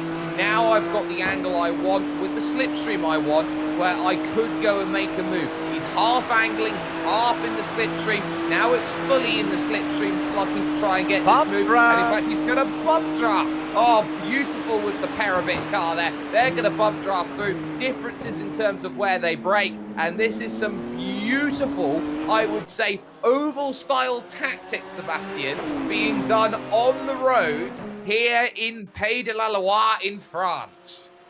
Well, I don't know if they can pick up the 30 seconds to Maniti that way, but maybe teamwork makes the dream work. Teamwork maybe does make the dream work. I've just had a look, actually, at Andrea Bristow, who very nearly, I'd have thought, went asleep at the wheel as he went through, because he was in the grass on the run up towards the Porsche curves. And very much, wake up, how you do. Alexander Davidson does, in fact, make the move, though, here going along to Indianapolis corners. So the Pure Sims Esports GT team now move themselves up into 4th place. There is Alexi Morichon for Vroom TM. He is the last car in the field running for the LMDHs and is currently in 6th position right now, Ossian. Yes. And that's a good point to make. However, I want to go back to that GD battle between Davidson and Zimmer, because Davidson was being a very, very sly fox there.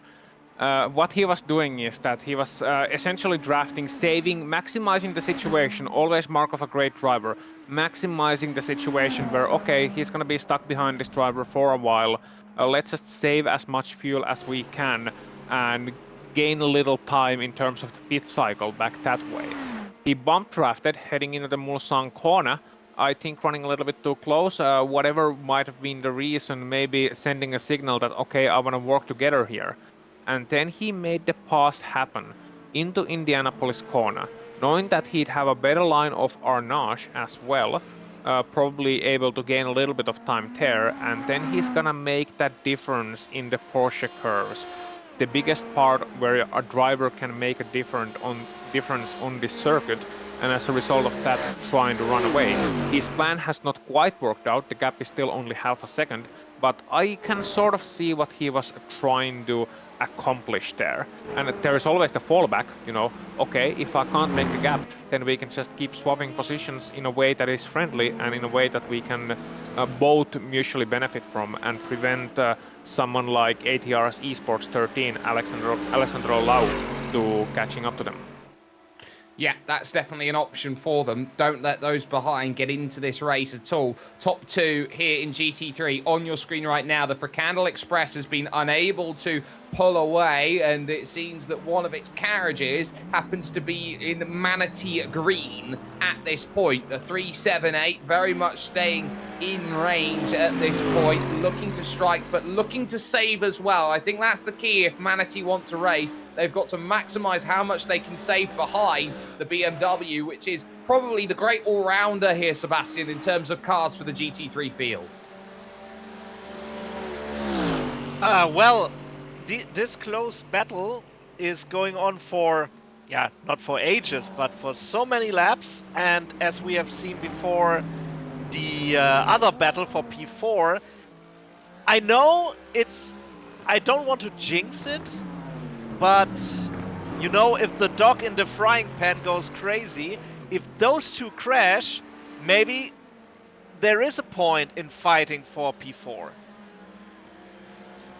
There is a reason to fight for P4. Every position matters, of course, and it's the difference between saying yes and no. Dennis Simmer is there and is staying there, actually, and really putting Alexander Davidson in a bind as they reach Mulsanne corner here, the roundabout, and then back over through the right as they look to try and charge and break away back on circuit. Somewhere around this place will be the golf course that they'll go through. That's on the right-hand side as they pass right now as they go through. But now as they look to go through under that Toyota hybrid bridge, they're now looking to try and make sure that Indianapolis is the place where the move gets done. And you have to be so alert out here in terms of where you go. They are pushing each other and pushing each other to an absolute limit at this point. They know what they've got to chase down. They've got to chase down about 40 seconds over to Andrea Bristow in the Mag Performance SRT hashtag Azzurro car, nose to tail. They go through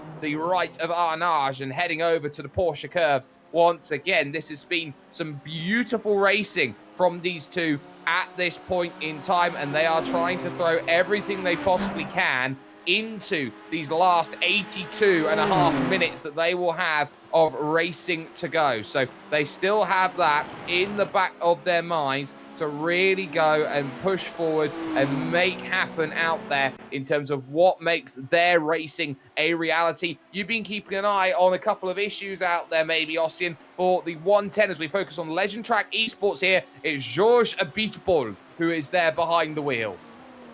Yeah, so Legend Track Esports 55 there on screens. Meanwhile, got some news. On the pit lane is the 110 of Whipperman Racing and Adam State, the former leaders of the LMP2 class, the team that was dominating it early on toward the first 6 hours of this race, now out there on the pit lane, sadly. So more issues for them. And something I'm gonna mention regarding the GD battle. One more thing, you mentioned them working together, we've seen them work together. It seems to be working just fine. Last time around 354.2 for Alexander Davidson, despite those massive lifts in the draft of Dennis Zimmer. and let's see what this lap time is going to be. But just to put those lap times into context, which they are going to need, 3:54.2 was the fastest lap of all GD cars last time around. Fricandel Express 3:54.7, Maniti Racing 3:54.8, and the team they're trying to catch up, Andrea Bristot 3:54.4. So they are trying to catch up, and so far, slowly but surely, it is working out. And if they continue to work together, it might work out even better. It certainly might do out there, and it has been a race where we do have the 3 classes, and the overall lead's the one thing we haven't really been touching on in the latter stages of this race, just the 6 cars that find themselves running and looking to go through. We do have, though, a driver waiting to have a little bit of a talk with us here at the Global Sim Racing channel. They've been really trying to put in a little bit of effort, and it looks like they might be over in Division 2 at this point. Not quite sure in terms of the team there, but they've been certainly looking to try and push, so they've been trying to do everything they can. But this is where you start thinking about things, Sebastian. You start saying, well, okay, this is what I want, this is what I need, what can I go out there and get and do? And I think we will have a chance to chat with our friend here who's joined us. Marco Silva joins us. Marco, I believe your car is in Division 2. I'm not quite too sure. How's your race going? Hi guys, thank you for the amazing broadcast and welcoming into the booth. Yes, Block Motor is fielding both a GT3 and an LMP2 car on split 2, and I think our LMP2 car is on split 4. Both running on the top 10. We have had some issues throughout the race. I mean, split 2 is highly competitive.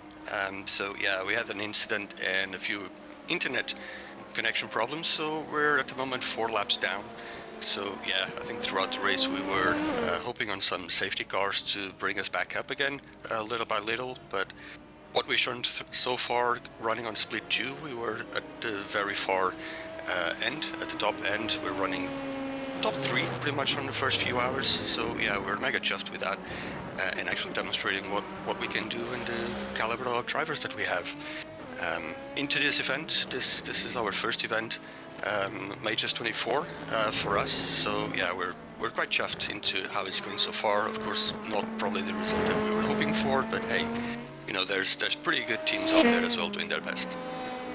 Yeah, every team does their best, and everyone, I think, is certainly in a position where they are trying to throw everything they can forward. For you as a team, what has been the main focus here with this Majors 24? You know, you've been looking at trying to get as much as you can out of this race and really trying to get through. But what sells it to you as a team in terms of the Majors 24 and why you want to run it? Well, specifically, I think it's a very high caliber event, run, you know, stewards, broadcasts, and everything surrounded, but also the competition that takes part, right? I mean, we have Casey Kirkman on split 2. I think that tells you a little bit of an indication of the caliber of drivers that belong to it. For us, we're a sim sport racing team, really focused on endurance racing, so the Majors 24 is just, you know, a no-brainer, and definitely an event that we want to participate in. We've established since you know, Christmas 2021, so we're not that much of an established team, but we are focused on endurance racing and just building a great environment for our drivers, and also for drivers that want to participate and build that framework for them to actually join a team, improve themselves through a great environment and get some mentorship. So yeah, I mean, we might not have, or might not be focused about purely iRacing special events and just trying to aim for that top split, which is incredibly competitive, but little by little we just want our drivers to improve and also to make a name for ourselves. So yeah, the Majors 24 is definitely a big event in the calendar every year. We didn't do it, we didn't run it last year, so yeah, this year was definitely a no-brainer. We actually wanted to field a LMDH entry as well, but unfortunately we had to drop out of that one, as I was meant to drive it, but me and a few others, we actually did a 24-hour race, karting race, and let's just say that our hands blistered, and there were that physical challenges that unfortunately we had to retire that entry, and we couldn't field 3 cars, but Absolutely. I mean, Majors 24, we're loving it this year, and we're looking forward already into next year. I'll tell you what, we're looking forward to this great racing. Just talk us through strategy then with your two cars, of course, your GT3 and your LMP2. So with the GT3, you're looking at anywhere sort of around an hour to 55 minutes. That's when you're coming in. And with your LMP2, you're trying to reach a mark of about 50 minutes, 50 to 45 minutes as your I'm okay to go home from here sort of time. Yes, I think from the GT3 perspective, we're actually aiming a little bit of a lower time. I mean, to be honest, I don't think we can do much at this stage. We have 4 laps to the front, and I think we have something like 20 odd laps to the back. So we're pretty comfortable where we are, just keeping it steady, clean, keep it on pace, and really, it's beyond our hands now. All the work, we're pretty much with an hour to go. We're just, I don't think there's any chance for us to improve, unfortunately. But hey, it's endurance racing. Everything can happen in the last hour. And if something does happen to the guys in front of us, we'll gladly take it. But at this time, we had some internet connection issues, so we had to fill another driver in on the GT3 team. That was not expected to go straight away. And I mean, with the fuel levels at the moment, because we had to make that unscheduled stop.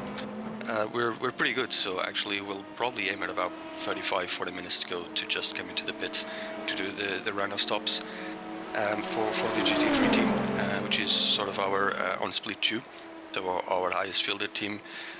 On the LMP2, similar scenario, so we're counting on the time. I think you said 50-55 minutes.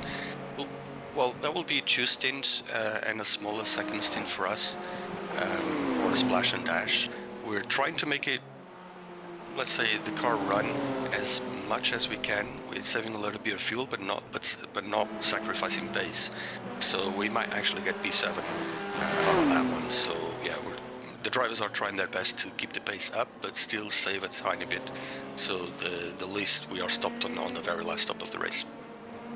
Well, we hope it goes well for you. I'm just going to send you a link as well over to the Split 2 broadcast Discord so you can have a chat with the group that's working over there at SimSpeed TV. So for you, then, we hope that your race goes as well as possible there. Marco Silva there joining us from Blocco Motore in split number 2, joining us then for an incredible amount of racing that's gone through. Sebastian, we do have to note that a GT3 has fallen into trouble, and it's a real shame because it's the Canadian-based team who found themselves with a bit of issues out on track. It was ASR x Able Esports. They had issues with Guillaume Levesque, which means Charles-Etienne Boucher is now going to be into the pit, or into the car now, and back out and running, but they have lost the lead lap.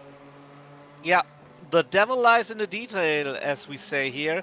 The point is, you're racing, you're feeling confident, and then the internet crashes. And then you are lucky, I think they are lucky, like coming back from the pits with no damage, just time lost via the tow. Yeah, and it can be so harsh. I mean, it's like in real motorsports, like engine damage or something like that, technical failure. But I can't imagine, just imagine you're driving here for hours and hours and hours, and then your screen goes black, or I don't know, your router is just blinking like a Christmas tree, and that's it. Could very easily be the way that racing goes. It's very much the same as an engine going out there, and it really does put pay dirt into the time and the effort that everyone pushes through. The battle for fifth still on, of course, in this category. It's worth noting that the Fricandel car has come in and has made its pit stop, so that changes them in terms of where they are. They're now in third position, 55 seconds off the lead, and Sommer's got to push against Tim Majka here, who really has to make his strategy work. But it does mean, actually, that the Fricandel Express are off kilter and off strategy right now at this point, Ossian. They're going to need a splash and dash at the end of this race, so they're going to have to find their best driving boots forward from here on in. Yeah, they will, and that's always that's the thing you don't want to hear as a driver, nor as a team, that, we'll need the splash and dash. We just couldn't save enough fuel. or it wasn't possible to save enough fuel. Whatever the case, they're now biting themselves over some decisions made earlier on in this race. It all comes back to haunt them, but that means they're gonna now have to just drive on, deal with it. They can't change it, so just deal with it, try and drive as fast as you can, and really the upside of it is for a driver is to hear the message, okay, you don't need to save fuel anymore, because that means you can just, laugh to yourself a little bit, smile to yourself a little bit, and go, okay, time to see what I can do. That is your leader in your LMP2 class. It is Callum Reed-Garton driving for Sabelt Esport, and they have really been pushing hard in terms of what they want. They have been one of those teams who have been on the edge of being one of the good endurance teams out there, and they have been making more and more waves as this has gone. Thomas King, Andrea Abati, Callum Reed-Garton, who's behind the car, and of course their director of operations in terms of this race, Francesco Lamanna, has been there in the car. This has been a really, really strong showing by them, and they are just holding everyone they need to at an arm's length. Over this stint, Sebastian, they have pulled 10 seconds on the Synergy car. 10 seconds in one stint on this level is just off-worldish. So, yeah, in the end, I mean, they have now nearly a 2 minute, 1 minute 59 and 8/10 of advantage.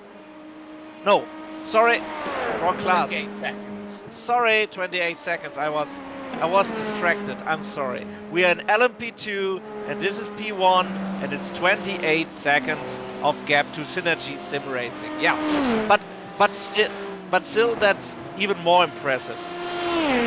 That is impressive. Let's take a look at the GSRC replay. We've found some troubles out there on the circuit here, and this is George Habitable, Legend Track again getting themselves caught up in a few dramas, and that is the scariest place to be, in the grass, trying to save it. Do they keep it out the barriers? Oh, no, they don't. And that is a hit for the 55, which has probably been struck off a couple of Christmas card lists over the course of the day. Ostian, they find themselves in the barrier and give themselves a little bit of schadenfreude. Yeah.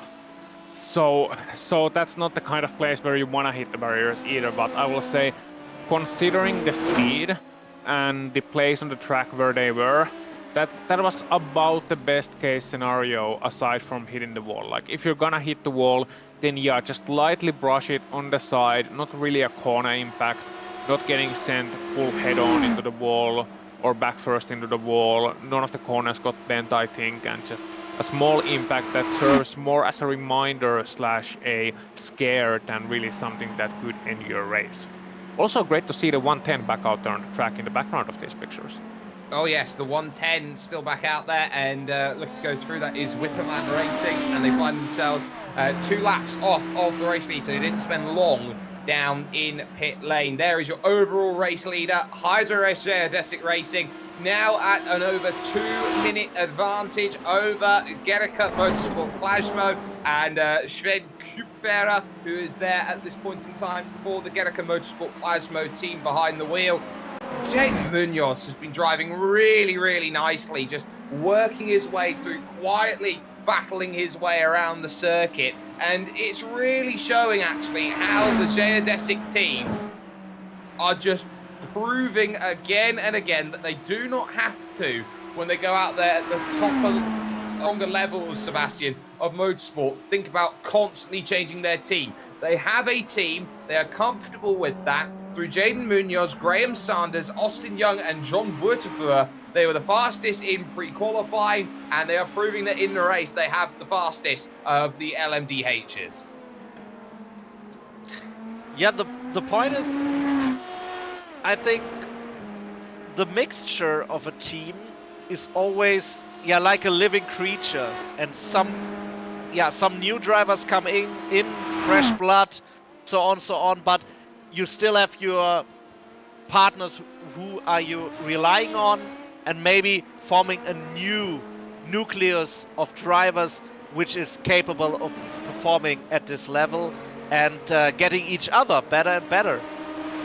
I just want to know that the 16 Pure Sim Esports LMP2 has got a black flag, and that was not served, I assume, on a slowdown penalty. So that will be them having to come back into the pit somewhere. So that's Chris McGrath, who is behind the wheel for them at the moment. They'll have to come in and serve that at some point. They don't serve it at this time. Jack Wilson, by the way, is racing quite nicely here for Effect Simulations, as he's in a race with the Hydro Race Geodesic Racing black car. Nate Grashelski behind the wheel of that.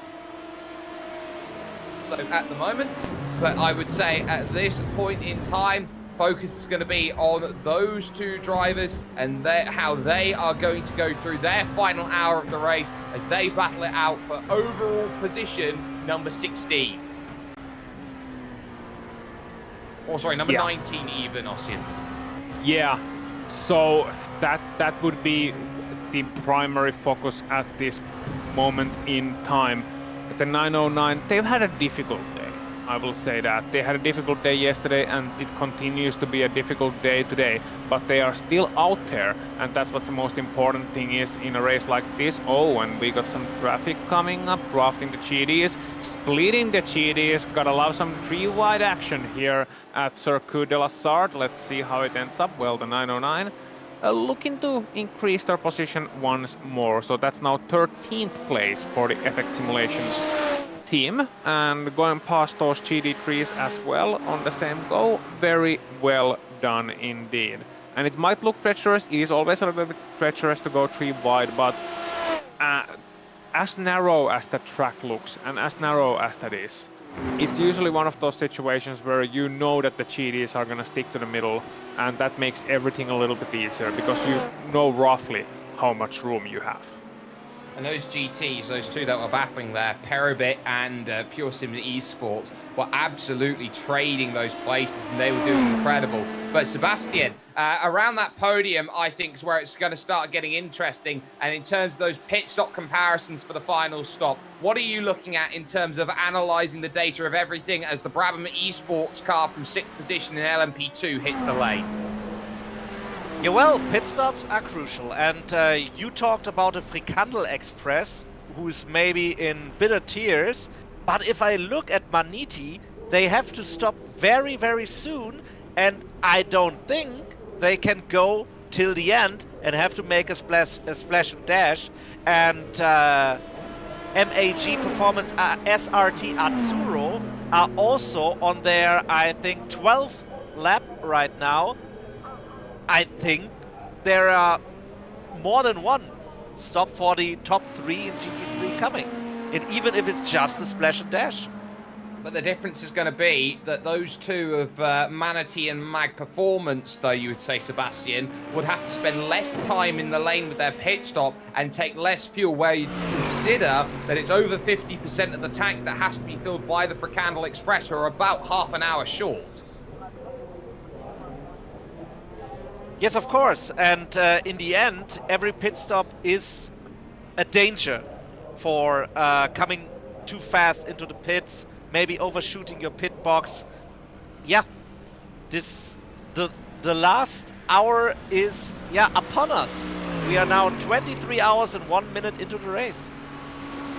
We are, and we are really knocking on the door of being right there to the end of racing. We've just had a number of drivers just jump in to the pits. Monas Nilsson is one of them for Pro Sim, who has just jumped into lane, and Benjamin Lindsay out and away. In comes Jack Wilson then to make the stop for Effect Simulations 909, jumping in, and will be shadowed into the pits as well by one of the LMDHs. On top of that, Alpine Eagle Racing Ice, currently second at the moment in class as it stands, but has just seen through Robin Clarum go by in the Pure Sims Esports LMDH 116 machine there, so they've gone by. But Asher here is still one of those few drivers who hasn't necessarily needed to make that pit stop as of yet in second.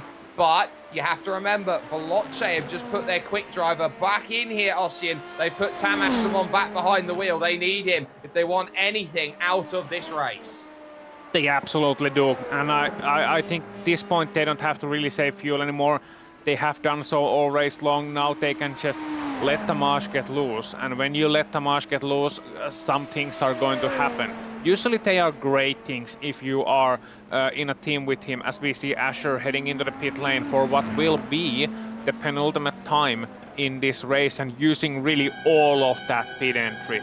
At some points during the night, during the graveyard shifts and such, you might take things a little bit carefully. Right now it's clear from the body language of these drivers in the way that they're driving, drivers' body language, and the way that they're taking risks, the way that they are gambling with things like pit entries and stuff. It's all on the line, and we're here for it.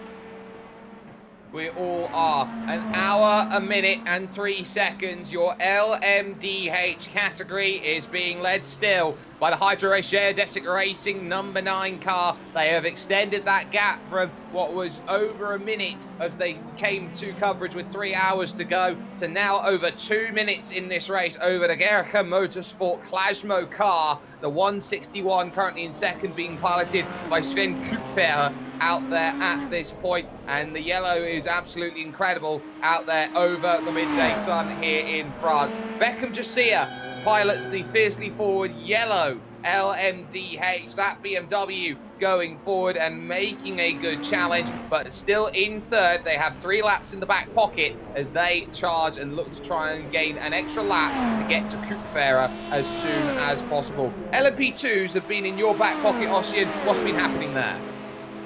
So in the LMP2s, you can see it's still Callum Reed Garden in the Sabelt Motorsports, Sabelt Esports rather, 290 entry. They've been leading for the duration of today, and they are still leading just ahead of Veloce Esports, Tamás Simon, in that almost all-white car. It is a beautiful livery, despite being a rather simple livery, and it shows a race car. And in that car is a race car driver, wearing the helmet of perhaps the most accomplished race car driver of all time. So Tamás Simon certainly looking to do that red helmet some honors.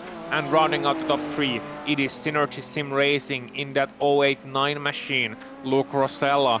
They've been a team that we've talked a little bit less of than the leading duo, or the 128, or even the 18, but certainly Synergy SimRacing showing themselves worthy of the name.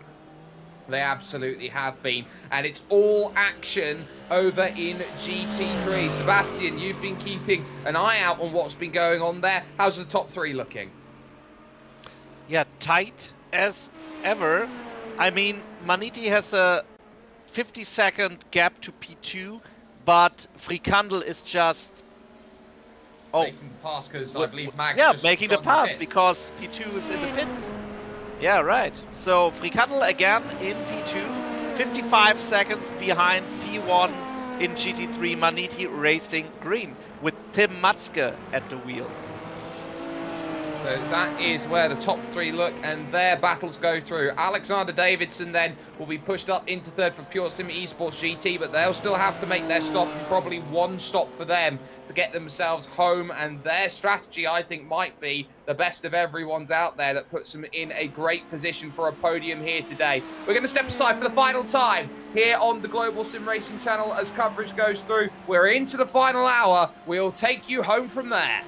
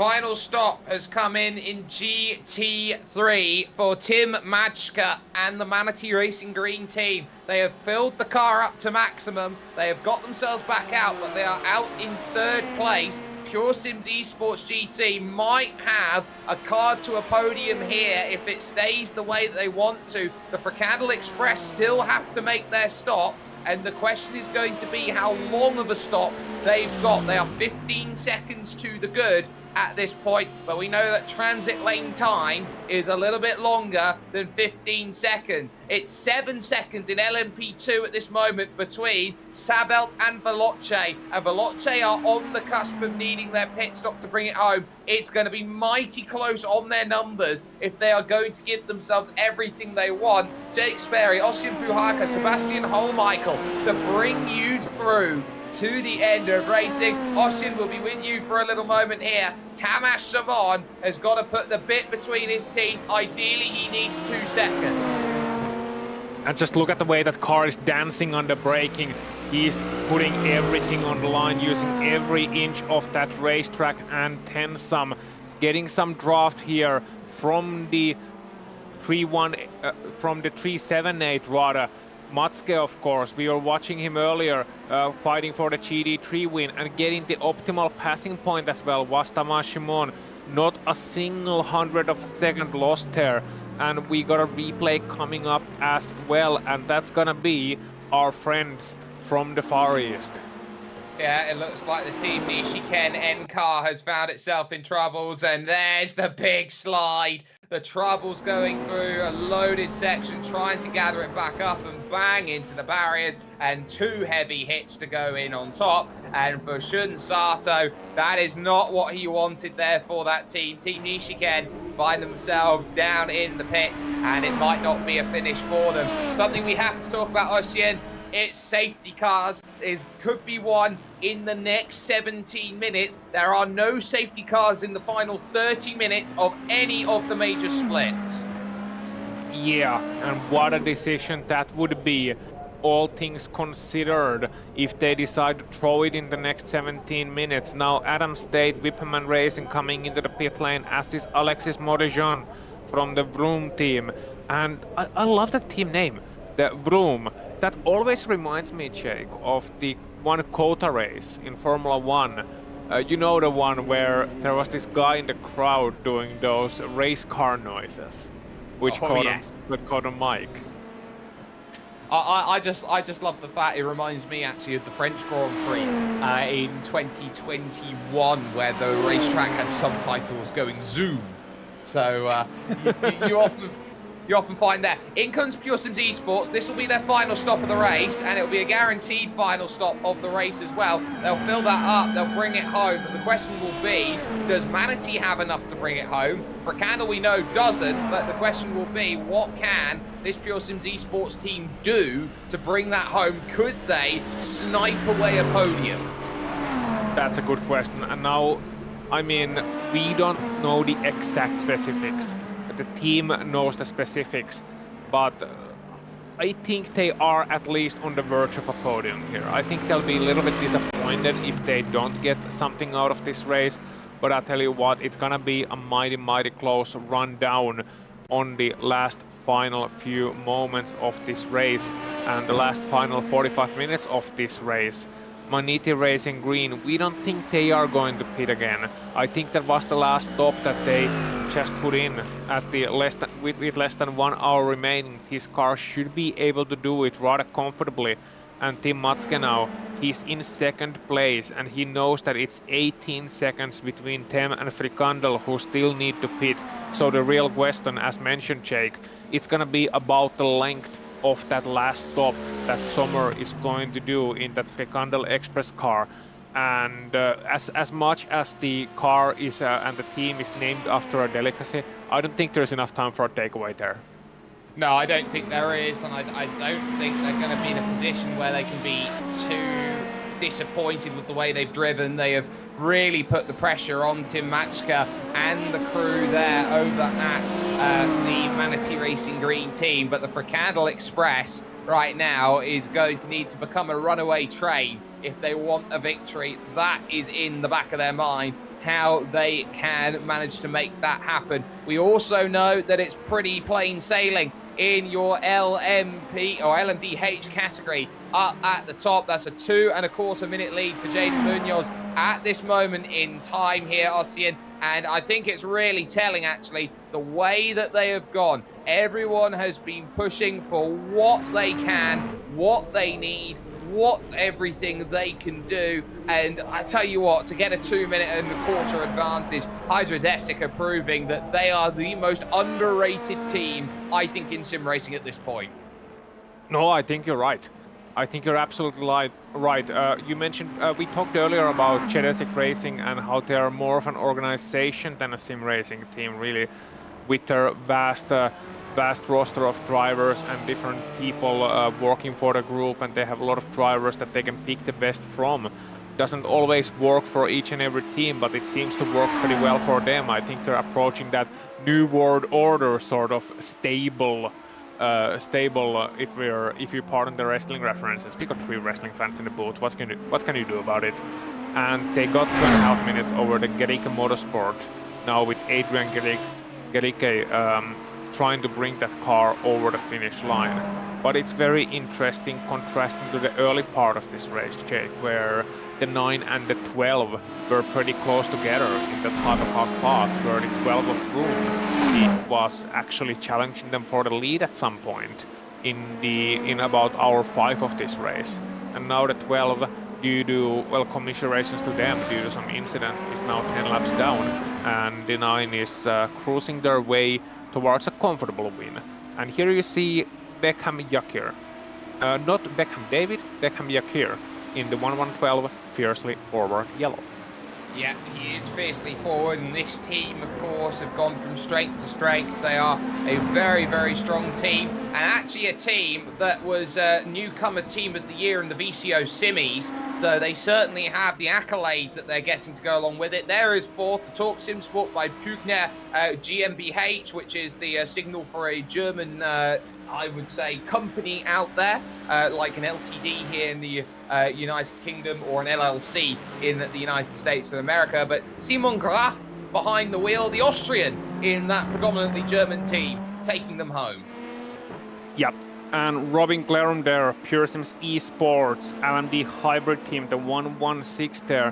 One of my favorite liveries, and I just like to see that high visibility yellow shown in these race cars and how it works with like black and white. We saw it with working pretty well with white with the Braun GP cars in 2009, and it's just a color that complements these cars very, very well indeed.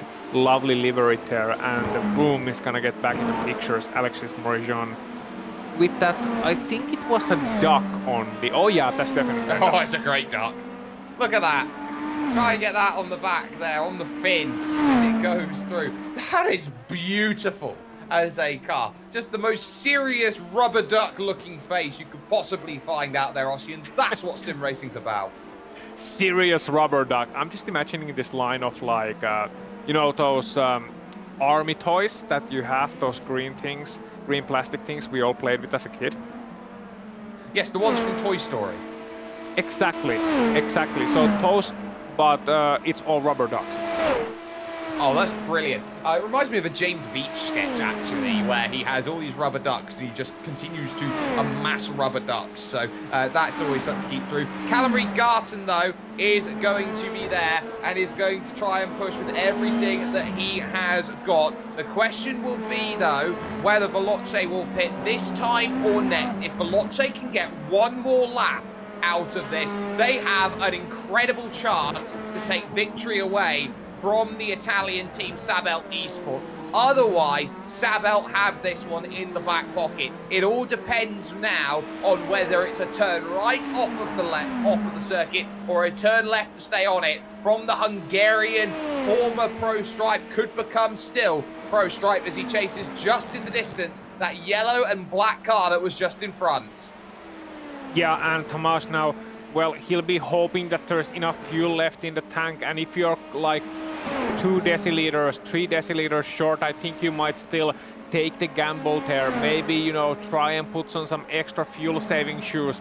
Maybe just like Roope Turkkila back in the olden days. That's a name for the old-timers in iRacing endurance scene. Let's see if he turns right here. Or will he go on? Oh, it's gonna be a turn right and it's gonna be a pit stop for Tamás. 40 minutes left. It is really going to be close on his fuel if he wants that to be second position overall. Luke Rosella might be able to take one away. It's going to come down to predominantly when Jacob Munoz in the lead of this race crosses the line. I think that's going to be the difference maker in terms of where they go, in terms of what their strategy is, in terms of that podium place. Rosella right now finds himself moving up to second. In comes the Fricandel car with 39 minutes to go. So this is it for GTs as well. Daniel Zommer is in for Fricandel. Yep, and now we're watching that gap go down, and it's gonna be lead for Matske and lead for Maniti as well. But how much of a lead will it be? Will it be 5 seconds, 10 seconds, 15 seconds? Because if it's closer to the first of those numbers, around 5 seconds, then yeah, it's still doable. We're watching now Matske taking the lead in the GD3 class. Now Sommer is still in the pit lane. It's growing, and it's gonna be growing to the numbers where it's gonna be very, very difficult to catch up throughout these last couple of minutes in this race. I say couple of minutes, it's still 38 minutes left. We're not calling it yet. Oh, and Stefan Hoffman there in the number 18, going past the 38 that just came out of the pit lane. So, no, not at all. No, Tamás Simon was not hoping to encounter a battle for position when he left the pits, and he is right in the middle of it. And finally, the Fricandel Express car, fully filled up, is going to leave, but might not actually have second position overall, leaving the pits. It's going to be really close between the 378, or actually it was going to be, but the Mag Performance SRT at Turo car was also in the pits then to take final service, and that car is now going to have to be absolutely going then off of the final stages, and is going to be ahead of the Pure Sims Esports GT car by about 5 seconds. So that's going to be close between now and the end of this race. Tamás Simon knows he's in a race. He's going to have to go and find some places as we focus on the TNT car of Benjamin Lindsay. Currently 7th place in the LMP2 class. It hasn't been the kind of race we've expected from TNT Racing perhaps, but they are still out there completing laps crucially. Now let's see how they are faring versus the 62 of Brabham Esports, versus everybody else around them, just focusing on Lindsay right now, who is gonna be given the honor of finishing this race for the team, and that is always an honor, as it is for Chris McGrath in the number 16 Pure Sims Esports LMP2. As mentioned, a beautiful livery in that car. It's gonna be a great feeling for those drivers. For some, it's gonna be a jubilation after a great result, maybe a class win, maybe a podium. For some, it's just a matter of bringing it home, wanting to actually finish the race, wanting the accolades and the points for that. And for some, it might even be their first endurance race or their first 24-hour race. And you always remember your first race, no matter where it was.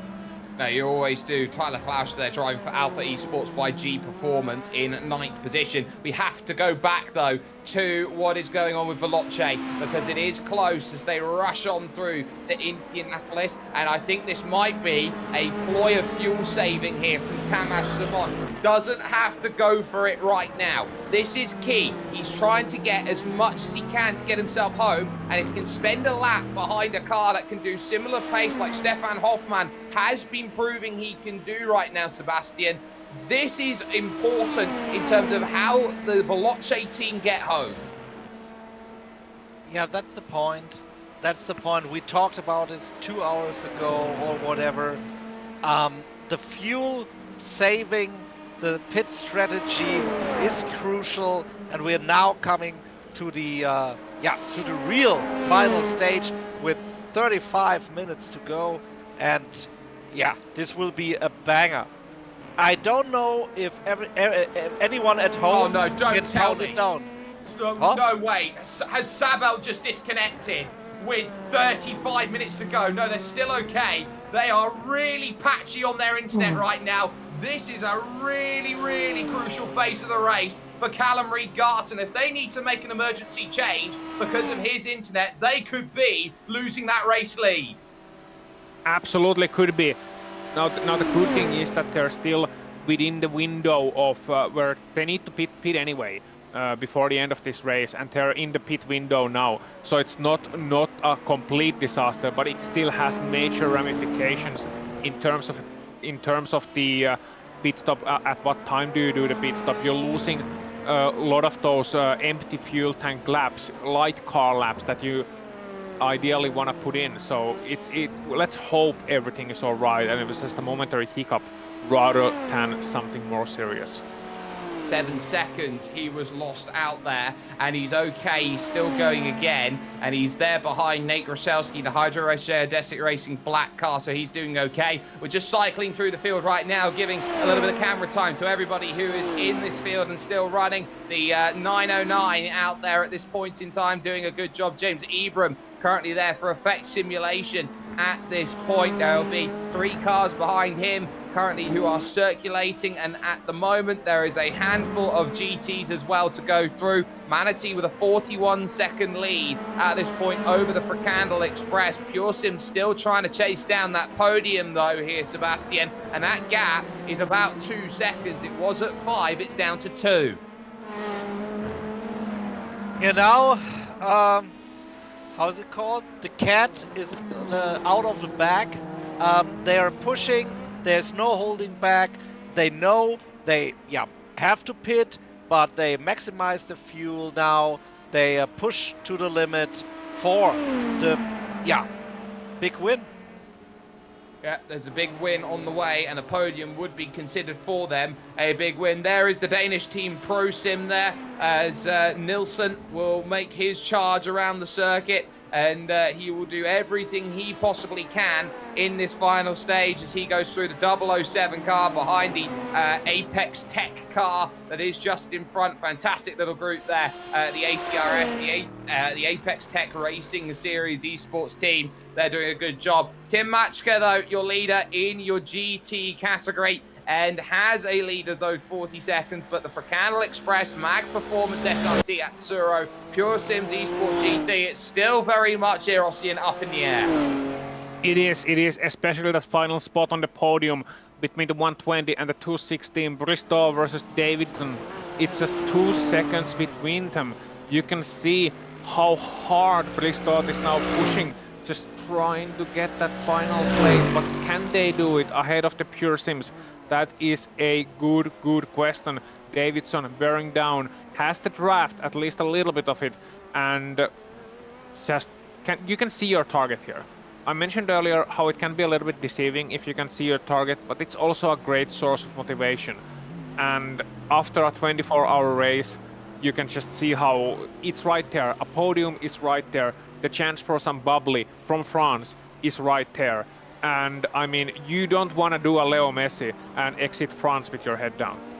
No, you really, really don't. And there is Dennis Zimmer in 5th position, just watching that group in front and how much they're going to be racing for that podium. He's going to hope that Alexander Davidson comes together then with Andrea Bristott out there, the Italian, just in front. There is Vilis Rosenthal's for ATRS Esports and the pushing that they've done for Apex Tech. This has been a good run from them in 6th position, but it is all down to that group. Pure Sims have been quiet about the way they've wanted to go about this race, and they just might get a podium. And there's a rare sight there from Antoine Bastard, who is there in the 56th Racing Team Red, a Ferrari, Sebastian. Yeah, it's rare, I would say. So we can enjoy a Ferrari here on track. I mean, if we look back into the real world, with Ferrari winning the 24 hours of the Nürburgring in the real world, yeah, but there's always a difference in sim racing. It's like, yeah, if you are a driver in real world and you're driving into the track, nobody can disturb you. But we have seen, like with the internet connection stuff, or maybe the private life, or a cat, as mentioned before, can be a huge thing in sim racing. And so, yeah, we are happy for everyone as we cycle through the field who is still racing in this split 1 at the Majors 24. Georgia beats Bolt for Legend Track Esports, number 55 car. You can see the rear is looking a little bit worse for wear actually as it goes around, but is certainly doing a solid job of keeping that car on the island. Has been made a little bit of contact out there with a couple of the other cars out there. Has the Legend Track car, so they've been in a bit of trouble. And there is Moon Young Soo, Ossian, the only Korean driver in this top split. You mentioned how the Far East region in general is underrepresented in sim racing, or underrated in a lot of ways, and it's great to see that it's growing in the continent of Asia as well. You see a Korean driver, Moon Young Soo there, and doing pretty well so far. I mean, they're in 10th place in GT3 class. They're in the top split of majors. That's nothing to scoff at. There's 10 splits in this race, 4 of them being broadcasted, so it's a great achievement to be there. Same applies for the team that is back on track, Jake. They're back here, they're racing. They are, Team Nishiken back out there. Shin Sato bringing them home in what must be a very late evening for them as they look to challenge and go through 11th position for, and they are the last cars running. Luke Rosella in for his final stop for Synergy. Where will he come out in comparison to Asher, to Hoffman, and to Tamas Simon here, Sebastian? Well. If I look at the others, their P3 is at the end of the Porsche curves, so it will be tight. There is Tamas Simon, 5th position.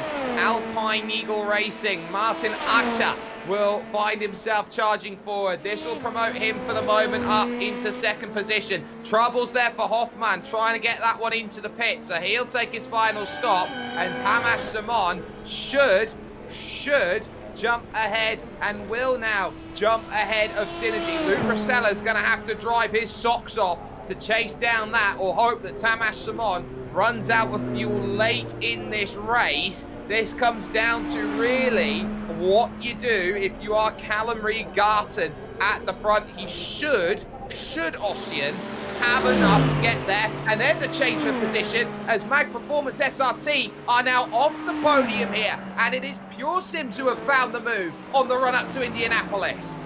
And look how close Bristow was drafting him as they come down that corner, just really showing that, okay, I may be out of position for now, but I'm still challenging you, just trying it to the inside at Arnage. We've seen how many incidents that corner has claimed, especially for the prototypes, and they have to deal with some lap traffic there. One more hypercar coming up as well through the Porsche curves, and I wonder if I don't think the hypercar can actually catch them up before the curves. No, it can't. So there's a 2-car battle. Not what you want to see when you're the fast class. You don't want to go through battling cars. They're less likely to give you way. They're just focused on their own little battle. But yeah, here we go. Doing pretty well in that department. And that means the battle will continue. I wonder what Bristow can do versus Davidson to come back into this one. Is he gonna stay in the draft until the end of this race and then to pull off a last lap move, or will they go into a full fight mode? I know what we want as broadcasters, Jake. I know as well. That was the Pure Sims LMDH there that was making its way around those two. So the GT out there trying to go through. Lots of drivers then coming in for their final stops out there overall. But the lead still a minute 4 at the moment for Callum Reed-Garton and Sabel Esports. They'll be hoping for no more troubles between now and then. There is the 290 out there on circuit. We've spent a lot of focus on this Sabel team who are looking for that crowning race victory here, Sebastian, to put them up to that next stage, and they are dancing about a little bit. Now the prancing pony on the way over the track. Yeah, this is what we all come for. This is all what we want to see about sim racing. This is, yeah, like in the morning, I had the stint into the night with the sundown and the stint with the dawn. It was so beautiful, and even more beautiful is this final stage of the race. Everyone is on the edge of their sim racing seats, and with sweaty hands. I think gloves are off now, so yeah, I am happy to be here with you guys. Gloves off, knuckle dusters on. Final 25 minutes are left, and Andrea Bristow now has to pick and choose if he can find a way back through on the BMW in front. The BMW is a better all-around car, but there's a better top end on that AMG Mercedes Evo that Andrea Bristow and the Mag Performance SRT Azzurro car is piloting. So it's going to struggle a little bit through these chicanes here, Ossian, but on the straight, on the Mulsanne, he's got it good. Little bit of wiggling there going over the bumps, and you have to be very alert as you drive on this Mulsanne for the crown in the road. Watch out on the inside here. See on the right. There it goes. That's Alexis Morichon going through for Brutiem. Yeah, I love the sound effect there. Like, reminded me of the V10 era of Formula 1, the one I grew up with now. But yeah, I don't think Bristow was too anxious about making the overtake just yet. You can see them both following the middle group. Once again, there's no lap traffic coming up for them in before the Porsche curves. I don't think the next LMP2 down the line is Everett Paddock in the TNT Racing, but he's ways back as they are already heading towards Indianapolis. And here's the last pit stop for our overall leaders then. And that would, of course, be the Hydro Race, Chedesic Racing, the number 9 team with Jaden Munoz just getting in for his final stint. And you love to see it. Each and every one of his teammates is out there connected to the race as well. They're watching and they're cheering him on for what will be probably one of the best 23 minutes of his life.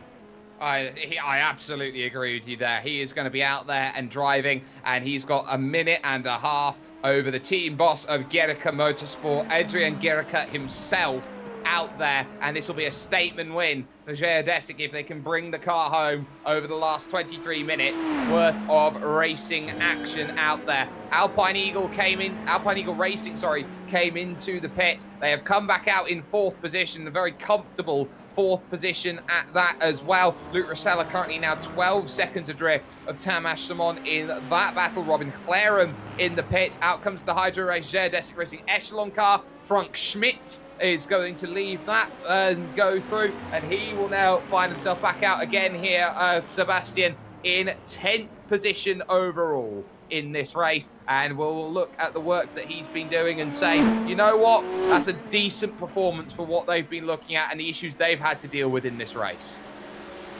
If you're in the top 10 in this race, you have done mostly everything right. So yeah, it's now for some people it's the gloves off phase, and for some people it's the pure enjoyment, which you already announced.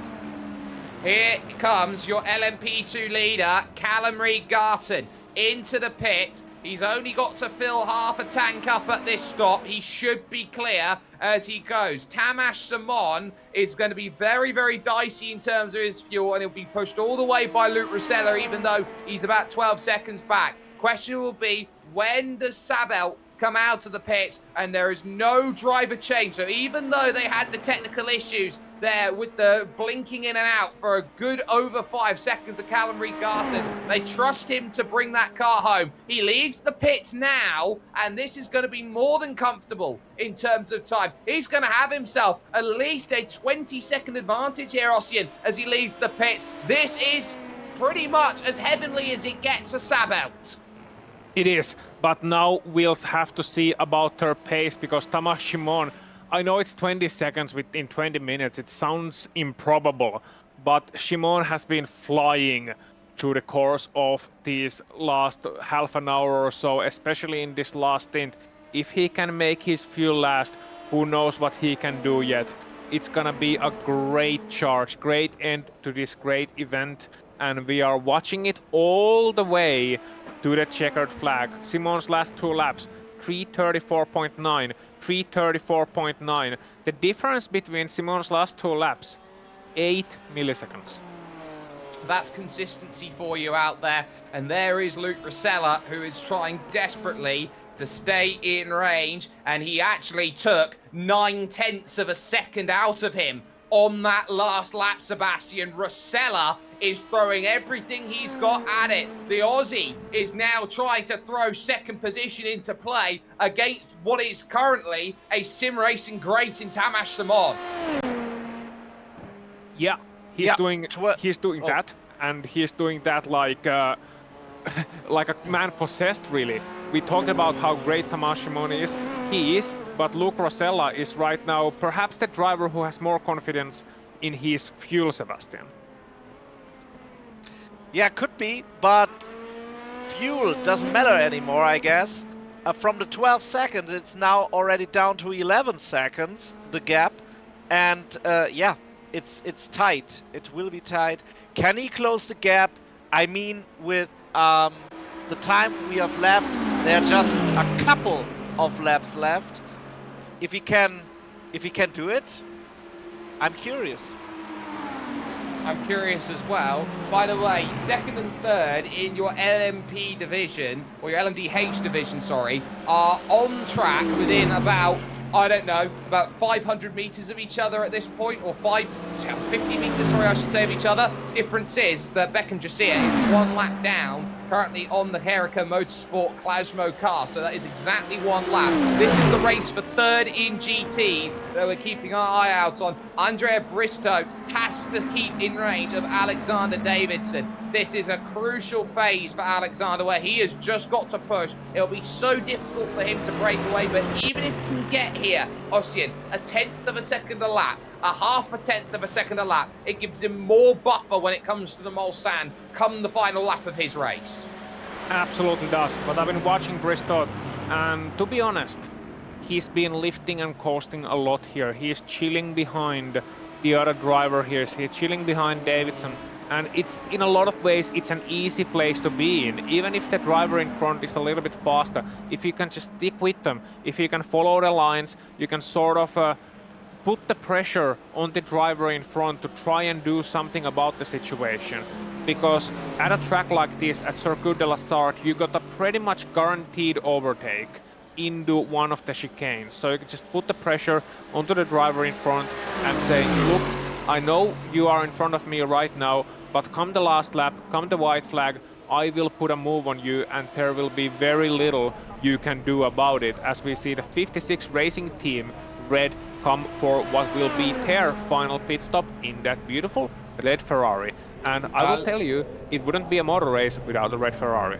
I tell you what, I do love the tricolor there on the rear wing. That is beautifully done in terms of livery design. There is Tamas Simon. The gap now is 23.6 seconds as they cross the line, and it was a 3:34.8 on that last lap, as of course Callum Reed-Garton was on his out lap as he went through. Luke Rosella just behind, a 34.6, was only able to put 0.2 of a second together, but that's okay at the moment. Rosella is forcing Tamas Simon to push right now, Sebastian. Yeah, this is... We said it again and again and again. Now it's time to push. Now it's time to go for the podium, to go, at the majors, pedal to the metal to win the coins. Yeah, you will have them forever at home, at your wall. So this is really something special Mike and his team put together here at the Majors 24. Absolutely, they've done it so well, and this has been a race upon races. Andrea Bristow, though, still wants to find that place. He still wants that third place, and he will bump along this backstretch over towards Indianapolis corner. He is going to make sure that Alexander Davidson will sweat every single corner of this racetrack, and he is going to do everything he possibly can in his power to get himself into play. This is it for these two drivers. Mag Performance, the Italian team who have been more known in open wheel than they have been in their GT effort, and Pure Sims Esports, Ossian, who has been a team which pretty much walked into the top echelons of sim racing and went, I will put down my marker and say we will always be contenders in any race we challenge. In comes Simon Graf. Simon Graf into the pit lane, Adrian Gelica in the pit lane as well. Yeah, Pure Sims, they've been living up to their name, certainly. I mean, when you see a name like Pure Sims Esports, you know that they're for real. And when you see their driver lineup, you see, oh yeah, they're definitely for real. Alexander Davidson driving for them right now. You got Eric Grove, Jamie Rushford, and Ross McFarlane in that team, and all UK effort. And unlike UK Counter-Strike, there's one good thing UK got good in terms of esports, and that would be sim racing. British racing drivers, they've always been great, more or less. They've always been fighting at the top, or always been at the top. It's one or the other. So they got long traditions, and these guys definitely continuing on those traditions and showing that, yeah, they can hang with the big boys. And now it's all a matter of what can Davidson do here, because it's all fine and dandy, Jake, to hang with the big boys. It's all fine and dandy being in a podium position for now, but what can Davidson do to prevent that podium position from slipping from his hands? Well, this is the country of the garagista, so to speak here, the likes of the United Kingdom. And I'm sure for Pure Sims Esports, they would absolutely love to be on that podium. But if Andrea Bristow has anything to say about it, that could be a difference maker. It's all on him, though, at the front. Hydro Geodesic Racing, Jaden Munoz now up here, Sebastian, to a 2.5 minute lead. That is light years now at this point. So this time I'm in the LMDH division, I guess, with this gap of 2.5 minutes. Yeah, there is no doubt about Hydro Race Geodesic Racing with Jaden Munoz on the wheel. So they will win. They just have to carry it home carefully. But we all know how carrying home a race car here, it's more like an egg. Yeah, you cannot afford to drop it and have your egg crack out there on track. There is Alexander Davidson just behind him, Bristott. There goes through Adrian Guerrica, then making his way through second overall currently in this race. And Alexander Davidson will know that every lap is still that sweat and a little search to the inside every time you are going to go to the Sim Racers 101 handbook, Ossian, on what you need to do. And if you turn to the first page in that book, it says get wide in the mirrors. That's what Andrea Bristow is doing at this point to Alexander Davidson. He is making himself a nuisance behind him. He is, and he's putting on a lot of pressure on Davidson as well, where Davidson knows that, I think they both know the situation. Neither of them are exactly dumb. So they know the situation. Davidson knows exactly what Bristow is trying to do there. Wait until the last lap, then complete the move. But instead of being able to chill and relax for the 20 minutes or so, he's being constantly hounded, and he's being pressured in those braking zones to where I think Bristow is trying to eke out a mistake from Davidson, whether it's Davidson getting a little bit intimidated, braking too late and missing his markers in a corner, whether it's something like putting up inside move on a place you don't expect it in and trying to force a mistake out of that car. You don't want to hit that other car. That would go down dirty, but you can absolutely throw the entire book at him at this moment in time. So Bristow is playing this game where he's not only waiting until the last lap, but he's making that wait as painful as possible for Davidson, and maybe trying to get into his head, where he's trying to cloud that thinking, trying to get the red mist to descend on Davidson, and trying to essentially have him be in a space where you don't want to be in as a racing driver, which is of course angry. Yeah, two more LMP2s then dive off into the pit lane, and they make their stops, and that will be them done then for their races. They will get themselves back going. A splash and dash with 10 minutes left to go. There is your GT leader, Manatee Racing, Tim Matschka, out there in front, Sebastian. And those 42 seconds have been on pure consistency over the final 6 hours of this race. Yes, they had been trading for a point in time with the Fracandal Express, but they know that they are pretty much okay from here. They might need a splash and dash, but they look like they're well within the range of splash and dash range should they need one. Well, as I counted down the laps, and as I said before, I'm not sure if they don't need to pit again.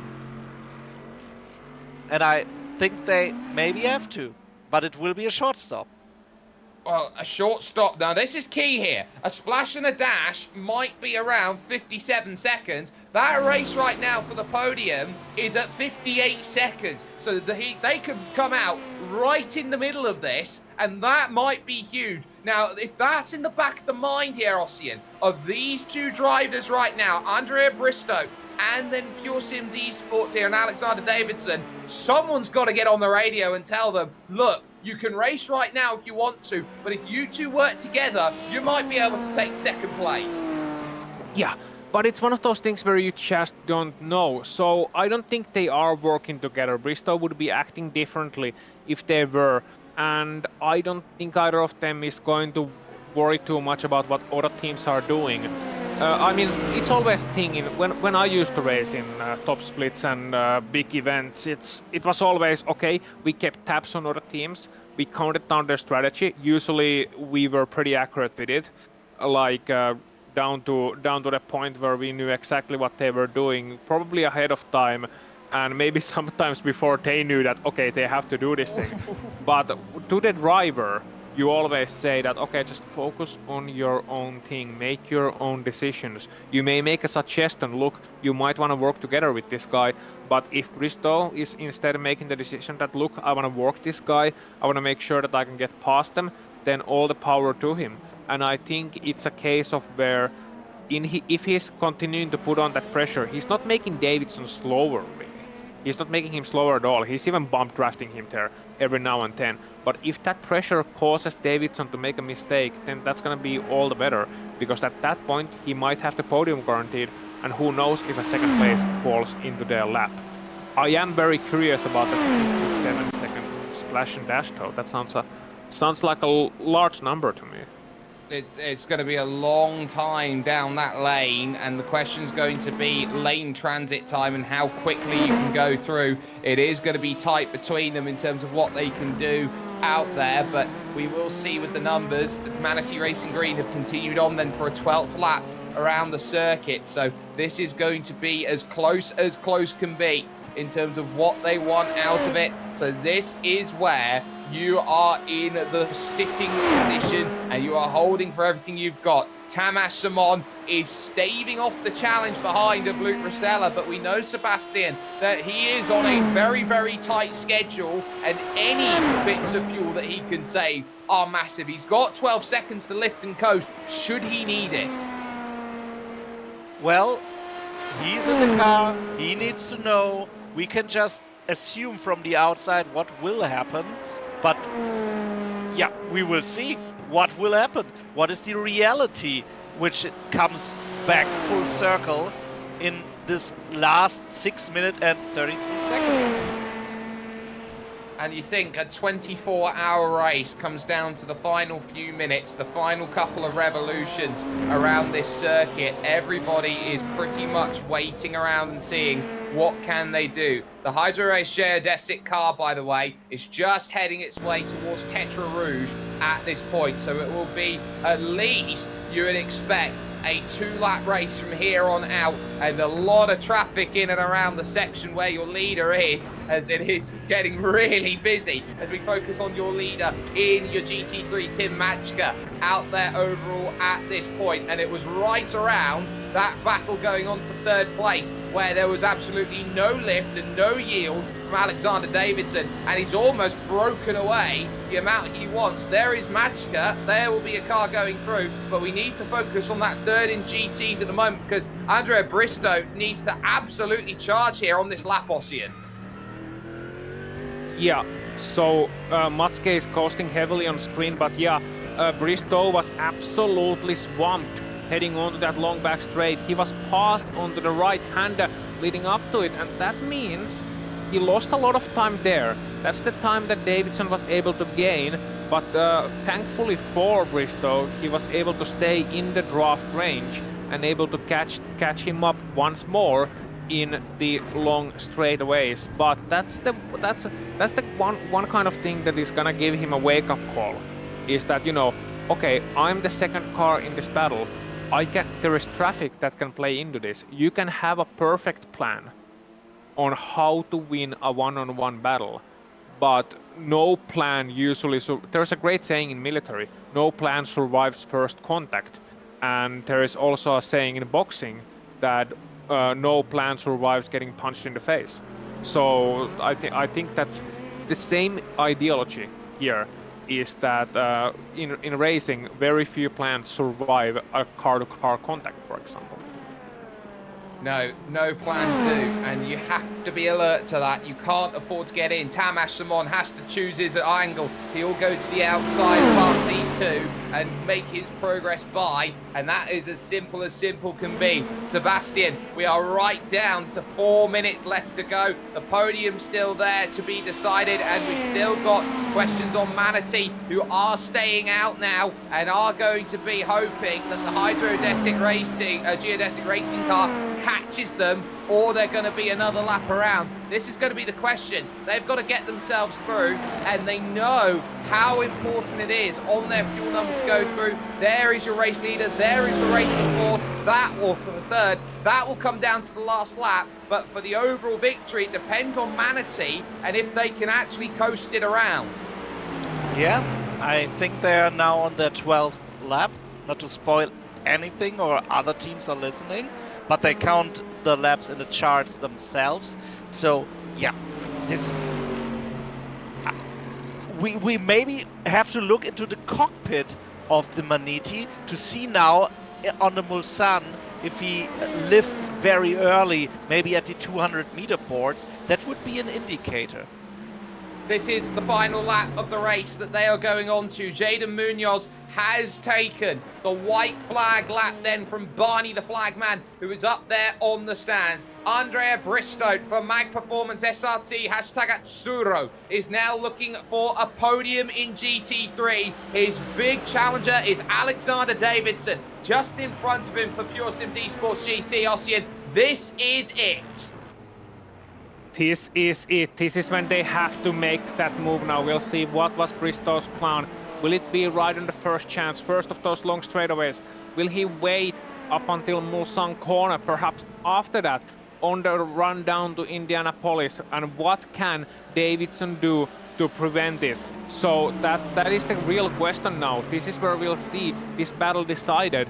And I'm curious, I'm personally banking on the exit of Mulsanne corner. That's where I would try and pull off the move that gives a guy a chance to try for a return pass into Arnage or maybe into the Porsche curves.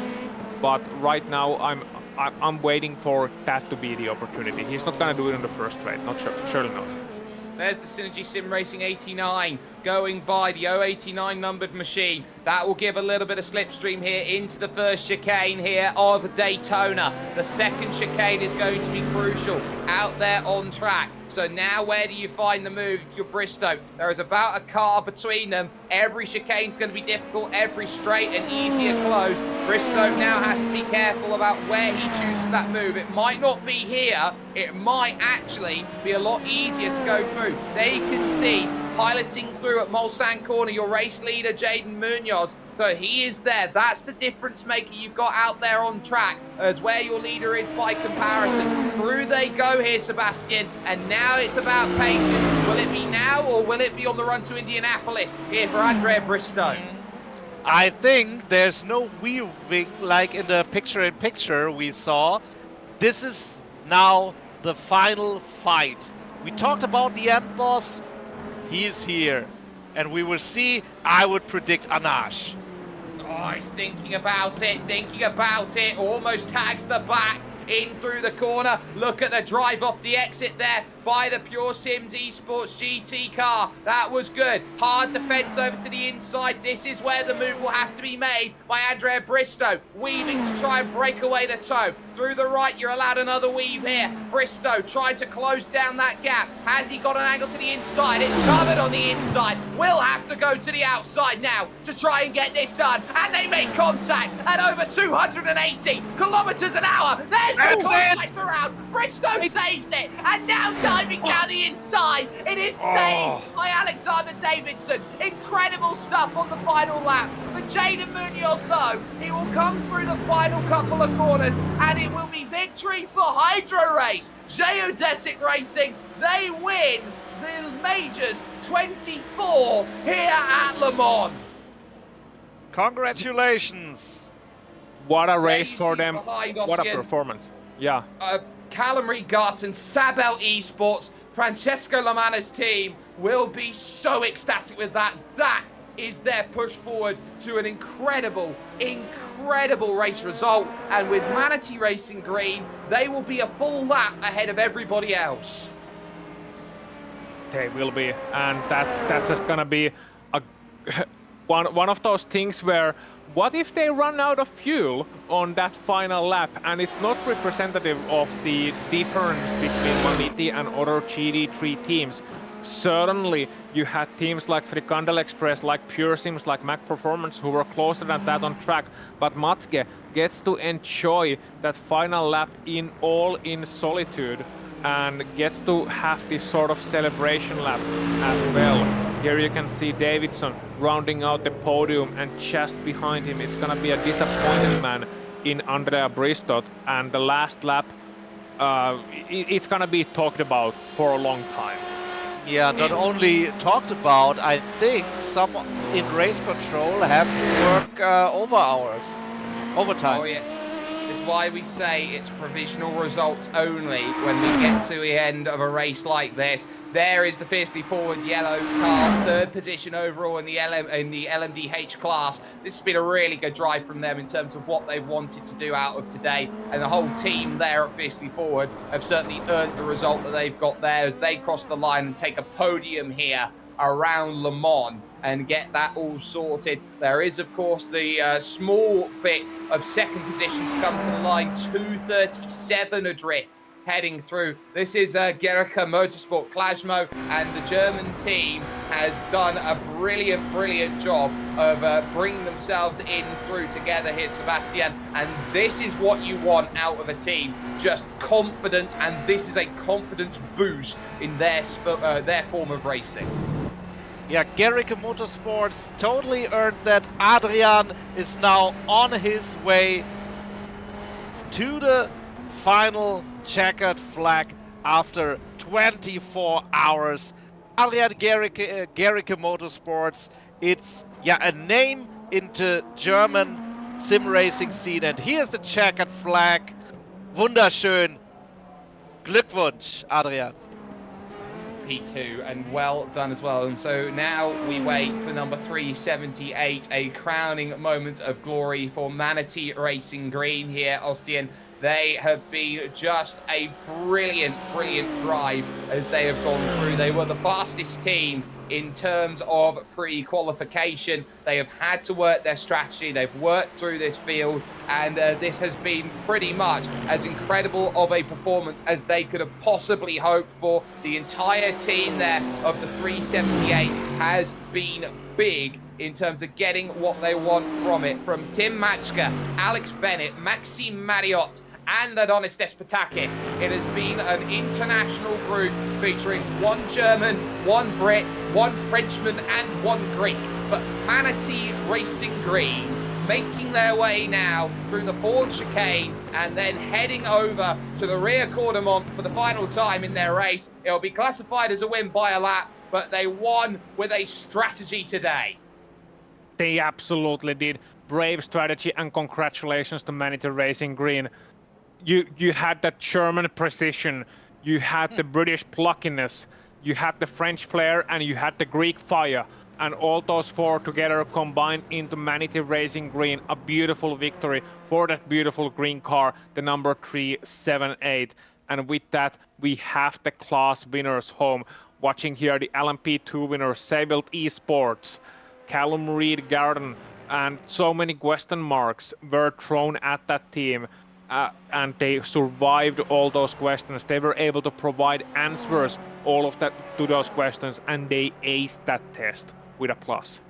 Oh, they really, really did. They've raced once, not just once, twice around the clock here in the Pays de la Loire countryside. We're going to step aside for one moment here with the Global Sim Racing channel. We will have post-race fallout after this from the Circuit Day 24 Hours du Mans. This is your Majors 24, and we have just found completion.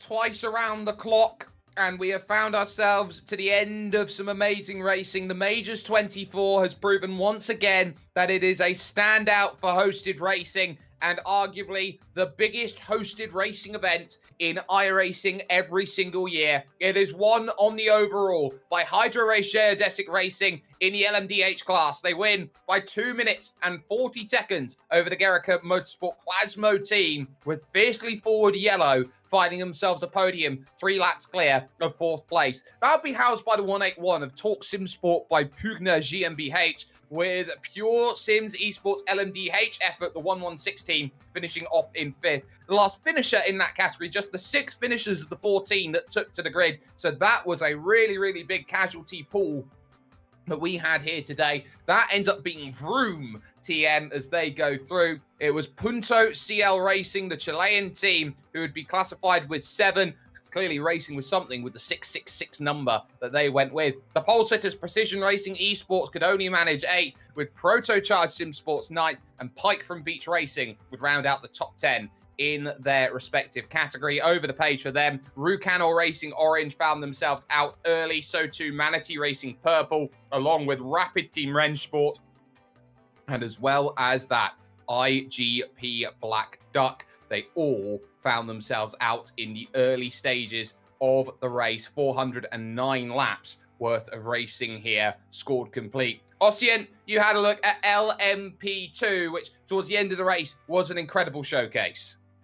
Absolutely was. Couldn't have worded it better, Jake. Sabled Esports taking the win in that 290 after what was a rear-clenching 24 hours ahead of Veloce Esports. Their charge near the end not proving quite fruitful enough, but they can find solace in that silverware in form of a silver medal. Synergy SimRacing, the 089 team, rounding out the podium just ahead of Alpine Eagle Racing, ICE, and the number 18 of Lance Stroll, future world champion.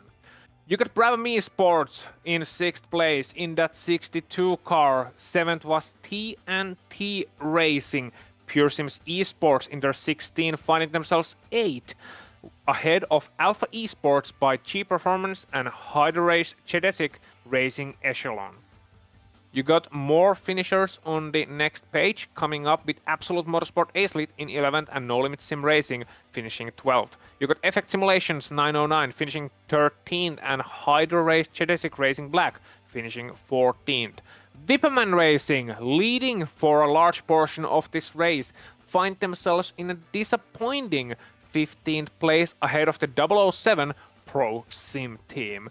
IFR Esports 17th, Valorous Motorsports 18th, and Brabham Esports hissing Sid, another team finding themselves in a lead fight at one moment in time, able to finish only 19th in class.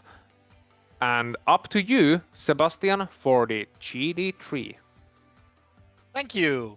GT3 results. Manatee Racing Green. 1 lap ahead, I guess, with crossing the line in front of the leader. And yeah, it was a great performance, but also from Frikandel Express in 2nd place. Pure Sims Esports GT did clinch the 3rd place, and MAG Performance SRT Azzurro on the 4th place. 5th place goes to Parabit Sim Racing, and 6th place goes to ATRS Esports 13. The 7th place is the number 56 Racing Team Red, and the 8th place still having a disconnect, going into 8th place ASRX Able Esports $27 thingy, sorry. 9th is the Legend Track Esports 55, and 10th place goes to MAG Performance SRT Black. The Japanese team on 11th place, Team Nishiken, and on the 12th place, Olympus Esports Ariane. 13th goes to Bootsen VDS by Undercut Red. 14th, Satellite Racing GT3, and 15th, TF10 Racing 10. 16th, Beer Leer Racing Team. They did manage to get a couple of more laps in, and also Fiercely Forward GT in the 17th place. 18th place goes to Jeopard Esports, 19th Purple Snake Racing, and 20th Hydro Race Geodisc Racing Gold. Their race is coming to an end then on the opening lap of the race, the final 3 teams in the GT3 category. Nobody here wants to talk to us here at the Global Sim Racing channel, but that's quite okay, because Ossian, what a race that was up and down the order, and especially that final battle for the podium. That rush that was coming through up towards Indianapolis corner, we knew that was the place it was going to happen. We knew that there was going to be some argy-bargy over it. But in the end, there was not much more that could really be done about that scrap between Pure Sims Esports GT3 and then on top of that, Mag Performance SRT Azzurro. And that's the risk you take when you leave it to one final move. On one hand, okay, if you manage to succeed in that move, it's a strategic masterstroke. You leave no chance for the driver behind to have a say about it. You don't leave them a chance to come back. But on the other hand, if you screw up your one opportunity, then that's it. That's gone, and that's the race over for them. Davidson certainly showed his intent by shoving the other car aside there. So 120 was shoved aside there, and that was restored, of course. And that just led to a situation where Bristol was on the outside heading into the right kink before the Indianapolis corner, and turned in maybe a little bit early. Maybe Davidson could have turned in a little bit earlier, who knows. Racing deal right after that, and I like that it didn't come to another harder collision. There was a slight contact and Bristol was slid aside, but he didn't end up collecting Davidson on the return, because that would have been a complete disaster for both teams, and that's just last lap things. But equally impressive, we say it every time, Jake, after these 24-hour races, but it's incredible that these teams can race for and compete for an entire day, for 24 hours, and they still find themselves so close together on the very last lap. It was absolutely incredible, the work they were doing. And Sebastian, you know, these three teams that have come away with the victories here today, Manatee Racing Green, Sabel Esports LMP2, Hydro Race Geodesic Racing, each of them came into today with a different story, with a different reason to come out here and race. And not only do they do that, they come out as heroes, as legends for the next races that happen 1 year from this point. That's true. Everyone will remember that. And of course, everyone is a legend who saw the checkered flag.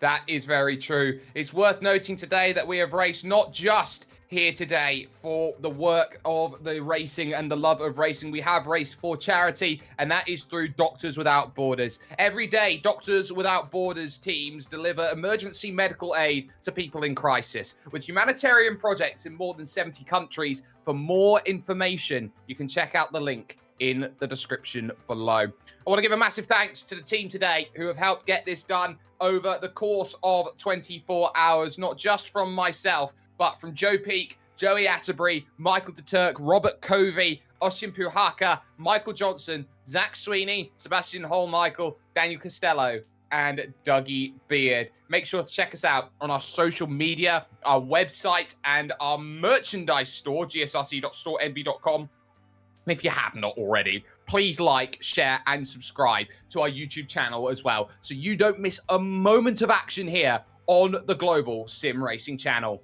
In terms of championship action, you got to keep your eyes open because you have got so much amazing stuff on the horizon. The majors will be back at Long Beach in August. There'll be a little bit of a break in terms of that. That'll be 11:30 a.m. Eastern then. And make sure to check all the other broadcasts which are listed here. We're not done, though, here tonight with action with the Global Sim Racing channel, because over in about, 3 hours' time, we'll be heading to the Circuit de Spa-Francorchamps for the Lotus 79 CTC finale. Make sure that you check that out. I'll be there to help you go through with all of that.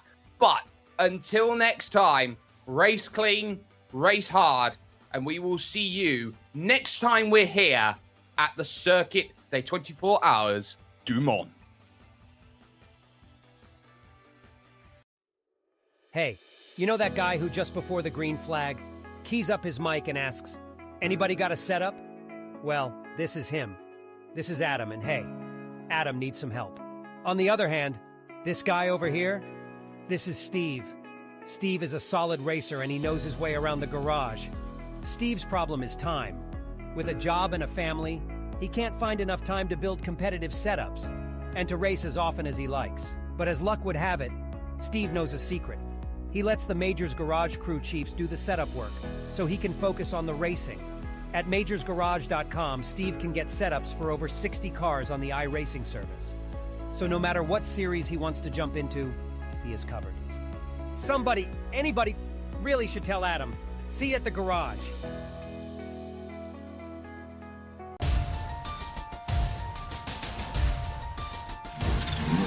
Whoa.